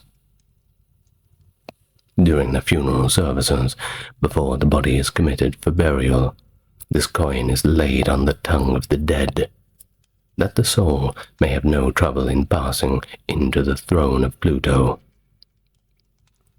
If any spirit cannot furnish the necessary money, they are ruthlessly pushed aside by the mercenary boatmen and are required to wait for 100 years. At the end of this time, Charon grudgingly ferries them over the river free of charge. As the unstable boat can hold but a few, there is always an eager group of spirits on the further bank, clamoring to be taken across the river. But Charon is never in a hurry, and repulses, sometimes with his oar, the pitiful crowd that awaits his grim pleasure. There is also in Hades the river Styx, by whose sacred waters the gods swear the most terrible of all oaths. And on the other side of Pluto's throne is the softly flowing Lethe, of which only those souls can drink who are to spend endless days of happiness in the Elysian fields. As soon as those blessed spirits have tasted the waters of Lethe, all regrets for friends that mourn completely vanish, and the joy and grief and pleasure and pain of the soul's life on earth are all but forgotten. In the Elysian fields, there is no darkness such as fills the rest of Hades with its thick gloom, but a soft light spreads over the meadows where the spirits of the thrice-blessed wanderer. There are willows here, and stately silver poplars, and the meads of asphodel breathe out a faint perfume from their pale flowers. There do men lead easiest lives. No snow, no bitter cold, no beating rains are there. The sighs and groans that rise by day and night from the black abyss of Tartarus do not reach the ears of those who dwell at peace in the Elysian fields, and the sight of its painful torments is hid forever from their eyes. Beside Pluto's throne sit the three Fates, whose deathless sisters hold the threads of life and death in their hands. Clotho, the youngest, spins the thread. Lachesis, the second, twines into it the joys and sorrows, hopes and fears that make up the human experience. And the elder sister, Anthropos, sits by with huge shears in her hand, waiting for the time when she may cut the slender thread. Pluto and his queen Prosperina are seated side by side on a sable throne, ruling over the myriad souls that compose the vast kingdom of the dead. Perched on the back of the throne is the blinking owl, who loves this eternal darkness, and the black-winged raven that was once a bird of snowy plumage and the favorite messenger of Apollo. The raven fell from his high estate on account of some unwelcome tidings that he had once brought to Apollo, when that god was an ardent lover of the fair-headed Coronis. Believing that no one could supplant him in the maiden's affections, Apollo was happy in the thought of being beloved by so beautiful a mortal. But one day his snow-white raven flew in haste to Olympus to tell him that the maiden was listening to the wooing of another. Enraged at this duplicity, Apollo seized his bow, and he shot the faithless Coronis. But the moment that he saw her lying dead, he repented of his rash deed, and vainly sought to restore her to life. Though skilled in the art of healing, Apollo could not save the maiden, and in his frenzied grief he cursed the unfortunate raven that had brought the evil tidings, and banished it forever from his sight. Near Pluto's throne are seated the three judges of Hades, Minos, Rhadamanthus, and Aeacus, who question all souls that are brought across the river. When they have learned every detail of the newcomer's past life, they deliver the cowering spirit into the hands of Themis, the blindfolded goddess of justice, who weighs impartially the good and bad deeds in her unerring scales. If the good outweighs the evil, the soul is led gently to the Elysian fields. But if the bad overbalances the good, then the wretched spirit is driven to Tartarus, there to suffer for all its wrongdoings in the fires that burn forever and ever behind the brazen gates. To these gates the guilty one is urged by the three Furies, whose snaky hair shakes hideously as they ply their lashes to goad the shrinking soul to its place of torment. Sometimes they are joined by Nemesis, the goddess of revenge, who hurries the doomed spirit over the fiery waters of the Phlegethon with her merciless whip, and sees that it follows no path but the one leading to the brazen gates of Tartarus. As soon as the gates close on the newly admitted soul, there is a renewed clamor of voices, while heart-breaking sighs and groans mingle with the curses of those who in their misery dare to defy the gods. And beneath all the awful sounds that greet the listener's ear, there is an undertone of pitiful wailing, like the sea's melancholy, long-withdrawing roar, that seems to come from millions of throats too feeble to utter a loud cry. The deepest sighs proceed from Danaïdes, the beautiful daughters of Danaus, the king of Argos, who must forever strive to fill a bottomless cask with water. They form a sad procession, as with their urns in their arms they go down to the stream to begin their hopeless task, and then climb up wearily the steep bank to pour the water into the ever-empty cask. If they pause a moment, exhausted with fatigue, the whips of some avenging attendants of Pluto lash them again into action. Their punishment is severe, but the crime for which they are suffering was a dreadful one indeed. You see, the 50 daughters of Danaos were once pledged in marriage to the 50 sons of Aegyptus, the brother of Danaos. But then, when the wedding was to be celebrated, their father remembered the words of an ancient prophecy that said he would die by the hand of his son-in-law. Fearing for his life, he confided to his daughters what the oracle had foretold, and gave them each a dagger, bidding them to slay their husbands. On the evening of the wedding, when the sons of Aegyptus were heavy with wine, the new-made wives stole upon them and killed them all as they slept. Danaos then believed himself to be safe, until he learned that one of his daughters had spared her husband out of the love she had for him. This son-in-law was eager to avenge the murders of his brothers, and having sought out the wicked Danaos, fulfilled the prophecy by killing the king with the very dagger that was intended for his own death. The gods punished the cruel daughters, except for Hypernestra, whom had saved her husband. The rest were condemned to labor in Tartarus, their impossible tasks forever. Near the Danaides stands Tantalus, the father of Niobe, who on earth was a most human and brutal king.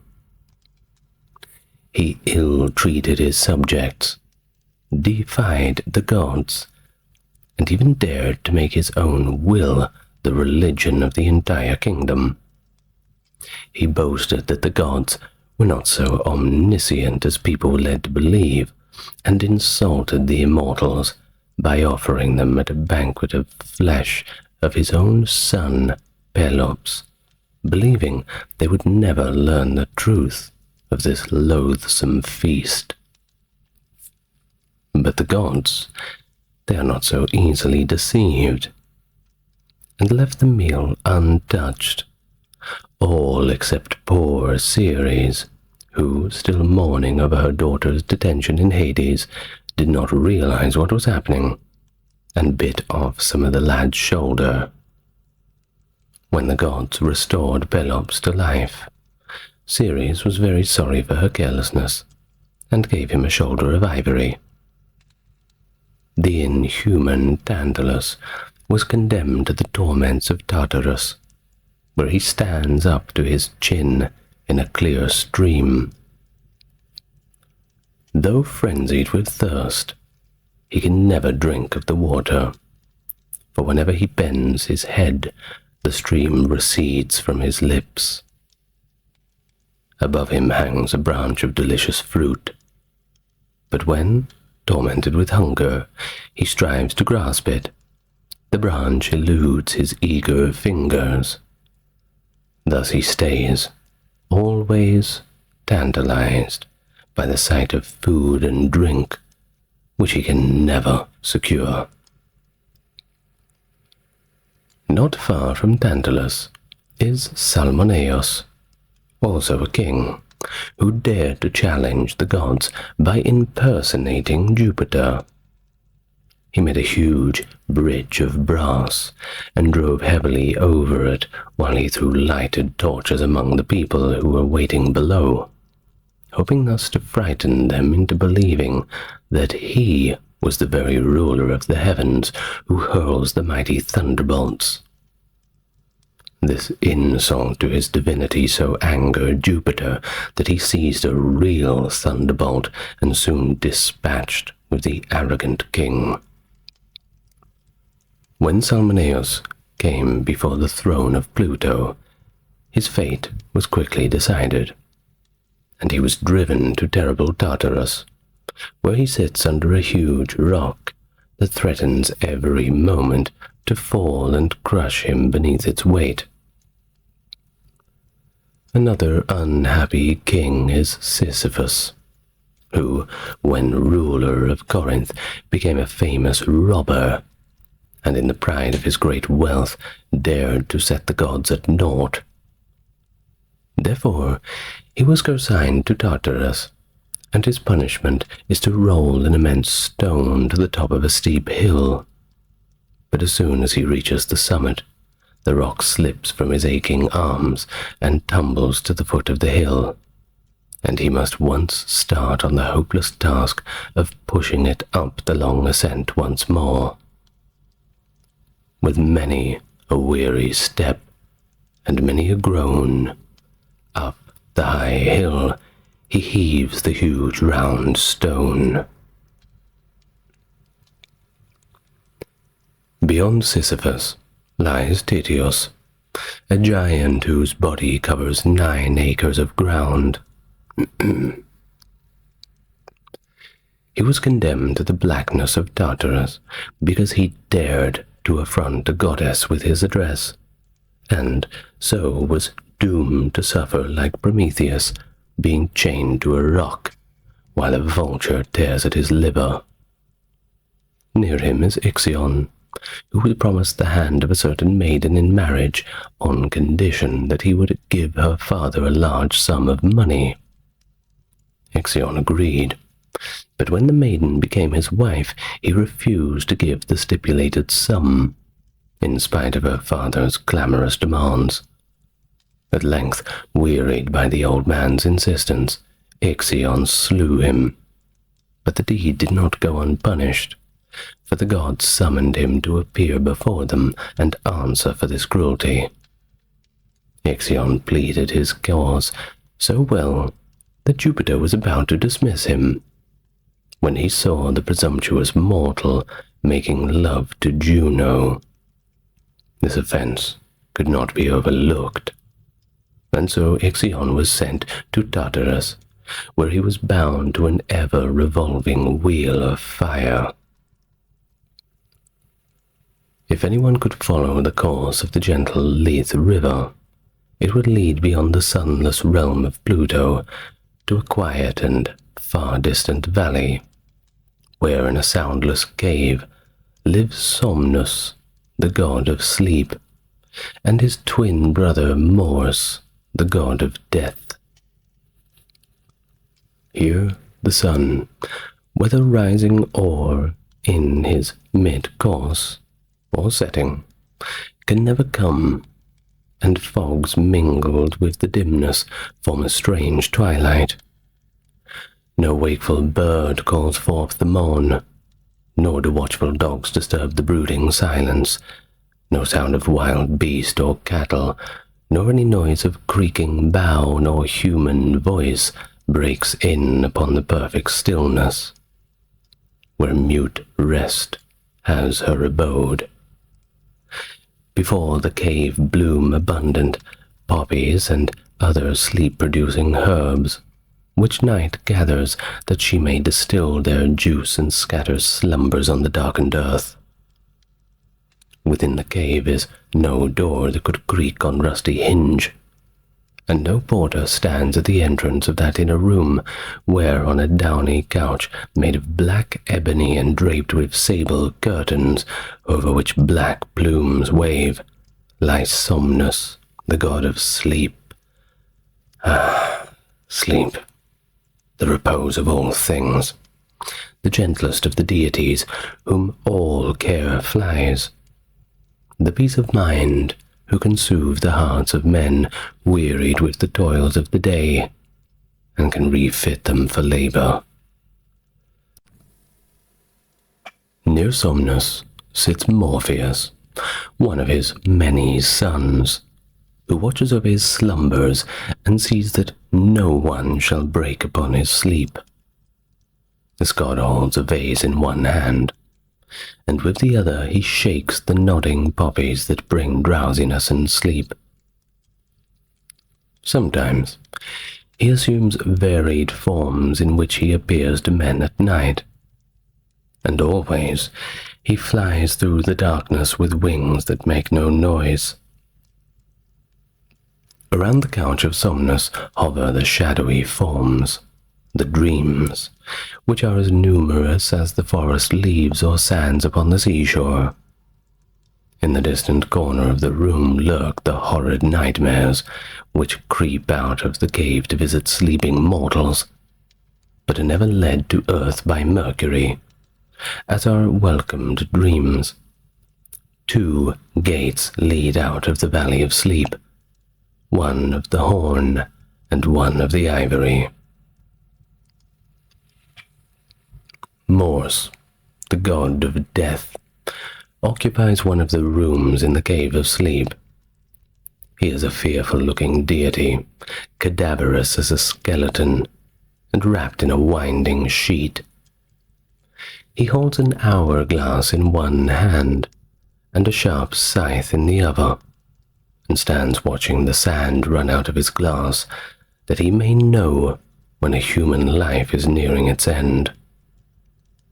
Then, as the last grains fall, he glides from the Valley of Sleep, and stalks silently and unseen upon the earth, where he cuts down the unhappy mortal, who cannot even hear the rustle of his garments as he approaches. It is nothing to him whether the life he takes belongs to childhood or youth, for he mows them down as relentlessly as he does tottering old age. And to the rich, he is as unsparing as to the poor. The divinities who dwelt in the Cave of Sleep were distrusted by the ancients, and Mors was held in universal dread. No homage was ever offered to him, and no temples were dedicated to his honor, though sacrifices were sometimes made to ward off his dreaded coming. He was never represented in art, except in a pleasing aspect, for although they believed him to have in reality the fearful appearance that tradition ascribed to him, yet the beauty-loving Greeks refused to have this kind of horror embodied in marble. So, when death appears in sculpture, it is usually with his brother Sleep, and both are represented as sleeping youths, whose heads are crowned with poppies or amaranths, and who hold inverted torches in their listless, cold hands. Neptune and the Sea Gods. In the days when the Titans ruled the universe, Oceanus, with his wife Tethys, controlled all the lakes, rivers, and the seas. But when the Titans were overthrown, Neptune took possession of this great kingdom, and old Oceanus reluctantly gave up his dominion over the waters of the earth. Though anxious to assert his supreme authority, Neptune allowed some of the descendants of the Titans to keep their small kingdoms, on the condition that they own allegiance to him as their ruler. Among these was Nereus, the son of Oceanus, who was celebrated for his vast knowledge, his gift of prophecy, and his love of truth and justice. He and his wife Doris, also a child of Oceanus, had 50 daughters, called Nereids, and they were so beautiful that Neptune chose one of them, named Amphitrite, for his wife. There were 2 others of the Nereids who became famous, Galatea, beloved of the Cyclops, Polyphemus, and Thetis, the mother of Achilles. But none of them equaled Amphitrite in beauty. When Neptune first went wooing the Nereid, she was frightened by his formidable appearance, for he drove in a chariot drawn by huge sea horses with brazen hoofs and golden manes, and the god himself carried his terrible trident or three-pronged spear, which he shattered the rocks, and commands of the storms, and shakes the shores of the earth. None knew better than Amphitrite the extent of Neptune's power, for she had often watched him, when a storm was at its height, raise his all-compelling trident, and immediately the waves would cease raging, and there would be a great calm. Sometimes she saw a ship, doomed by the sea god to disaster, gliding confidently in quiet waters, when all at once a fierce storm would break over its head, and the hapless sailors, as they breasted the angry waves, would pray vainly to Neptune for help that would never come. Many a good ship had nearly gained her port, when he spake, and round about him called the clouds, and roused the ocean, wielding in his hand the trident, summoned all hurricanes of all the winds, and covered the earth and sky at once with mists, while from above the night fell suddenly. When Amphitrite saw this imposing-looking god driving toward her, she was frightened by so much splendor, though she could not help admiring Neptune himself, with his sea-green beard, and his long flowing hair crowned with shells and seaweed. Since the enamored god could never come near enough to plead his suit, he sent one of his dolphins to do the wooing, and this was so successful that the fair Nereid was persuaded to become Neptune's wife, and share his golden throne in the heart of the sea. To reward the dolphin for its skill in having won for him his much-desired bride, Neptune placed it in the sky, where it forms a well-known constellation. Though Neptune had undisputed control over all the waters of the earth, and over all that moves through the paths of the sea, he once aspired to greater power, and even plotted to dethrone Jupiter himself. But the ruler of gods and men discovered his wicked plans, and to punish him, deprived him of his kingdom for some years, during which time he was obliged to submit to the humiliation of serving Laomedon, the king of Troy. It was while he was in service here that he sought Apollo's help in building the great wall of Troy, whose stones fell into place under the spell of the sun god's music. Laomedon had promised Neptune a large reward if the wall was built within a certain time, but when it was finally finished, he refused to pay the sum agreed upon.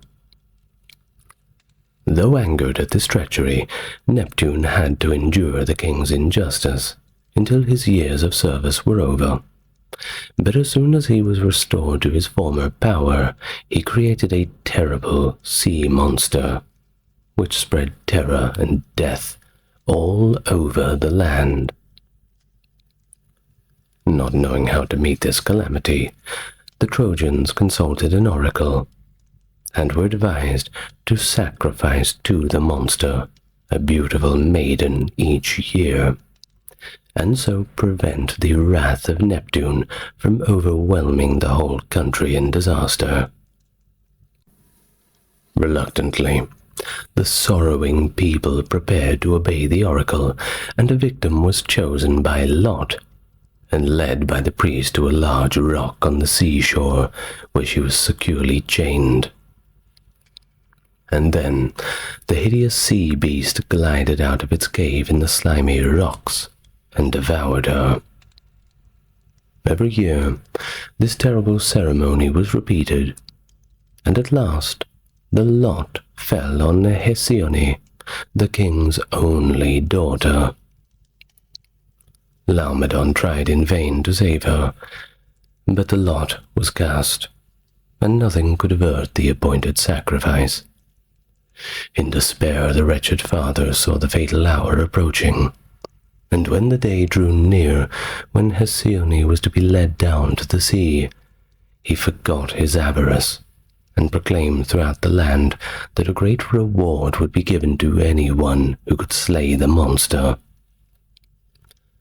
Hercules appeared just in time to save the doomed maiden, and killed the monster with his oaken club as it was dragging Hesione to its cave. The king was overjoyed at his daughter's rescue, and told Hercules that he may claim a reward. But even when he saw the hero come with the beast's head as proof he had slain it, he refused to part with his much-loved gold. So Hercules returned home, but he did not forget Laomedon's perfidy. And when later he came to Troy, he killed the king and took his children captive to Greece. Neptune, like all immortals, loved more than once, and among those who shared his affections was a maiden named Theophany, who had so many suitors that it kept the jealous sea god in constant fear, lest she should prefer some earthly lover. So he took her to the island of Cremisa, and there changed her into a sheep, while he carried on his wooing in the form of a ram. The offspring of this marriage was the famous golden-fleeced ram, whose pelt was the object of that ill-fated expedition, led by Jason and his fellow Argonauts. Neptune also loved the goddess Ceres, and following her during a long period of time that she spent in search of her daughter, Prosperina. Ceres was angered by the sea god's persistent wooing, and hoping to escape from him, she took the form of a mare. But Neptune was not so easily discouraged, for he changed himself into a horse, and contentedly trotted after her. The child of this strange pair was Arion, a wonderful winged steed that had the power of speech, and with such incredible swiftness that nothing could equal it in speed. But the most famous children of Neptune and Aphrodite were Triton and Proteus. Triton was his father's trumpeter, and at Neptune's command he blew upon his conch shell to calm the restless sea. His body was half man and half fish, and he gave the name of Tritons to all his male descendants, who, with the Nereids and the Oceanides, daughters of Oceanus, followed the chariot of Neptune when he went abroad to view his kingdom. Proteus had charge of the great flock of sea calves which fed on the soft seaweed and basked in the warm sands near his cave. He was celebrated for his wisdom, and for all the truth of the answers he gave to those fortunate enough to make him speak. Homer calls him the Ancient of the Deep, whose words are ever true.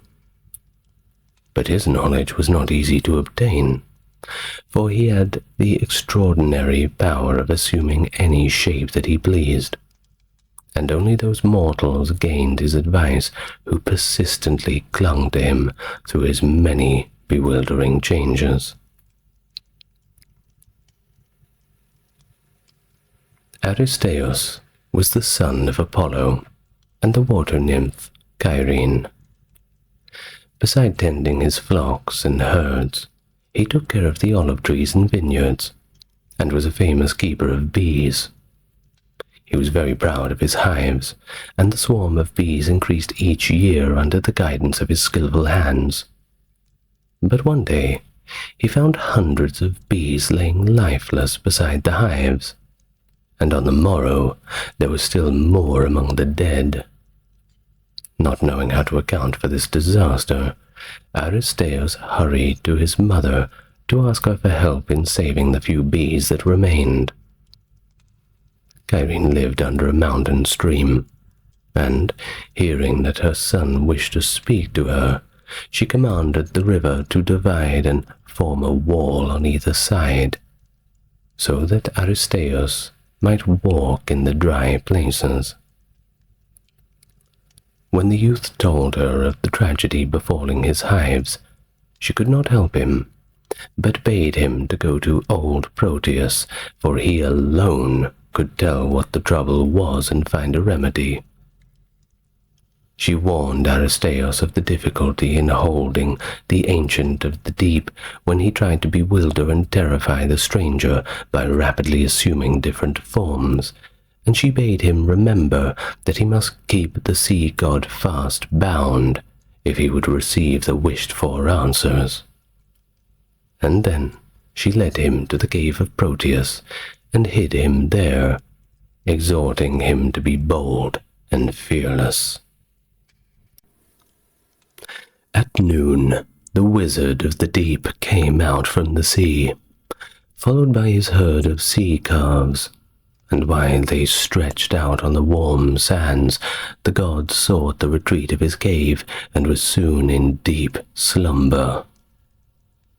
When Aristeus saw Prometheus fast asleep, he stepped cautiously up to him and bound him with strong fetters.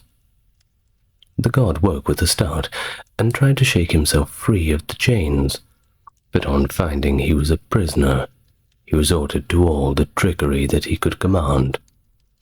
He became a fire, a flood, a wild beast, a horrible serpent, and many other forms calculated to terrify the beholder. But Aristeus was not afraid, and soon the old wizard realized that he must submit.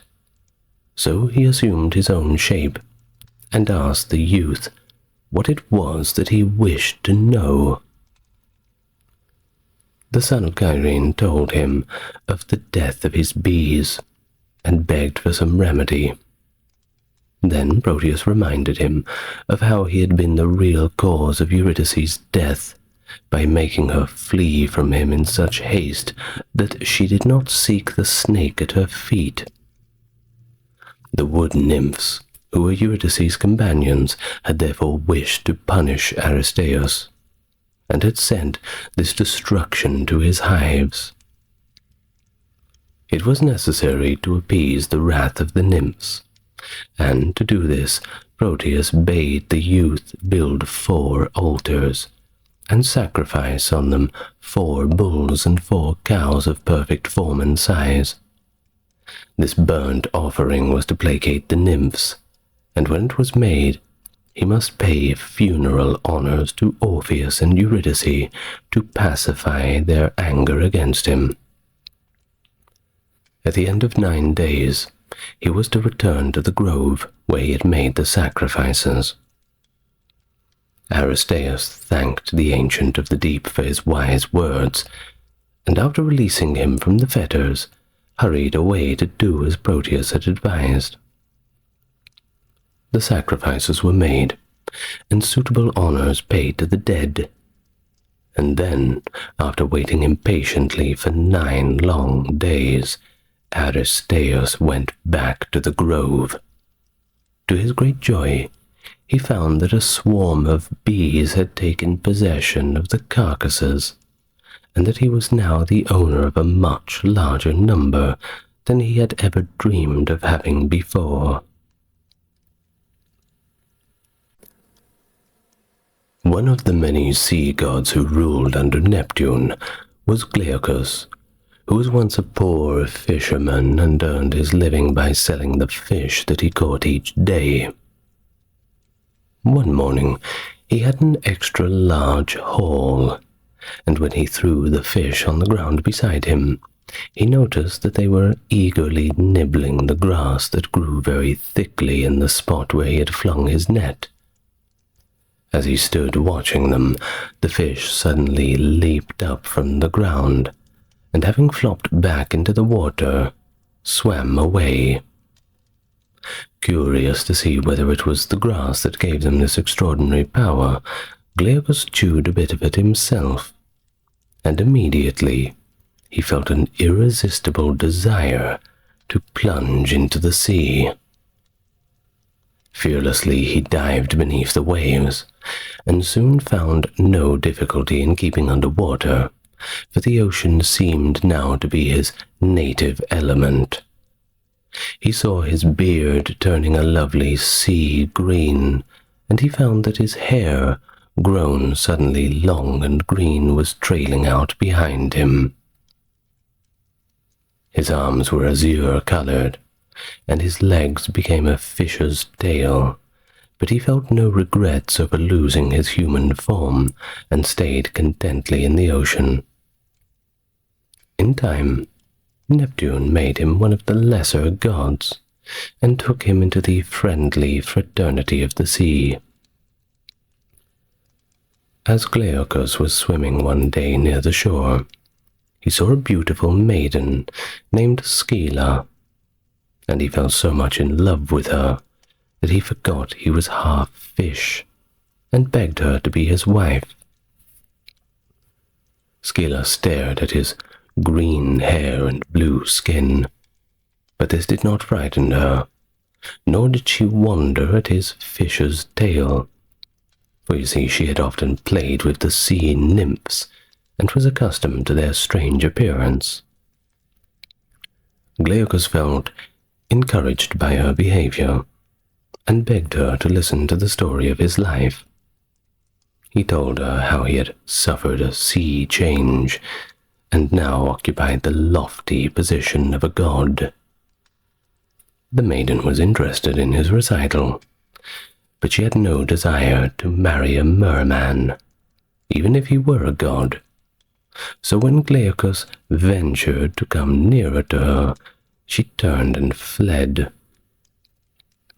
Discouraged, but still determined, the young god sought the aid of the enchantress Circe, and begged her to give him some love potion by which she might win the unwilling heart of Scylla. Circe was so well pleased with the handsome sea god that she urged him to accept her love and forget the maiden who scorned him, but Glaucus would not yield into the persuasions of the enchantress, and kept pleading for the desired love potion. Seeing that she could not gain his affections, Circe determined that at least no one else should enjoy them, so she refused to make the potion, and sent Glaucus angrily away. When she saw him go sorrowfully from her palace, she mixed a magical liquid, brewed from poisonous plants and deadly weeds, and this she poured over the waters where Scylla was wont to bathe. The maiden, suspecting no treachery, sought the ocean at her accustomed hour, and as soon as the poisoned waves touched her body, she became a horrible monster with 6 heads, each having 3 rows of sharpened teeth. She saw all around her serpents and barking dogs that were part of her own body, which had suddenly become rooted to the spot where she stood. She never regained her human form, but stayed in this place forever, to terrify all mariners, and to devour the hapless sailors that came within her reach. Opposite her was the den of Charybdis, who 3 times a day swallowed the waters of the sea and 3 times threw them up again. On the rock above the den was an immense fir tree, and all ships that passed that way watched eagerly for this signal of danger, and prayed that they might safely steer between the double horrors of Scylla and Charybdis. 2 other minor deities of the sea were Leucothea and Palemon. They were not born of the ocean nymphs or any water gods, but they were once mortals, named Ino and Melicertes. Ino was the wife of King Athamas, whom cruel Juno goaded into madness, and through fear of him, Ino fled from the palace with her little son Melicertes in her arms. She hoped to reach some place of safety, but imagining herself pursued in her frenzy, she plunged off a cliff's edge into the sea. Neither she nor her son perished, however, for the gods, in pity of her sufferings, changed them both into ocean deities under the names Leucothea and Palemon. They were widely worshipped by all who had business in those great waters, and their protection was invoked against the danger of the shipwreck. A famous altar to Palemon was built on the shores of Corinth, and in his honor were instituted the celebrated Isthmian Games. Neptune was not only willing to befriend a goddess in distress, as he did when he raised the island out of the sea for Latona, but was equally ready to assist mortals, especially in their affairs of love. Once he lent his chariot to a youth named Idas, when he wished to elope with the maiden Marpessa, whose father had refused to allow the lovers to wed. They were overjoyed at Neptune's kindly offer of assistance, and on the day arranged for their flight, the happy pair mounted the chariot, and the swift steeds carried them far out of reach of Marpessa's angry father. When he discovered that his daughter had eloped with her lover, he started in pursuit, but finding it impossible to overtake Neptune's splendid horses, he flew into such a rage that he flung himself into a river and drowned.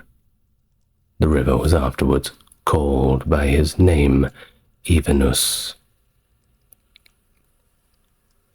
Knowing themselves out of reach of the irate father, the lovers continued their journey very happily, and believed that no misfortune could overtake them, when suddenly Apollo appeared before them, and, declaring himself in love with Marpessa, offered to fight Idas then and there for the possession of the maiden. Poor Idas felt his chances for happiness were indeed ended, for how could a mortal contend with an omnipotent god? But suddenly a thunderbolt fell from the blue sky above, and a voice declared that Marpessa herself should choose between the 2 suitors. The maiden looked at the glorious sun god, and her heart beat fast at the thought of being loved by one so beautiful and young. And when she turned to Idas, she remembered that he was a mortal like herself, who would grow old as she grew old, and would therefore not cast her aside when her youthful charm was gone, as Apollo would be sure to do as soon as her beauty had waned. So she held her hand out to Idas, and refused the god's love. This choice was approved by Jupiter, and the lovers, happy once more, urged Neptune's swift horses over the mirror-like sea, which the kindly god had made calm as a forest pool on the softest summer day. In time, they reached a pleasant land far from their native country, and here they lived happily ever afterward. The chariot, no longer needed, was sent back to Neptune, with many thanks for his timely aid, and each year Idas and Marpessa burned as sacrifices to their protector a white bull, a white ram, and a white boar, which was the kind of offering that was most pleasing to Neptune. Bacchus. Among all the maidens whom Jupiter honored with his love, none was more beautiful than Semele, daughter of Cadmus and Harmonia. Cadmus was the brother of Europa, whom Jupiter, in the form of a white bull, carried on his back across the sea. The maiden's 3 brothers had been with her in the meadow, and had witnessed her strange departure, but knowing that it would be useless to attempt to catch the fleet animal, they hurried to their father, Agenor, who told him of the manner in which his favorite daughter had been spirited away. The old man was frenzied with grief, and bade his 3 sons to go in search of Europa, and not return until they had found her. The youths then set out, accompanied by their mother, Telephassa, and spent many weary days in a fruitless search for their stolen maiden. At last, Phoenix refused to go any further, and, not daring to return to his father, he remained in a land that was afterwards called in his honor Phoenicia. Celix, the second brother, grew weary of the hopeless quest and settled in a country that was named from him, Cilicia. And then finally, Telephassa, exhausted by fatigue and grief, died, and Cadmus was left to continue the search alone. He kept doggedly on for many days, and when he reached the town of Delphi, he consulted the oracle, hoping to find some clue to help him. To his surprise, the oracle gave an ambiguous answer. Follow the cow, and settle where she rests. Cadmus left the temple, and before he had journeyed far, he saw a cow walking leisurely in front of him. Judging this to be the animal intended to guide him, he followed her, and on the way was joined by a curious crowd who were eager to see where the absurd procession would finally stop. Some hoped that by accompanying the hero on his march, that they might meet with new adventures. Well, the cow at last lay down in Boeotia, and here it was where Cadmus founded the city of Thebes. To reward Cadmus for his loving search for Europa, Jupiter gave him in marriage the fair Harmonia, daughter of Mars and Venus. The child of this union was Semele, whom Jupiter wooed in the disguise of a mortal, but such was the maiden's pride that she would not listen to his pleading until he told her who he really was. Then her love was easily won, for no pride could be above yielding to the ruler of Olympus. Jupiter was very happy in the society of Semele, and went down to the earth many times to visit her, but it was inevitable that Juno should notice his frequent absences, and should set out to finding out where the charm lay that lured him so often to the earth. When she discovered the beauty of her rival, she decided upon an ingenious method of punishing her, and accordingly took the form of Semele's old nurse, Beroe. By feigning and loving solicitude for her charge's welfare, she soon won the confidence of the unsuspecting maiden, and listened with well-concealed anger while Semele talked of her lover, and showed her pride in having won the affection of the greatest of the gods. The nurse was evidently delighted at her happiness, but seemed worried over the new suitor's identity, and now and then expressed a doubt as to whether he really was the great Jupiter. On questioning the maiden more closely, she assumed a virtuous indignation when Semele admitted that her lover always visited her in the disguise of a mortal, and that she had only his word as proof of his divinity. Hearing this, the old woman urged Semele to make sure that it was no impostor who was playing on her credulity, and pricked the girl's pride by asking her why. Why was it that Jupiter, if it were indeed Jupiter, should not honor her as he did the stately Juno by appearing before her in all of his splendid majesty?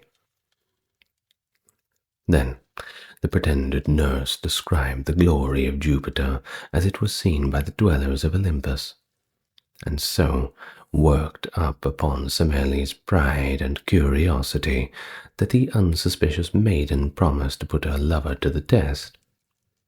So, when Jupiter came again, she begged him to grant her a favor. The ruler of the gods, not knowing of Juno's wiles, readily promised to grant any request that Semele might make. To further bind himself, he swore by the river Styx, the most terrible of all oaths. And then the maiden bade him return to Olympus, clothe himself in all his regal apparel, omitting no part of his terrible splendor, not even the dreaded thunderbolts, and having done this, return to her, that she might know he was indeed the king of the gods, the awful Thunderer. Jupiter was dismayed by this request, for he knew that no mortal could endure the greatness of his glory. He begged Semele to ask for another question, but the maiden was obstinate, and insisted upon her request being granted. Sorrowfully, Jupiter returned to Olympus, and after robing himself in his fearful majesty, he dimmed the radiance wherever he could, wrapped about him the mildest lightning, and then took in his hand the feeblest thunderbolt.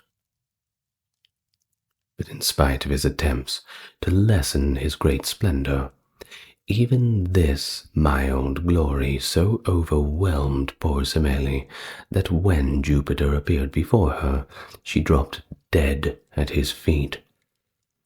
In trying vainly to bring her back to life, Jupiter did not notice what havoc the lightning that played about his head was making in the palace. In a short time, the entire place was reduced to ashes, and in the smouldering ruins, the body of Semele was consumed. The only person who escaped uninjured was the infant son of Jupiter and Semele, the golden-haired Bacchus. Having rescued his son from the burning palace, Jupiter first entrusted him to his aunt, Ino, who cared for him as tenderly as if he were her own child. But the jealous hatred of Juno was not satisfied with the death of Semele, and she tried to extend her vengeance to Bacchus by sending the Fury Tisiphone to goad Athamas, the husband of Ino, into madness. As king of Thebes, Athamas had always been a kind ruler, but when the frenzy, inspired by cruel Juno, took possession of him, he imagined that his wife and children were wild beasts, and in a rage he attempted to kill them. He did succeed in slaying Learchus, but Ino and her other son, Melicertes, escaped from his murderous fury, and afterwards became deities of the ocean. Not daring to leave the infant Bacchus in such a household, and fearing the further persecutions of Juno, Jupiter took the boy to Mount Nysa, where the Nymphs, the Nysiades, guarded him faithfully. During his youth, Bacchus was made a god of wine and revels, and was entrusted to the tutorship of Silenus, one of the most famous of the satyrs. This jovial old man had a bald head, pointed ears, a fat red face, and a body that was half man and half goat. As he carried a wine bag with him wherever he went, he was generally tipsy, and would have broken his neck long before reaching old age if he had tried to walk unsupported. But some of Bacchus's chosen band of followers always held him up on either side, or, when they themselves were unsteady, set him on the back of a donkey.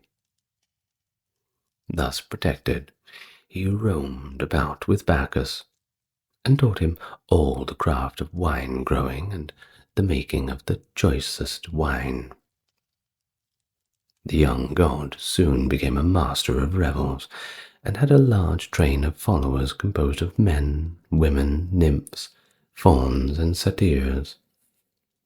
They were usually crowned with ivy leaves, and were always drinking wine, eating grapes, singing and dancing merrily. The most unruly among them were the Bacchantes, who, though women, were often so crazed with wine and the excitement of their dancing that they committed such inhuman crimes as tearing the musician Orpheus to pieces. And so, wherever Bacchus travelled, and it was far and wide, he taught the people the art of cultivating grapes and making wine. He was always welcomed, and when they knew he was approaching, men, women, and children flocked to meet him and his merry retinue.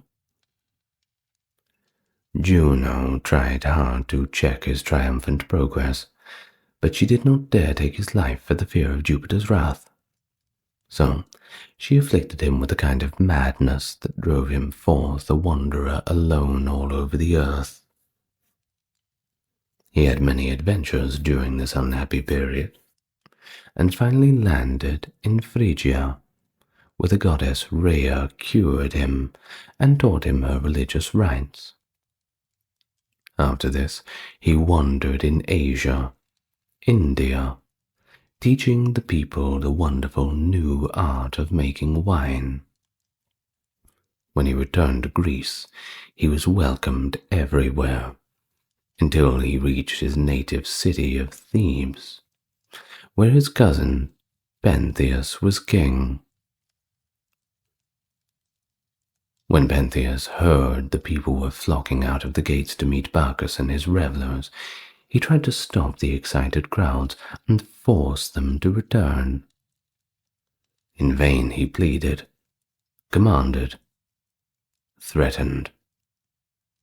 Men and women, and even the little children, were eager to join in the revels, and would not turn back. Then Pentheus sent some of his servants to seize Bacchus and bring him as a prisoner to the city. Soon the messengers returned, but they had not succeeded in getting near the god, so great was the crowd that pressed eagerly around him. They had, however, captured one of his followers, and when they dragged their prisoner before the king, he stood in the presence of the angry monarch without any sign of fear in his calm face. Pentheus commanded the man to tell what sort of revelry and rites were performed under the leadership of Bacchus, and threatened to put him instantly to death if he did not tell the truth. The prisoner smiled at the king's anger, and seemed quite undisturbed by the threats against his life. He refused to tell anything of the ceremonies attending the worship of Bacchus, but began calmly to relate his own story.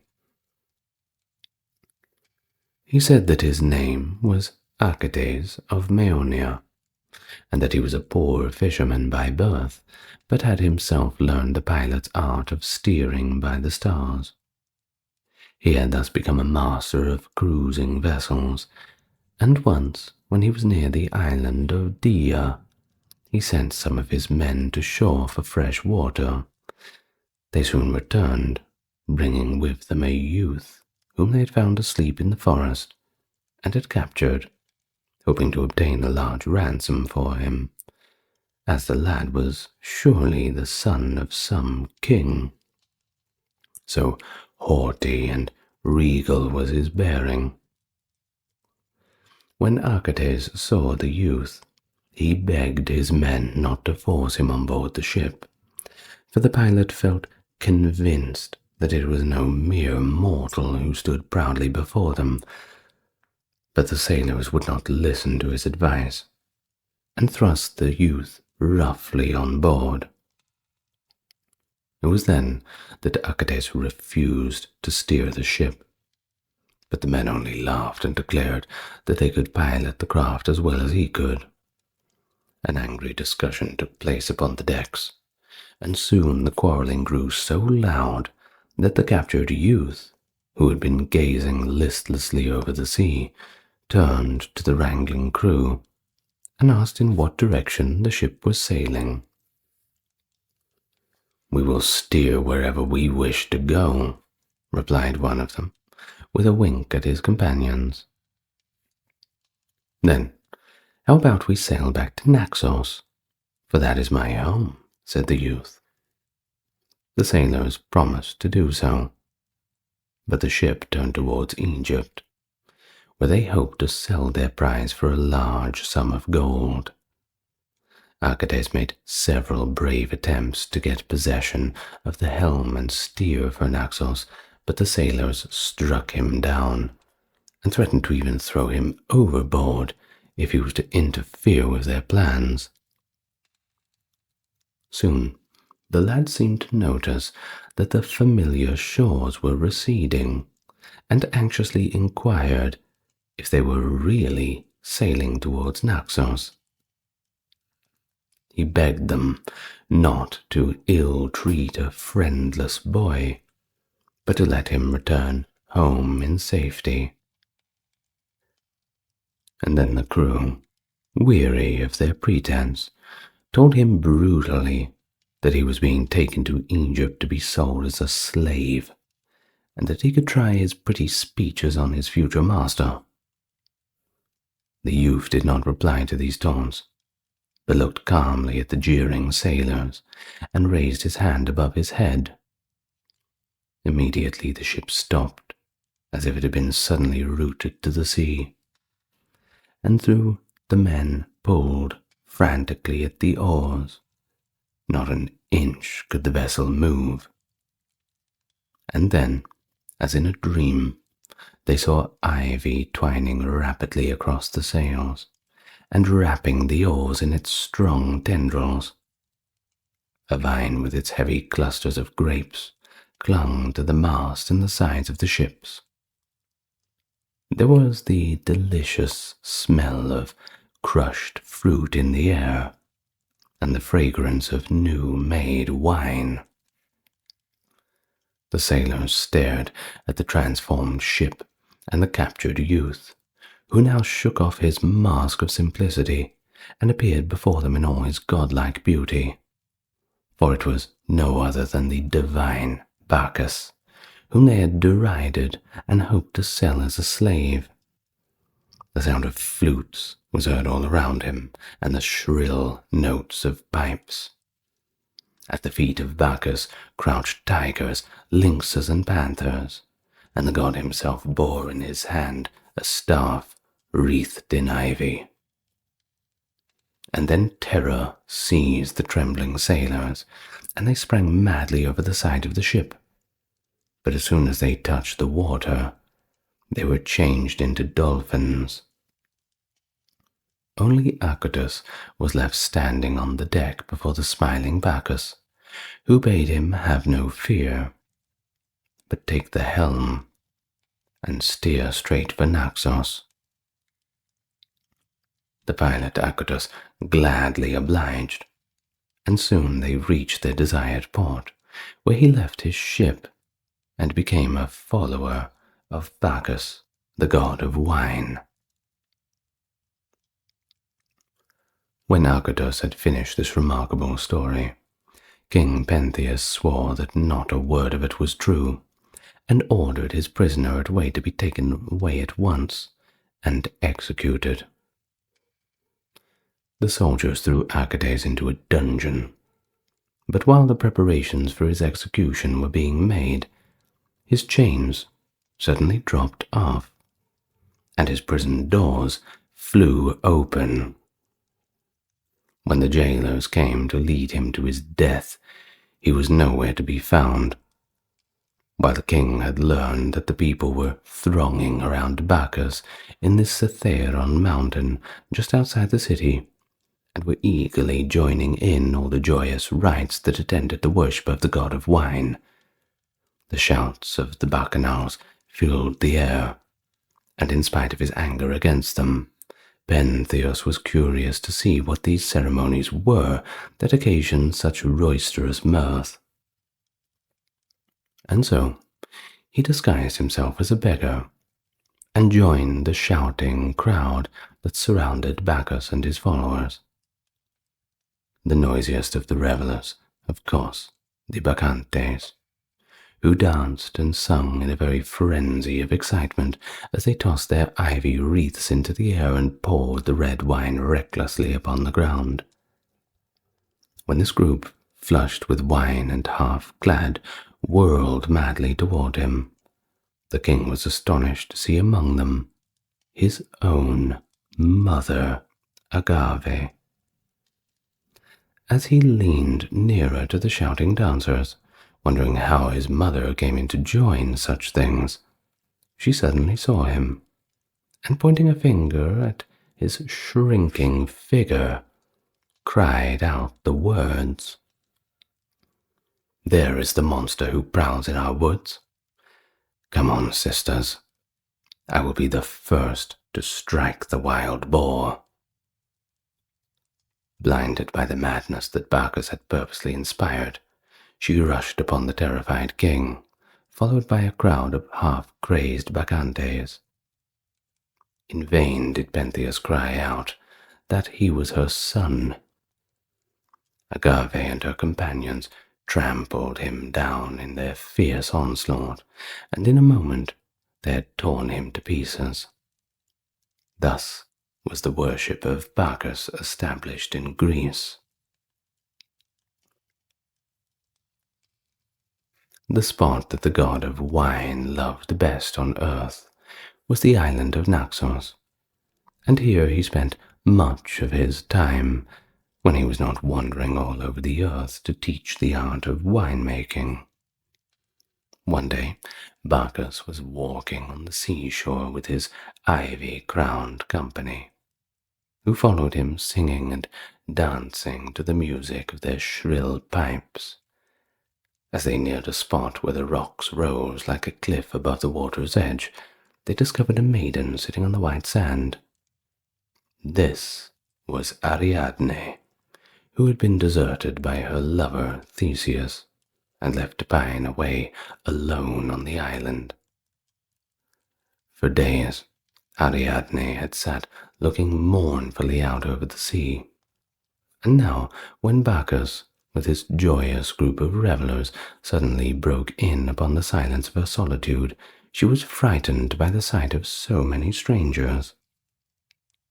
But Bacchus soothed her fears, and in a short time so won the maiden's confidence that he persuaded her to become his wife. Ariadne was quite content to stay on the island with such a merry company, and if she ever felt any regret over the faithless Theseus, it was soon forgotten in the joy of the wedding celebrations, which lasted for several days. As a marriage gift, Bacchus placed on Ariadne's white forehead a crown adorned with 7 glittering stars. But wonderful as it was, it did not eclipse the beauty of the wearer. The happiness of the newly wedded pair did not last long, however, for in a few short months Ariadne sickened and died. After her death, Bacchus left the island and did not return there for many years. But before he set sail, he took Ariadne's crown and threw it up into the sky, where it forms the brilliant constellation known as Corona. One day, Silenus fell asleep in the forest, and his companions, believing him safe for a while, went away and left him propped up against a tree with his wine bag at his side. Here he was found by some peasants who were subject of Midas, the king of Lydia. The rustics watched the sleeping Silenus for a long time, wondering whom he might be. But at length the old man woke up, and after rubbing his eyes, asked the staring peasants where he was. As he received no answer to his question, Silenus motioned to the rustics to help him up, and then started to hunt for Bacchus and his lost companions. Seeing him unable to walk, the men led him to the court of King Midas, whom, as soon as he saw the wanderer's jolly red face and his body, half goat, half man, knew at once that it was Silenus, the tutor of Bacchus. This Midas was the same king who had challenged Apollo to compete in the musical contest with Pan, and, because of his unfair decision, had been cursed with donkey's ears by the offended god. The fact that Silenus had ears unlike the average mortal may have made King Midas feel a bit more sympathy for the old man's distress, but whatever the reason might be, he entertained Silenus royally for 10 days, and then led him back to his pupil, who had been wondering at his long absence. Delighted to have Silenus return to him unharmed, Bacchus promised to give the king any reward he might name, and Midas, being very avaricious, asked the god to grant that all that he touched should turn to gold. Bacchus had hoped that Midas would desire a better gift than this, but having made a promise, the god was ready to fulfill it, and he therefore assured the king that his wish was granted. Midas, overjoyed by his good fortune, hastened back to his palace, and on the way he hesitatingly tried his new power. He touched some leaves that hung from the trees nearby, and immediately they became golden. He took up a stone from the roadway, and it turned to gold in his hand. He plucked an apple, and in a moment it looked like one of the golden fruit from the garden of Hesperides. Midas was almost beside himself with joy, and as soon as he reached his palace, he began at once to turn all of his furnishings to gold. He was so delighted with his wonderful gift that he felt no desire to eat or drink or rest, but at last he grew a little weary of turning things into gold, and being hungry, sat down to his well-filled table. He took great pleasure in seeing the cloth and the cups and the plates change as everything else had done at his touch, but to his great amazement and horror, he also found that the bread that he took in his hand, the food that touched his lips, turned into a hard, unyielding gold. He tried to drink from the shining cups, but the wine in his mouth became melted gold. Then Midas knew the real meaning of his magic touch. It was a curse, and realized sorrowfully that until it was taken away, he would slowly starve in the midst of his great wealth. Already he hated his gift, and longed for some way to divest himself of his ill-fated power. He cried aloud for Bacchus to help, but no answer came to his prayers. Again he besought the god, and this time acknowledged his avarice and lamented the greed that had led him to ask for the gift of the golden touch. Bacchus had heard his prayers, and believing him truly repentant, commanded him to go to the river Pactolus, trace the stream to its source, and plunge his head and body into the purifying water. In this way he could cleanse himself of his fault and its punishment. Midas did as he was instructed, and came away from the river a wiser and happier, though a poorer man. If at any time he was ever tempted to regret his lost gift, he had only look into the river at the glittering golden sand on the bed of the stream, for where the king had stood, the sand was changed to gold, and so it has remained to this very day.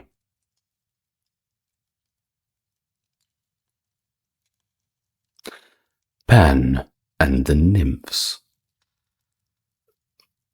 Pan, the god of woods and fields, god of the flocks and the herds, and patron deity of all shepherds, was said to be the son of Mercury.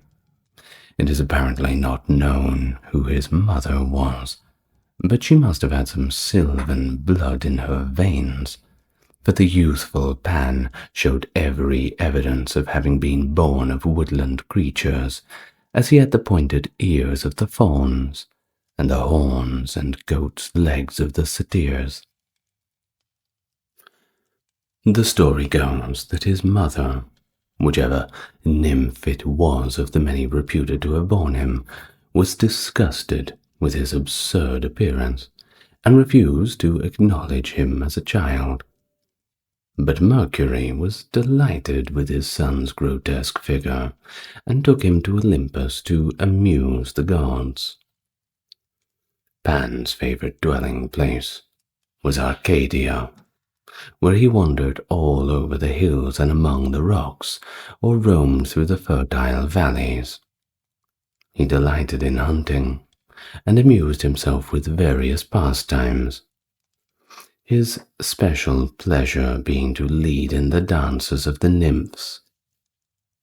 He was devoted to music, and was usually seen playing on the syrinx, or shepherd's pipes, which he himself invented and named from a nymph whom he unsuccessfully wooed.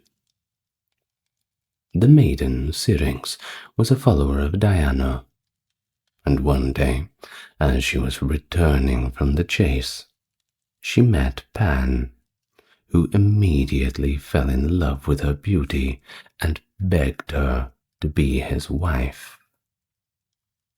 The nymph had always scorned to listen to any lover, and Pan's appearance did not tend to soften her objections.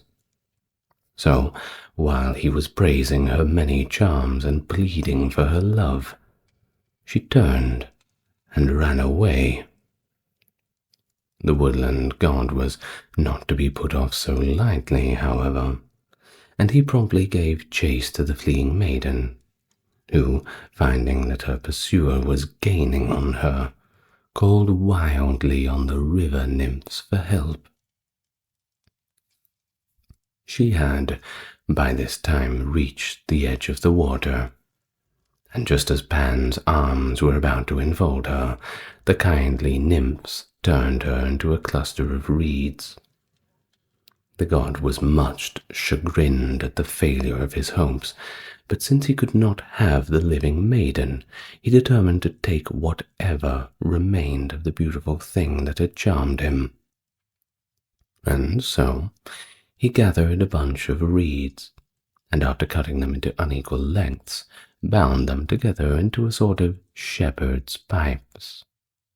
When he put the reeds to his lips, they gave forth the softest and most plaintive tones, and Pan called them the syrinx, in honor of the nymph whom he loved.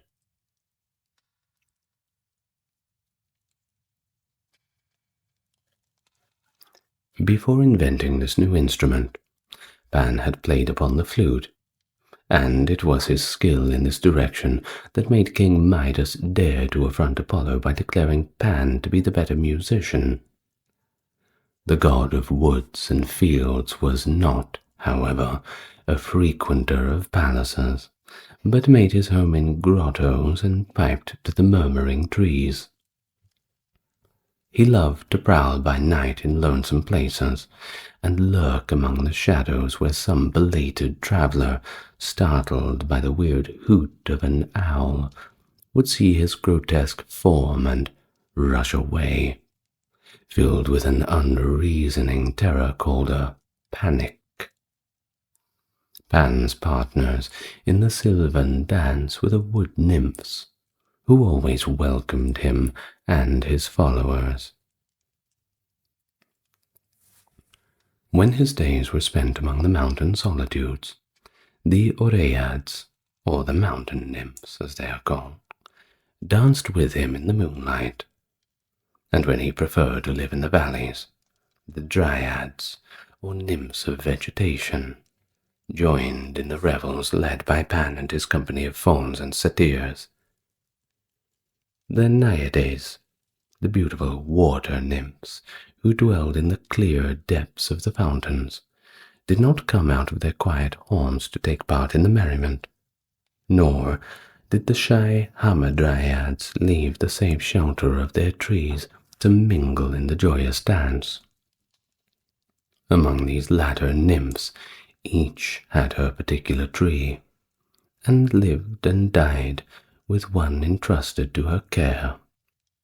It was held, therefore, to be an act of wanton cruelty to destroy or even mar a tree, lest the Hamadryad who inhabited it should be hurt and possibly killed. It was unwise to break off a flower recklessly, or to pull it rudely from the earth, for in this humble form might be lodged the spirit of some woodland creature.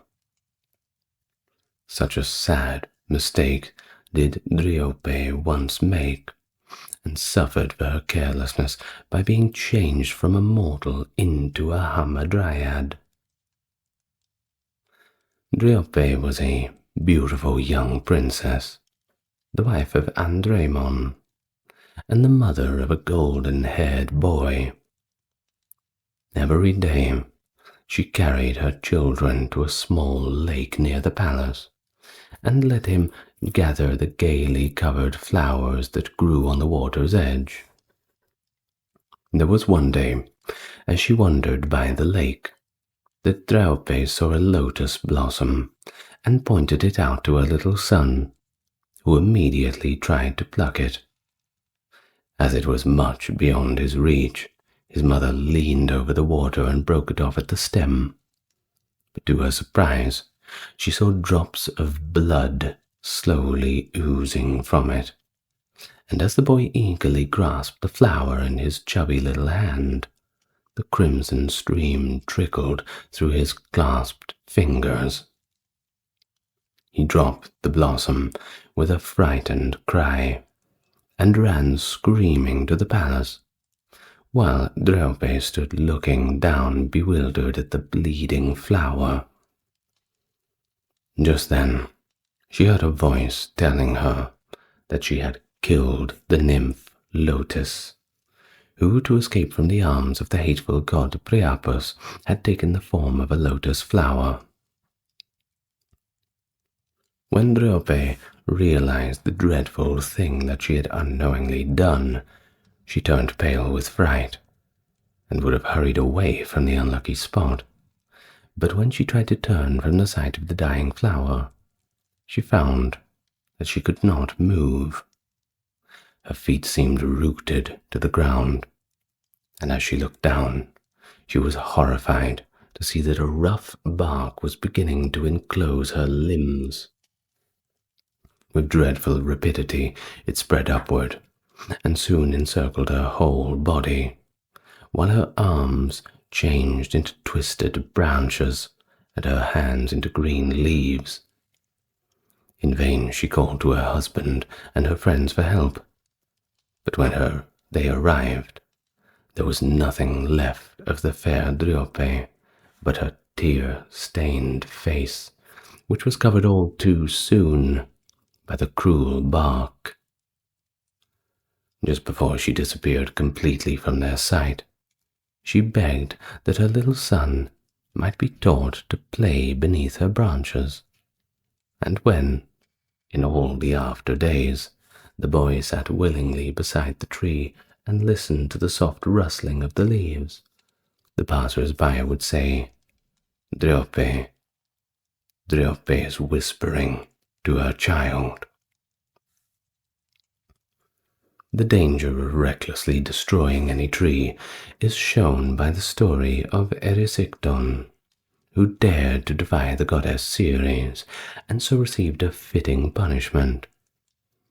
There was a certain grove of trees sacred to Ceres, and among them was a lofty oak in which votive tablets were often hung, and around which the nymphs and dryads danced hand in hand. Erysichthon ordered his servants to cut down this venerable oak, and when they hesitated, telling him it was a tree beloved by Ceres and should not suffer such a sacrilege, he seized the axe himself and made a deep gash into the trunk. To the great horror of all those who stood by, blood began to flow from the wound, and Erysichthon was about to deal the tree another blow when one of his servants caught his arm, imploring him not to touch the oak again, for the blood showed that a Hamadryad was being wounded. Maddened at this interference, and determined to carry out his brutal will, Erysichthon declared that he would cut down the tree, if by so killing 12 dryads. He lifted his axe for a mighty stroke, and as the servant again sought to stay his arm, he turned fiercely and killed the man with a swift blow. He then proceeded to fell the tree, and as soon as it was lying, bruised and bleeding, on the ground, the nymphs rushed to Ceres and begged her to punish this wicked violation of her grove. The goddess promised that Erysichthon's deed would not be unpunished, and sent an Oread to the remote part of Scythia, where the ice lies thick on the dreary soil, and the land is always desolate. Here dwell drowsy cold and paleness, and shuddering and dreadful famine. When the Oread drew near this barren country, she saw far off the gaunt form of Famine pulling up with her teeth and claws and scant bits of vegetation that could be found here and there in the frozen earth. The nymph did not want to linger near the dreadful form of famine, lest the hag should reach out her lean finger and touch the maiden's robes. So she hurriedly delivered the message of Ceres, and sped quickly back to her own fair land of Thessaly.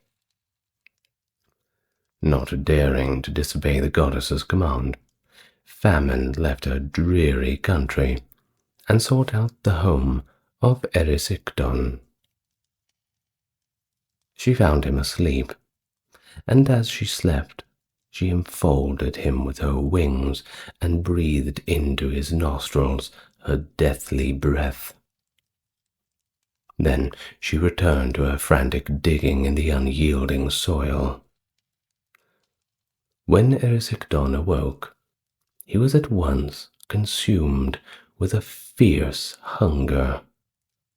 But however much he ate, the terrible craving never ceased. All day long he devoured things greedily, but at night his hunger was still unsatisfied. His servants piled up food in enormous quantities before him, but the gnawing pangs of hunger never left. He spent all his wealth in vain to buy enough food to appease the insatiable monster within him. But though he at last sold all he had, even to his house and clothing, it was not enough to buy him food that he craved. There was nothing left for him now but his daughter, and by his frenzied hunger he offered to sell her to a slave dealer. The girl pitied her father's sufferings and would have done anything to help him, but she resented his baseness in selling her, for she came of a noble race. While her purchaser was disputing with the father over the price, the maiden, who was standing on the seashore a short distance away from her new master, implored Neptune to save her from the disgrace of being sold as a slave. The kindly sea god heard her cry and changed her into an old fisherwoman. When the bargain between Erysichthon and the dealer was settled, the man looked around for his new purchase, but she was nowhere to be seen. In fact, the only person on the seashore, besides the brutal bargainers, was an old woman who sat there mending her net. The irate owner searched in vain for his new slave, and even asked the fisherwoman if she had seen a weeping maiden. But unable to find the girl, he at last went away, concluding that Erysichthon's daughter had tried to escape and had so been drowned in the sea.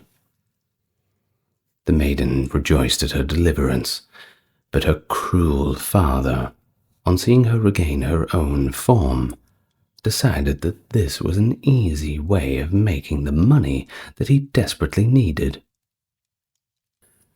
And so he sold his daughter again and again, and each time she sought the help of Neptune, who obligingly turned her into many different forms. At last, even this device failed to bring Erysichthon enough money to meet the ever-increasing demands of his hunger. In despair over the lack of food, he began to eat his own flesh, and in a short amount of time he had devoured so much of his body that death came to end his torment. And so Ceres was finally avenged. The Hamadryads were seldom seen by men, but people knew them to be both gentle and beautiful. At least, that was their reputation. That they could repay a kindness is well shown in the story of Rhoecus, who gained the love of one of the shyest of these nymphs. One day the youth happened to see an oak tree bent so far down by the wind that some of its branches were already broken. He propped up the tree and gently bound up the broken limbs. But then as he turned to go, he heard a soft voice calling him. It was the Hamadryad, who had been expected to die with her stricken tree, and was now so grateful to Eurydice that she bade him ask her of any reward that he wished. The youth boldly asked for her love, and the nymph reluctantly yielded to his wish, promising to meet him at the oak tree each day just before sunset. To keep him mindful of the hour set for the tryst, she told him she would send him a messenger, a bee, who would also guide him to the spot where she was waiting. Eurydice was very happy with the Hamadryad, and never failed to follow the flight of the bee that came each day at sunset to lead him to the trysting place. One morning, however, he began to play at dice with his friends, and the game continued through the long summer afternoon. As it drew towards sunset, Eurydice forgot that it was his hour to meet the Dryad, and continued his game, even though he noticed vaguely that a bee was buzzing near him. Soon, the bee came close to his face, and buzzed so persistently that Eurydice brushed it angrily away. But each time he tried to shake it off, it came buzzing back, and at last he struck so viciously that it fell to the ground. But then in a flash, Eurydice remembered his promise to the Dryad, and throwing away his dice, he hurried to the trysting place. He called to the nymph and begged her to come out to him once more, but no sweet face appeared till a voice spoke from the heart of an oak tree, bidding him a sad farewell. Eurydice had already repented bitterly of his forgetfulness, but nothing could restore him to favor. He sat all night beside the oak tree, but the Dryad never came to him again. Vesta was the oldest child of Saturn and Rhea, and was the goddess of the family hearth. As the hearth was the basis of all domestic ties, Vesta was considered the guardian of family happiness, and her worship was an essential part of family life. The hearth in the ancient days had a much greater significance than in modern times, for it was the center of the household, around which the family gathered for their common meal and common worship. On the hearth, as an altar fire, the head of the household offered prayers and sacrifices, and made a bond of union so generally recognized that he who partook of food there, or who shared in the family worship, could ever afterwards lay a claim to the master's hospitality. If a suppliant was seeking protection from any danger, it was to a man's hearth that he came as a sure place of refuge. The flames that burned on his family altar were sacred to the goddess Vesta, and the prayers for domestic happiness on the household's welfare were usually offered to her. Thus, the fire burning on the hearth of each dwelling was a perpetual worship of the beneficent Vesta, and even the sacrifices made to the other gods were partly in her honor. For whenever the flames were rekindled, a prayer was offered to the goddess of the family fireside. Every dwelling, therefore, was, in some sense, a temple of Vesta, But there was also in each city a stately edifice where all citizens worshipped at her sacred fire, and were thus bound together in one great family. You see, in Rome, where the worship of Vesta was most celebrated, a beautiful circular temple dedicated to the goddess stood in the Forum. It was not necessary to place a statue of Vesta here, for the eternal fire that glowed on her altar was her living symbol, and through this she was worshipped. This fire was supposed to have been brought to Italy by Aeneas when he fled from burning Troy and carried with him out of the city two valuable possessions, i.e., the fire of Vesta and his own household goods, or penates. When a colony was sent out from any city, the emigrants took some of the fire from the temple of Vesta in their mother town, and guarded it during their voyages, that they might use its flames to light the fires that were to burn on the hearths of their new homes. Each city cherished carefully the fire that was sacred to Vesta, and never allowed it to burn out, for that was an evil omen, sure to presage disaster. If by any chance it was allowed to become extinct, it was never relit from any ordinary fire, but was rekindled with a spark produced by friction, or by drawing fire from the sun's rays through a glass. The temple at Rome was the most famous of those dedicated to Vesta, for here was the school of the Vestal virgins, whose duty it was to tend her ever-living fire, as any neglect on their part might bring some public calamity upon Rome.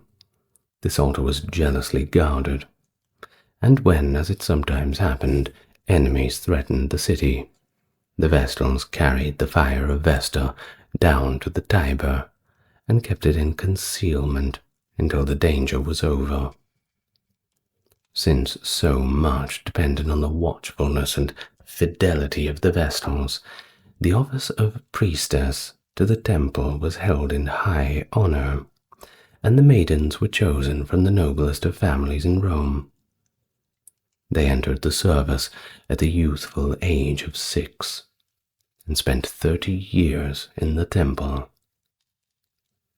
The first 10 years were devoted to learning their important duties. The next decade was the period for filling the office of priestess and performing all the solemn rites that belonged to the worship of Vesta. The last 10 years were given to instructing the novices. When the 30 years of service were over, the Vestals could continue in the temple, or leave it and marry, if they so desired.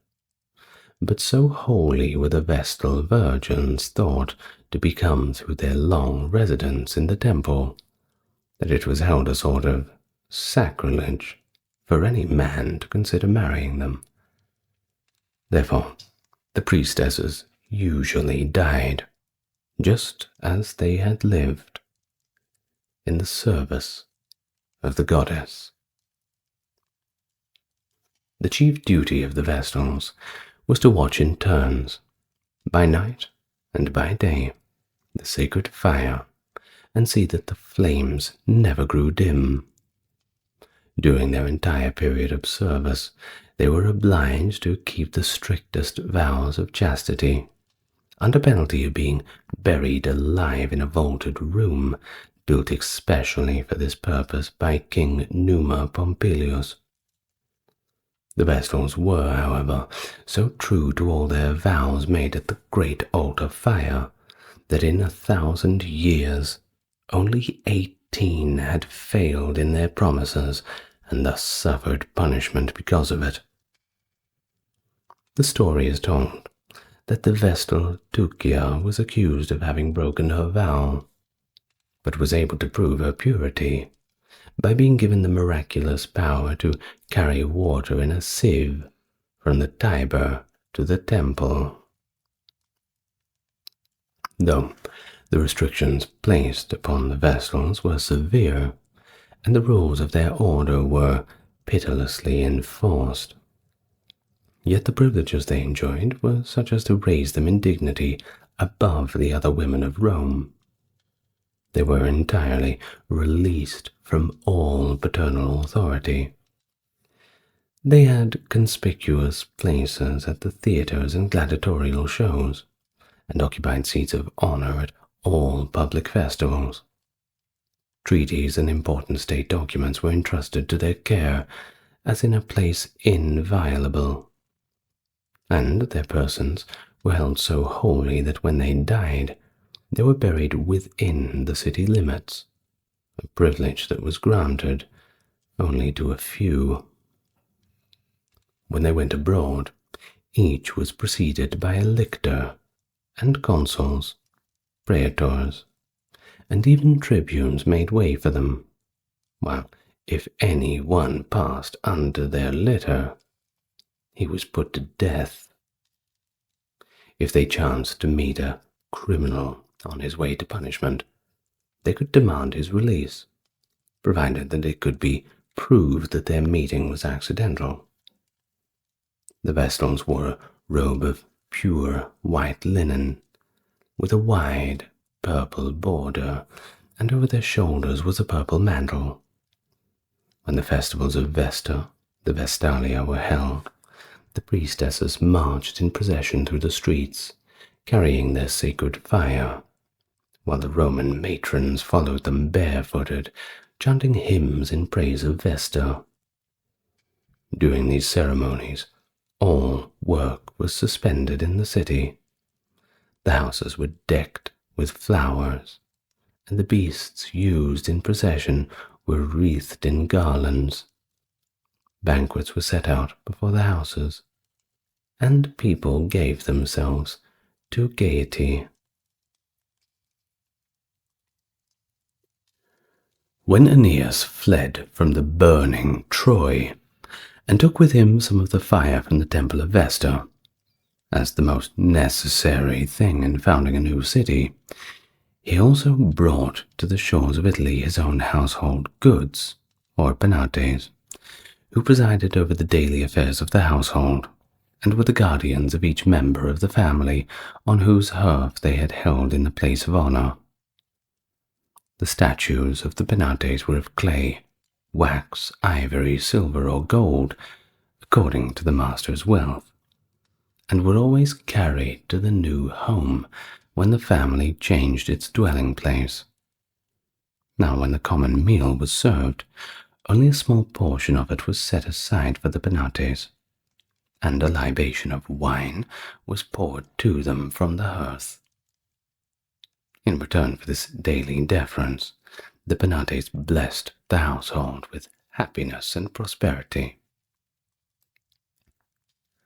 The Lares were also worshipped by the Roman family, though they were quite unknown to the Greeks. They were the divinities that preserved the family unity, and often were a sort of embodiment of the spirit of its head and founder. The Lares also guarded the welfare of the city, and presided over the fortunes of those great groups of families that were probable foundations of every Roman town. Tradition tells us that the Lares were the two children of Mercury, and a beautiful naiad named Lara. This nymph was so loquacious that she talked from morning to night, and was very fond of prying into other people's affairs, that she might thereby have some new subjects of conversation. One day she had heard Jupiter making love to a beautiful wood nymph, and instead of keeping the matter discreetly to herself, she hurried off to tell Juno of the whole affair. The impertinence so angered Jupiter that he demanded to punish her severely, and also to prevent her from doing any more tale-bearing. So he had poor Lara's tongue cut off.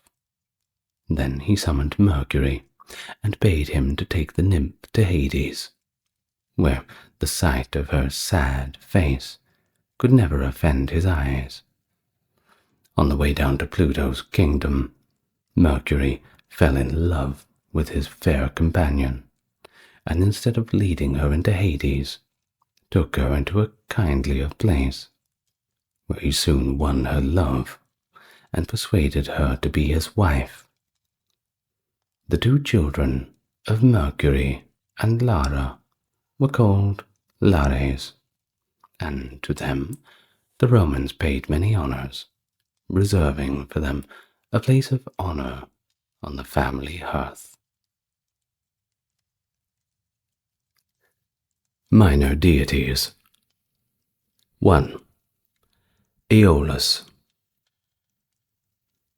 Not so far away from sunny Sicily and the deep crater of Etna in which Vulcan built his glowing forge were the Aeolian Islands, now called the Lipari Islands, where Aeolus, the god of the wind and storms, kept his turbulent children. He never allowed them to roam at will, but held them so secretly bound in a great cave, and let them loose at one time when they needed to exercise or when the gods demanded their release. Only once they were allowed to give free play to their boisterous feelings and rush over the waters, making havoc everywhere. And this was when Jupiter sent a deluge upon the impious earth. Since that time, the winds have never roamed at large, though they always chafe at being restrained in their narrow prison and long to break free. Aeolus wooed and married the dainty Aurora, goddess of the morning, who bore him his sons, i.e.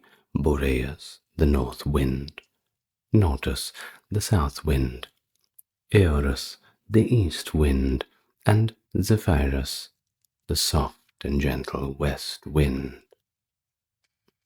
Now, sometimes Aurora sought the services of her children, but they were entirely under the control of their father Aeolus, who ruled them with a strict hand.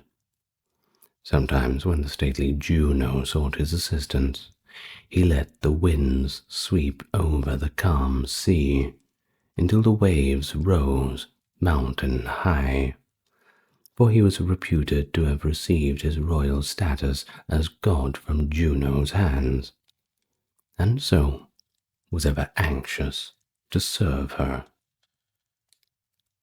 Once, at her request, he let loose the fiercest winds to destroy the ships of Aeneas, that unfortunate hero who was always being pursued by cruel Juno's unrelenting hate.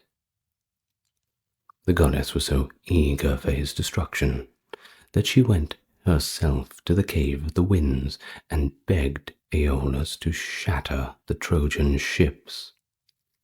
So a terrible storm broke over the sea, and the winds drove the vessels of Aeneas far out of their course, scattering them here and there, until no two of them could see each other amid the fury of the tempest.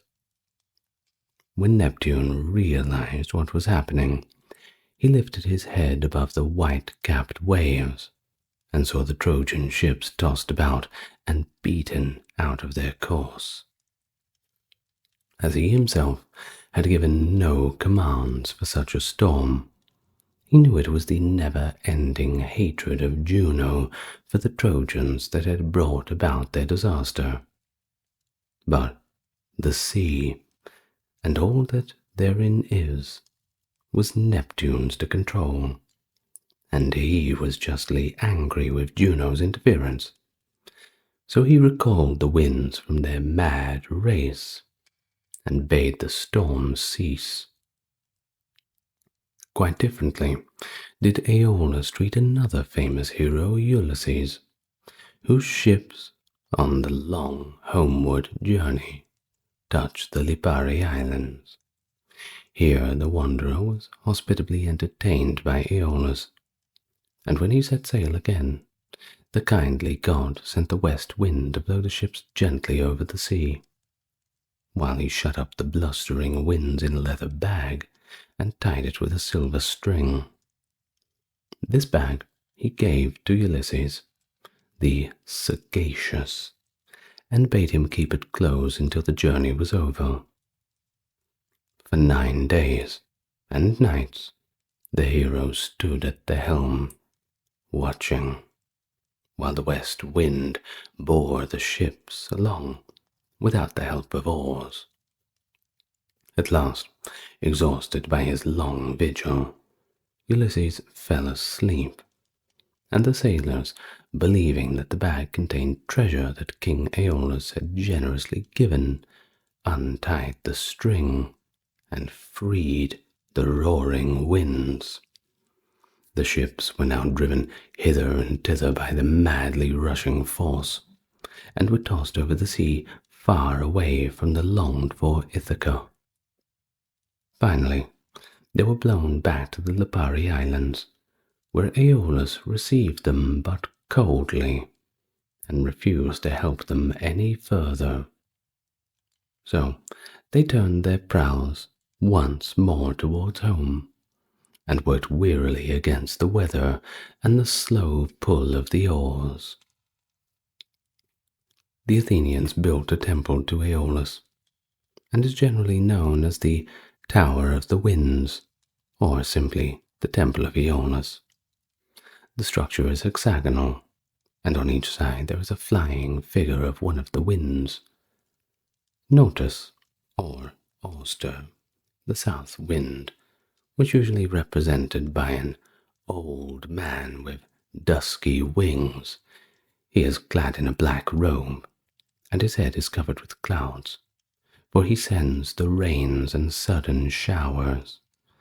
Eurus, the east wind, was a young man full of impetuous and lively motion.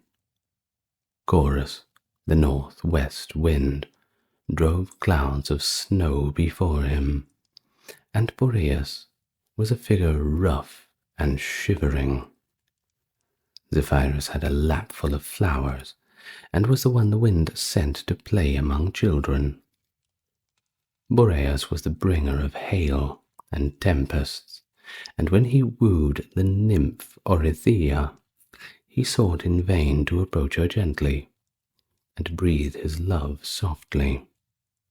But he could not sigh, and his lightest whisper frightened the maiden by its harshness. So Boreas gave up attempting to win her by gentle means, and boldly carried her off to his home in the midst of snow and ice. Their children were Zetes and Calais, winged warriors who accompanied the Argonauts on their famous expedition, and performed valuable service in driving away the Harpies. 2. Janus. Janus, the god of the past, present, and the future, of gates and entrances, of war and peace, was said to be the son of Apollo. But as he is a Roman god, and entirely unknown to Greek mythology, his ancestry is a matter of doubt. He presided over the beginning of everything, and was therefore invoked first in every undertaking, even before Jupiter. He opened the year and the seasons, and the first month of the year was called after him. He was the porter of heaven, and in this capacity he was represented as holding a key in his left hand and a staff or scepter in his right. On earth, he was the guardian of deity of gates, and as such, he always had 2 faces, turned in opposite directions, because every door, of course, looks both ways. Another explanation of his physical duality is that as god of the past and future, he sees what is behind and what is before. Janus was also considered an emblem of the sun, and therefore had two faces, one to look at its rising, and one to see its setting. Sometimes these faces were alike, but more often they were represented by a white-haired and white-bearded old man on one side, and a smooth-cheeked youth on the other. Well, at Rome, Numa Pompilius is said to have dedicated to Janus the covered passage, erroneously called a temple, that stood close to the Forum. This was kept open in times of war and closed in times of peace. But such was the belligerent nature of the Romans that the gates were closed but 3 times in 700 years, and then only for a short period. Well, as he was the god of all beginnings, the first of every new year, month, and day was held sacred to Janus, and special prayers and sacrifices were then offered at his shrines. When he presides over the year, he is represented as holding the number 300 in one hand and 65 in the other. Festivals in honor of Janus were celebrated on the first day of the new year, and on this day people exchanged visits, good wishes, and gifts, which usually consisted of sweetmeats and copper coins, showing on one side the double head of Janus. The sacrifices offered to Janus on New Year's Day and at other times of beginnings were barley, incense, cakes, and wine. 3. Iris and Aurora. Iris was the special attendant of Juno, and was often employed as a messenger by both Juno and Jupiter. In the Iliad she is the swift servant of the gods, but in the Odyssey it is Mercury who is the messenger to and from Olympus, and Iris is never mentioned. Sometimes Iris is described as the rainbow itself. Sometimes the rainbow is the only road over which she travels, and which therefore vanishes when it is no longer needed. When Juno sends Iris to the cave of sleep, she assumes her garments of 1,000 colors, and spans the heavens with her curving arch. As the personification of the rainbow, that brilliant phenomenon that vanishes as quickly as it appears, Iris might easily be considered the swift messenger of the gods. Aurora, rosy-fingered goddess of the dawn, opened the gates of the morning for the impatient horses of the sun, who chafed at being held behind golden bars until Apollo was ready to start forth on his daily course, attended by the faithful Hours. Though Aurora was the wife of Aeolus and mother of the winds, and she had the usual weakness of the deities of Olympus for falling in love with mortals who won her favor. Thus, she became enamored of the young hunter Cephalus, but was unable to gain his love, as he himself had already wedded the fair Procris, one of Diana's nymphs. The happiness of these lovers was a maddening sight to the jealous Aurora, and she determined to find some way to end it. Procris had bought her husband as a dowry a hunting dog named Lelaps, who could outrun the swiftest deer, and a javelin that never missed its mark. So all day long Cephalus hunted in the forest, and his long absences gave the malicious Aurora an excuse for whispering to the young wife that her husband spent his time in the society of a wood nymph. For some time, Procris resisted these suggestions of the goddess, but at last was overcome by jealousy. She followed Cephalus to the forest to see who the maiden was that charmed him. At noon, the weary hunter sought his accustomed resting place, and as he lay beneath a wide-spreading tree, he called to the breeze to come and refresh him. Believing that he referred to some wood nymph, Procris sat down among the bushes in swoon, and her husband, hearing the leaves rustle suddenly behind him, hurled his javelin into the thicket, supposing that some wild beast was crouching near him, ready to spring.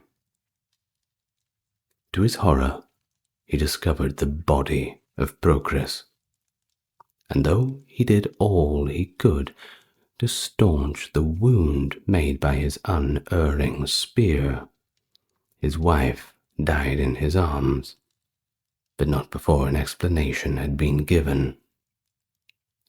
Though Aurora had succeeded in separating the lovers forever, she did not thereby gain the affections of Cephalus, but was obliged to console herself with the Trojan prince, Tithonus. She begged Jupiter to confer upon him the boon of immortal life, but forgetting that he would sometime grow old, she neglected to ask for him the greater gift of eternal youth. For a while she was very happy with her lover, but as soon as he lost the attractions of youth, she wearied of his company, and she wished to get rid of him. She shut him up in a room of her palace, where his feeble voice could often be heard, and then, knowing that he would never die, she cruelly changed him into a grasshopper. The son of Aurora and Tithonus was Memnon, who became king of the Ethiopians, and went with a band of warriors to help his kindred in the Trojan War. He fought bravely, but at length met his death at the hands of Achilles. When he fell on the battlefield, Aurora commanded her sons, the winds, to carry his body to the banks of the river Aespus in Asia Minor, where a tomb was erected to his memory. To honor him further, Jupiter caused the sparks and cinders from his funeral pyre to be changed into birds, which divided into 2 flocks and fought until they fell into the flames. Every year, on the anniversary of Memnon's death, the birds returned to celebrate the funeral rites in this same strange way. When the flames from the funeral pyre had burnt out, Aurora sat by the ashes of her son, weeping and mourning her loss, and the many tears that she shed turned into glistening dewdrops. In Egypt there were 2 colossal statues, one of which was said to be the statue of Memnon, and tradition tells that when the first rays of morning fell upon it, it gave forth the sound like the snapping of heart strings. 4. Flora, Vertumnus, and Pomona. Flora, goddess of flowers and of spring, was not among the deities worshipped in Greece, but she was everywhere honored among the Romans. She was reputed to have married Zephyrus, the balmy west wind, and with him she wandered happily over town and country, distributing her favors with lavish hand. Though the gentle goddess was universally beloved, her principal devotees were young girls who delighted in keeping her altars decorated with fruits and garlands of flowers. Her festivals were held during the month of May and were called Floralia. Bertimus and Pomona were also Roman deities and presided over orchards and gardens. Pomona was a hamadryad and was so devoted to the care of her trees that she scorned the idea of love. Fauns and satyrs sought to woo her, and Silvanus, a woodland deity, tried in vain to approach her.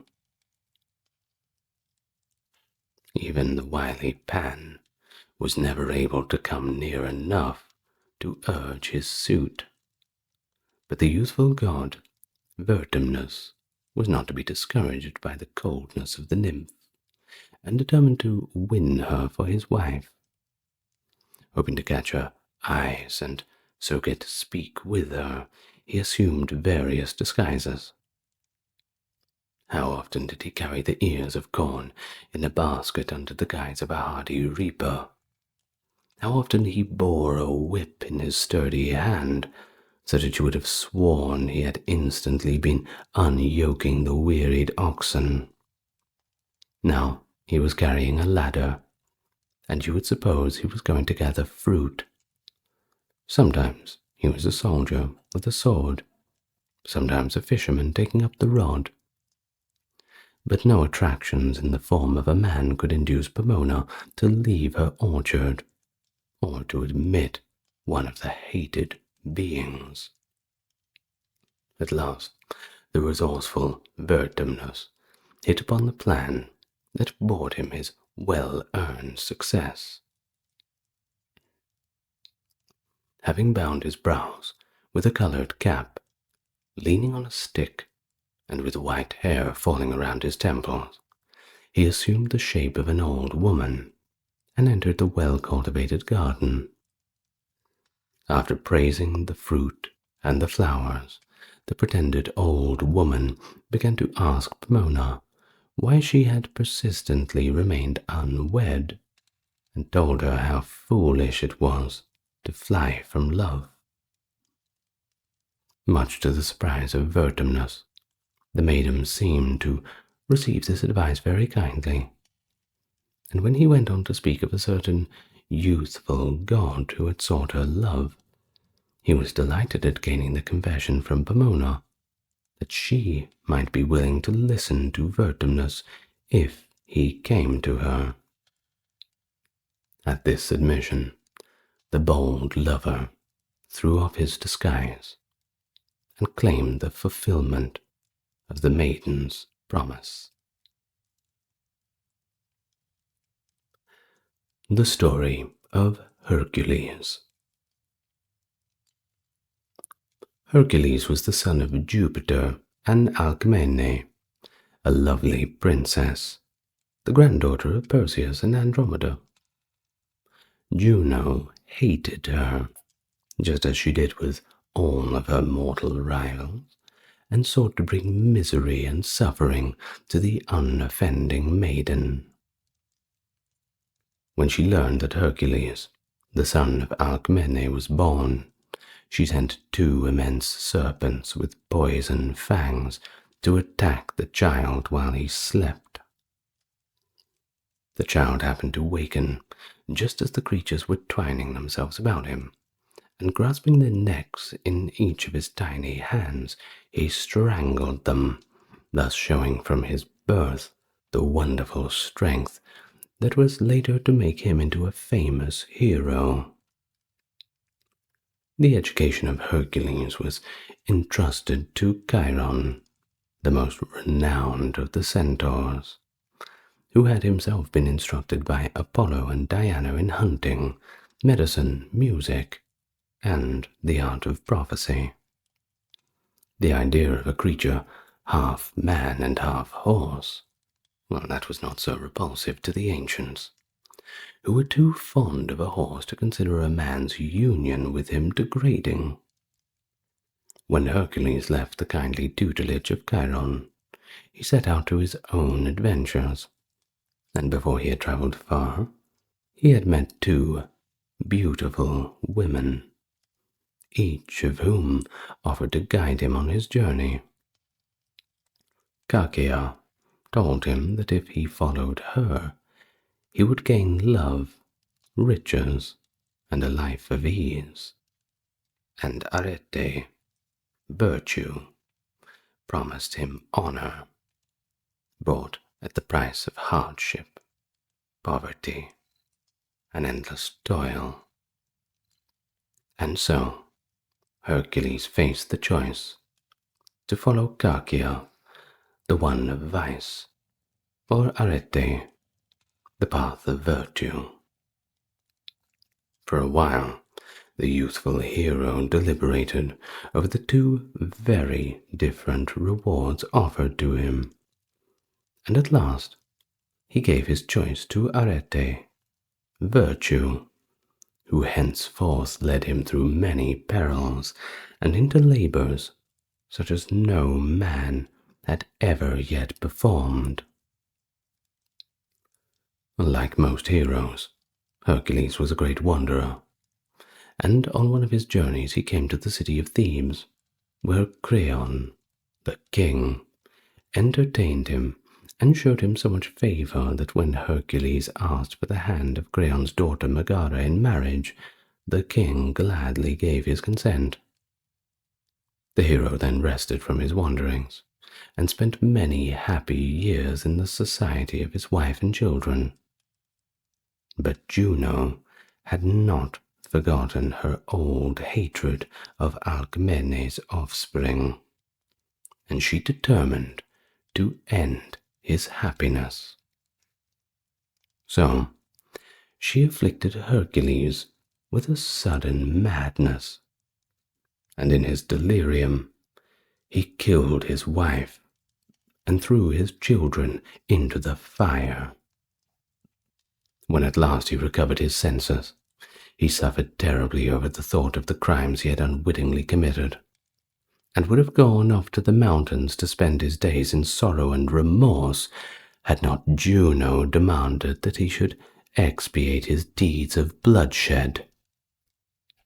Accordingly, she sent Mercury to lead him from his solitude among the hills and to take him to his cousin Eurystheus, the king of Argos, whom he was compelled to serve for a whole year. During this time, he performed the 12 great labors that have made his name famous as a doer of mighty deeds. And so, the first task that Eurystheus gave to our hero was to produce the skin of a monstrous lion that inhabited the Nemean forest. This creature's frequent attacks had brought terror to all the countryside, for it was not content with carrying off cattle and sheep, but had killed the children at play and mangled the shepherds who were watching their flocks. When the people heard that Hercules was setting out to fight a lion, they tried to persuade him to give up the adventure. But he, who had strangled 2 huge serpents in his infancy, was not afraid of a lion, however fierce and strong it may be. So he boldly entered the forest, and having tracked the great brute to its den, he attacked it fearlessly and killed it with his bare hands. And then, throwing the body of the lion over his shoulder, he started back to the palace of Eurystheus. But when the king saw Hercules approaching, he begged him to leave his burden outside the city gates. And so the hero skinned the lion, took the shaggy pelt to be henceforth his favorite covering. The second labor of Hercules was to kill the Hydra, a 9-headed monster that infested the marshes of Lerna. With the blows of his great oak club, the hero was able to strike off 8 of the heads, but the central one was immortal and could not be destroyed. Further to complicate the difficulty, Hercules found that as soon as he struck off one head, two others sprung up in its place.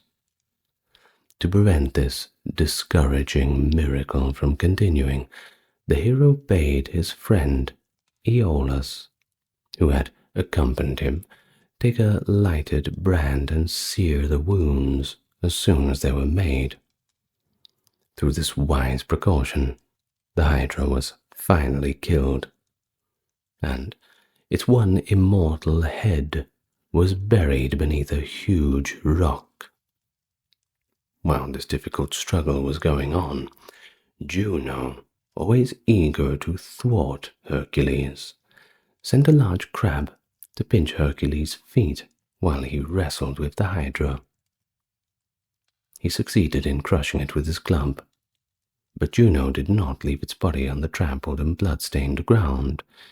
In recognition of its services to her, she placed it in the sky as the constellation of Cancer, the crab. Before Hercules left the dead Hydra, he dipped some arrows in its venomous blood, knowing that any wound received from their poisoned tips would surely be fatal. Later, these arrows were of great service to Hercules, and only once did he regret their deadly quality. The next task that Eurystheus set was the capture of the golden-horned and brass-hooded stag of Serenia, which ran so swiftly that it did not seem to touch the ground. Hercules pursued the stag for many miles, but was unable to overtake it until he drove it to the cold regions of the north, where its fleetness was hindered by the great drifts of the ice-covered ground. Finally, the stag ran into a deep snowbank, and so Hercules captured it and took it home in triumph. The fourth labor to which Hercules sent his great strength was the killing of a wild boar that haunted Mount Erymanthus in Arcadia. While on this expedition, the hero was attacked by the centaurs, and when he shot at them with his poisoned arrows, one of the deadly missiles flew far and struck his loved tutor, Chiron, who was galloping towards the combatants, hoping to settle the quarrel peaceably. When Hercules saw Chiron fell, he rushed to his side and tried to staunch the fatal wound, but the dying centaur knew that his time had come, and sorrowfully he bade the hero farewell. To reward Chiron for his long service, the gods transformed him to the heavens as the constellation Sagittarius. Now, Hercules was next sent to kill the flock of fierce birds whose cruel beaks and sharp talons made havoc in the country around Lake Stymphalos. The foul mist that arose from the stagnant water over which the birds hovered was so deadly to breathe that Hercules could hardly approach the lake. But with the help of his poisoned arrows, he was able to wound the birds at a distance. After hours spent in this pestilent atmosphere, he killed the entire flock and returned to the court of Eurystheus to report his success. The most unpleasant of all of the labors of Hercules was the cleaning of the stables where Orpheus, king of Elis, kept a herd of 1,000 oxen. These stables had not been cleaned for 30 years, and when Hercules caught one glimpse of the filth within them, he felt that it was too degrading a task for him to undertake. But the work had to be done, and since he could not put his hand to anything so foul, he looked about for some other means to accomplish the labor. Not far from the stables flowed 2 rivers, the Peneus and Alpheus, and these Hercules turned out of their courses and made them rush through the filthy building until every part of the stables of Augeas was washed perfectly clean. Then he restored the rivers to their former beds, and returned home to report the task as fulfilled. The next labor assigned to the hero was the capture of a mad bull given by Neptune to King Minos. In the early days of his power, Minos had boasted that he could obtain anything that he wished from the gods, and had accordingly begged of Neptune a bull for the sacrifices. The kindly sea god sent a splendid offering, but when Minos saw the bull's size and beauty, he resolved to keep it. So he substituted another animal for the sacrifices. Well, this angered Neptune so much that he made the bull go mad, and it rushed here and there over the island, causing great terror among the people. The creature was finally caught and overcome by Hercules, who rode it through the waves to Greece. The offspring of this bull was the famous Minotaur, which the hero Theseus pursued through its labyrinth and slew. The eighth labor of Hercules was to bring from Thrace the horse of Diomedes. These splendid creatures the king fed on human flesh, and in order to get a sufficient supply of fresh meat, he decreed that all strangers come into his kingdom should be imprisoned, fattened up, and served as food to the horses.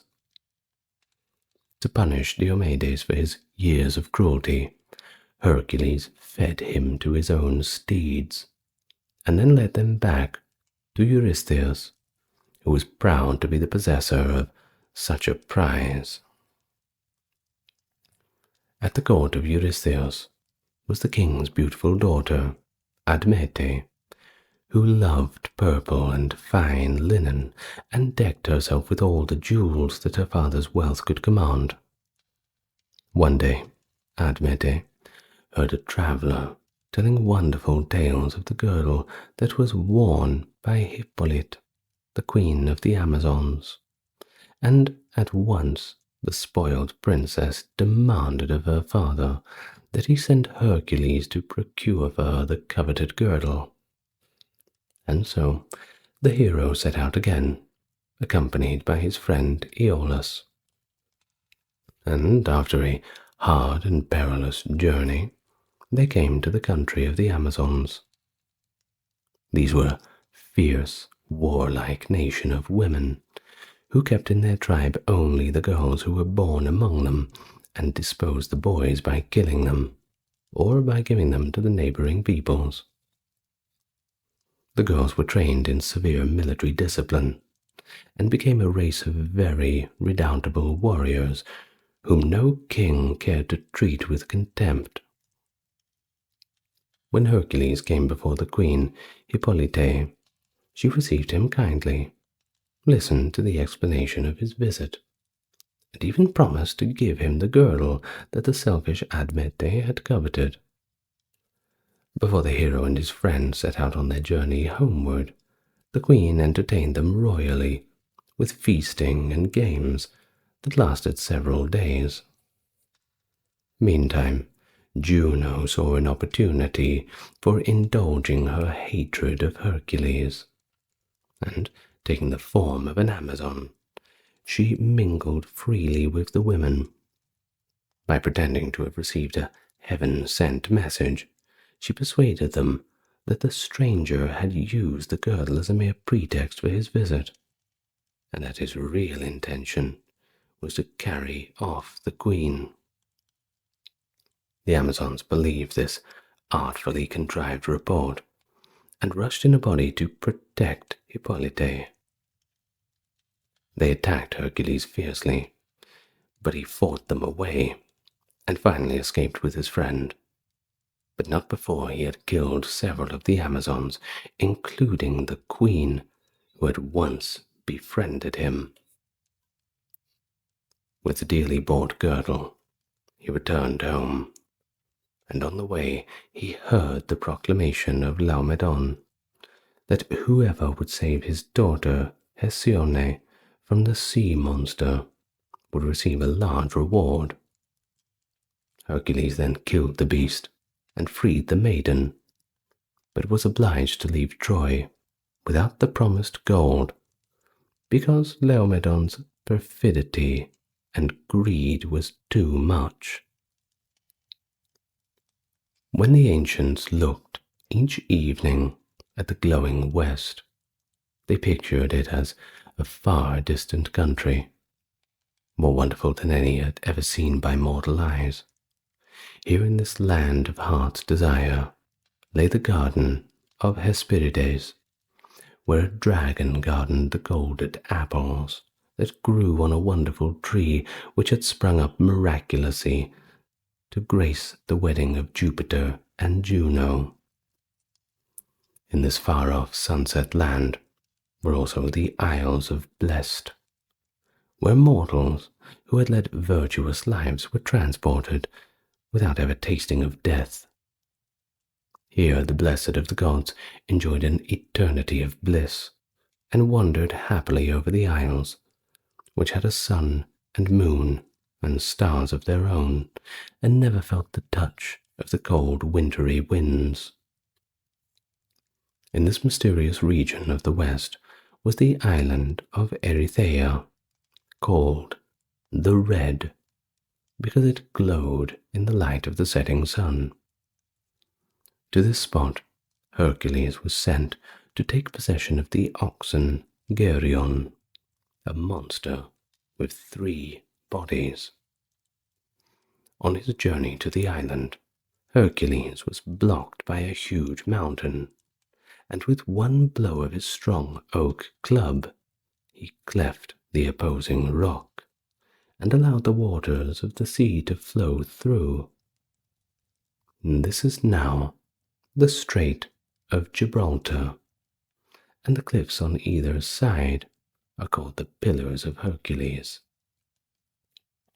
When the hero reached the island of Erythea, he found the oxen guarded by the giant Eurydice and his 3-headed dog, but even did this not daunt the slayer of the Hydra.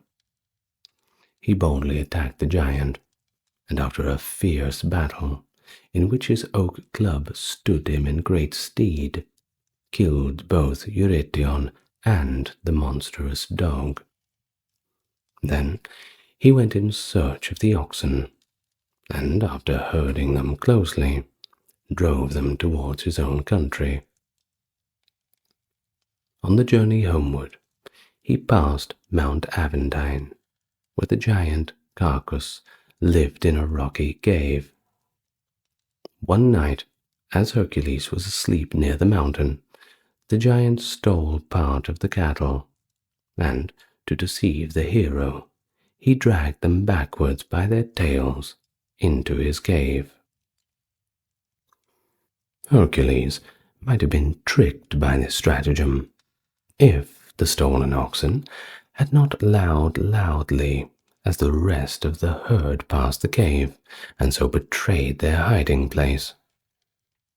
Hercules rushed into the giant's dark, ill-smelling dwelling, slew him, and recovered all of the stolen cattle.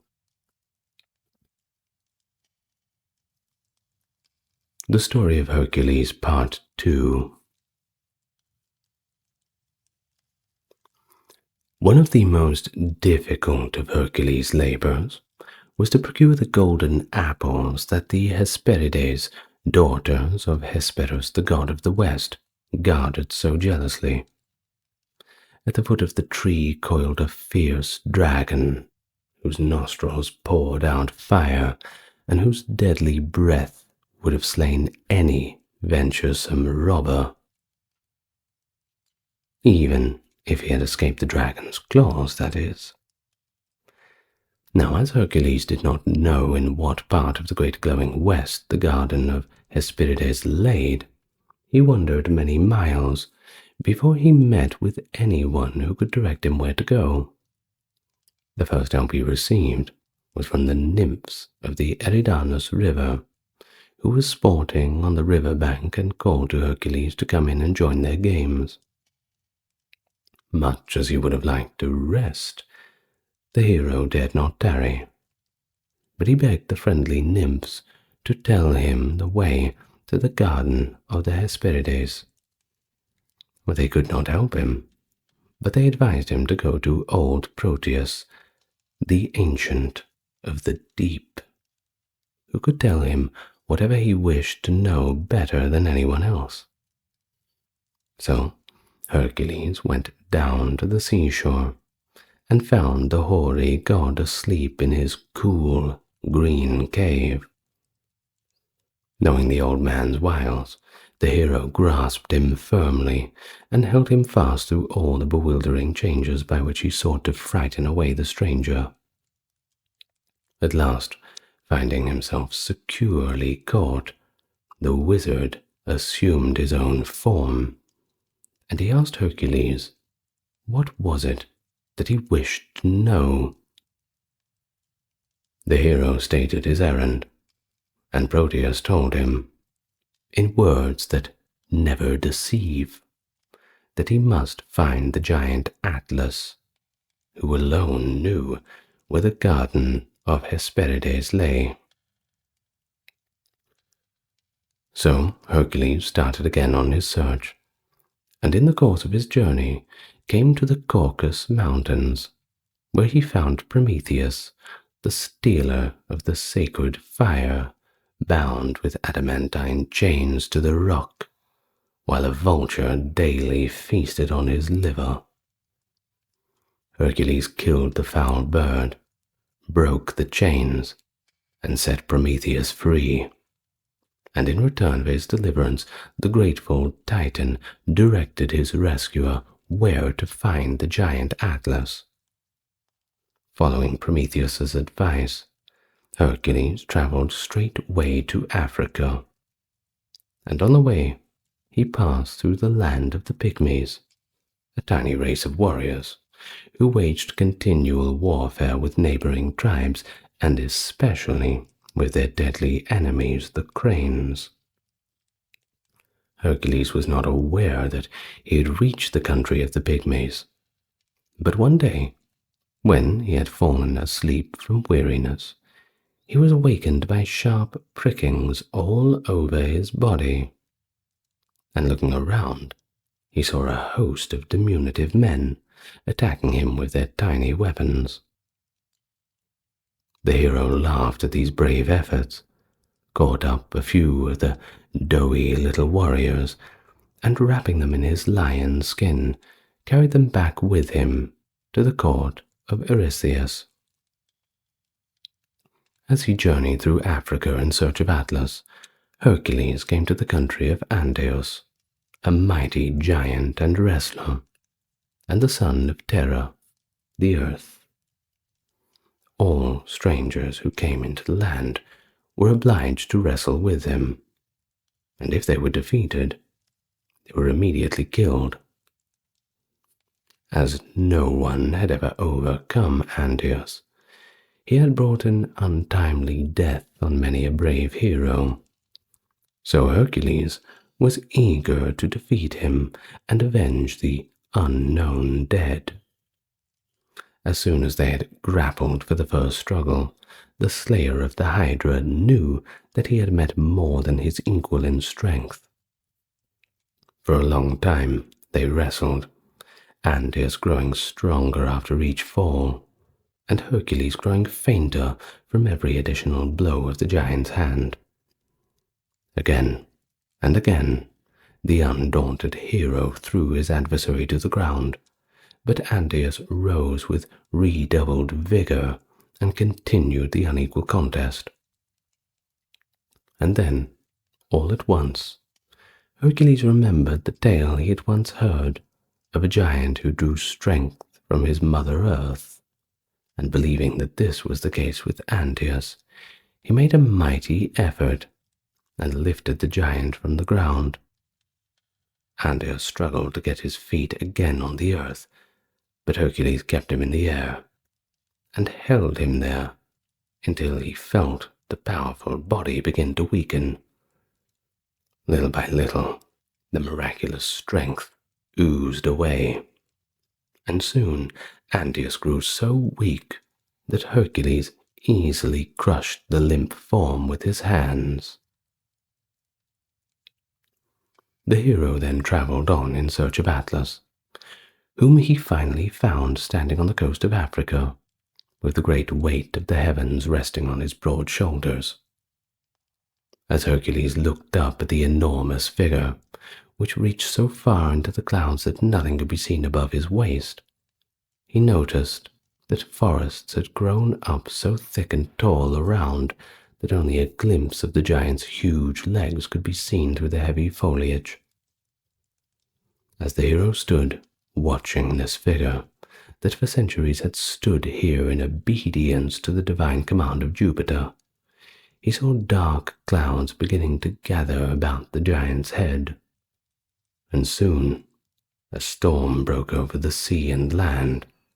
Amid the beating of the rain and the crash of the thunder, Hercules thought he heard the voice of Atlas speaking to him, but it might have only been a peal of thunder indeed. When the storm was over and the mists rolled away from the earth, Hercules saw the head of Atlas through rifts in the scurrying clouds. The snow-white hair gave the giant's face a benign look, as it fell thick and white over the stooping shoulders that bore so terrible a weight. In a voice that he strove hard to make gentle, Atlas asked the hero what he was seeking, and Hercules told him that he had come to get some of the golden apples from the garden of Hesperides. Atlas laughed at these words, and his great shoulders shook with such merriment that a few of the stars fell out of their places. Then he told Hercules that such a feat was impossible to even so great a hero, but that if some apples would take the heavens from his shoulders for a few hours, he himself would retrieve the apples. Well, Hercules was delighted with this offer of assistance, and agreed to take the giant's burden while the latter went on his friendly errand. Very carefully, Atlas transferred the heavens to the shoulders of Hercules, and then sped westward to the garden of Hesperides. The hero was a bit troubled when he saw Atlas shake his huge shoulders and stretch himself in delight of his freedom, for it would be strange, indeed, if the giant were ready to resume his burden, having tasted the joy of liberty. With some anxiety, Hercules watched him step into the sea that came only to his knees, though he had waded out a mile from the shore. As Atlas went deeper and deeper into the waves, at first his huge bulk loomed like a cliff against the horizon, but soon it dwindled into a mere speck, and was presently lost to view. How long he stood holding the heavens Hercules never knew, but he found himself growing very weary of his burden, and anxious over Atlas's long absence. Suddenly, he saw a dark spot on the horizon, and he knew that the giant was returning. It had not been a difficult task for Atlas to reach the garden, or to pluck the golden apples from the carefully guarded tree, and Hercules, delighted with the giant's success, thanked him for his trouble, and asked him politely to take the sky again on his shoulders, for the journey back to the court of Eurystheus was a long one. Now Atlas had no desire to stand for another dozen centuries with his old burden, and seeing a good opportunity to get rid of it forever, he told Hercules that he would carry the apples to Eurystheus himself, and meanwhile the hero could keep the heavens supported until Atlas returned. Pretending that he was quite satisfied with this arrangement, Hercules bade the giant goodbye, and then hastily asked him to wait a moment while he made a pad for his shoulders to ease the weight of the unaccustomed burden. The unsuspicious giant good-naturedly agreed to this, and then took the heavens from Hercules. But instead of making a cushion, the hero picked up the golden apples, which Atlas had dropped on resuming his burden, and started back to his own country, leaving the giant to stand on the seashore forever, or at least until the pitying gods would release him. The 12th and final labor of Hercules was to bring from Hades the three-headed dog, Cerberus. With the help of Mercury and Minerva, he descended into the dreaded realm of Pluto and begged the grim monarch to let him take Cerberus into the upper world. Pluto was not willing at first to lose the guardian of his gates, even for a short time. But at length he consented to let Hercules do as he desired, on the condition that Cerberus should not be bound or any weapons be used upon him.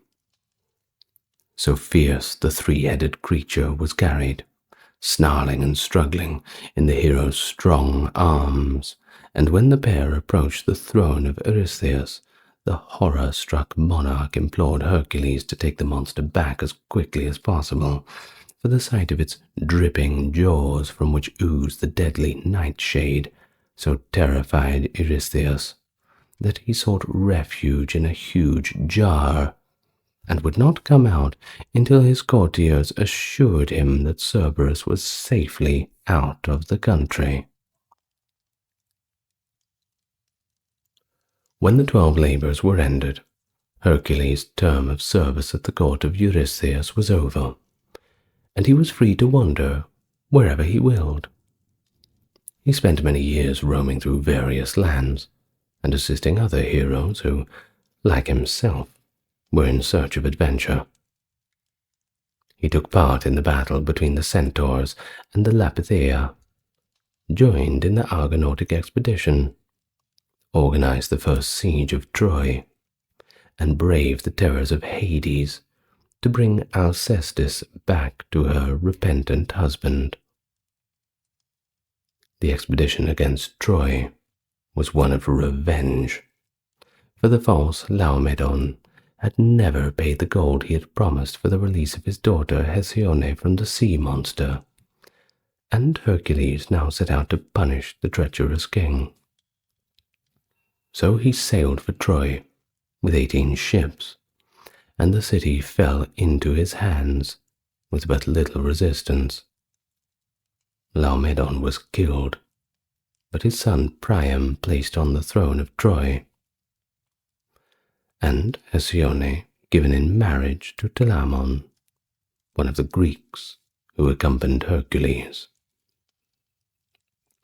The hero's splendid career received a check, however, for in a quarrel he killed his friend Iphitus, and the gods, angry at this unnecessary bloodshed, compelled him to go once more into bondage. So for 3 years Hercules served Omphale, the queen of Lydia, and during this time he lived very effeminately, wearing sometimes the dress of a woman, spinning wool with the handmaidens of Omphale, while the queen wore his lion's skin and wielded his renowned club. When his years of service were over, he set out again on his wanderings, and during one of his journeys he met the beautiful Deianira, the daughter of Cyanus of Caldion and sister of Meleager, famous in the Caledonian hunt. Hercules immediately sought the maiden's hand in marriage, but she had another suitor, the river god, Achelos, who had already obtained her father's consent. Deianira, however, much preferred her new lover, and begged him to free her from the betrothal with Achelos. So Hercules challenged the river god to a wrestling match, the conditions of the contest being that he who won should have the maiden in marriage. Achelos readily agreed to this way of settling their rival pretensions, for he had no doubt as to the result of the wrestling. The opponents were well matched as to strength, but the river god had one great advantage, for he could assume any form that he pleased, and thus bewilder anyone who tried to grapple him. Among his many changes, he took the form of a serpent, but when Hercules grasped it by the neck and was about to strangle it, Aeschylus became a bull and rushed at the hero with lowered horns. Skillfully eluding this unexpected attack, Hercules seized the bull by one horn and held on so firmly that when the creature tried to wrench himself free, the horn broke. This decided the victory in favor of Hercules, and Achelos departed sullenly to his bed in the river. The broken horn was appropriated by Fortuna, the goddess of plenty, who filled it with her treasures and adopted it thenceforth as her symbol, calling it cornucopia. There was nothing now to hinder the marriage of Hercules and Deianira, and the wedding took place with much mirth and feasting. After several days of festivity, Hercules departed with his wife, and in the course of their journey homeward, they came to the river Evenus, which had grown so swollen and turbid from the heavy rains that it was impossible to ford. As the travellers stood helpless on the bank, the centaur Nessus came galloping up to them, and offered to carry Deianira across the river in safety. Grateful for this timely assistance, Hercules placed his wife on the back of the centaur, whom swam with her through the swift-flowing stream. When they reached the opposite bank, Deianira expected the centaur to stop, that she might dismount, but Nessus set off at a brisk trot, hoping to kidnap his fair rider before her husband could overtake them. Hercules heard the cries of his terrified bride, and as soon as he swam the river, he sent a swift arrow after the treacherous Nessus. The poisoned tip sank deep into the side of the centaur, and he knew at once he had received his death wound. With a pretense at repentance, he asked Deianira to forgive his rash deed, and then, as if granting her a favor, he told her to take his robe, which was stained with blood, and keep it carefully, for it had wonderful properties. He assured her that if the time ever came that Hercules' love grew cold, she had only to persuade him to put on this magic robe, and his devotion to her would become more ardent than ever before. Deianira took the robe, but said nothing to her husband of the centaur's gift, hoping that she would never have to make use of it. For many years, Hercules and his wife lived happily together, for although the hero went on to another adventure, he was always eager to return to his beloved Deianira, and she had no need to be reminded of the centaur's gift. On one of his expeditions, however, he brought back with him a fair maiden named Iole, of whom his wife soon grew to be extremely jealous. Not long after the arrival of Iole, Hercules wished to offer sacrifices to the gods in honor of his safe return, and so he sent Deianira for a suitable robe. His wife, trembling for the success of her venture, bade the messenger Lycus to carry to Hercules the magic robe of Nessus, which she had carefully guarded all these years.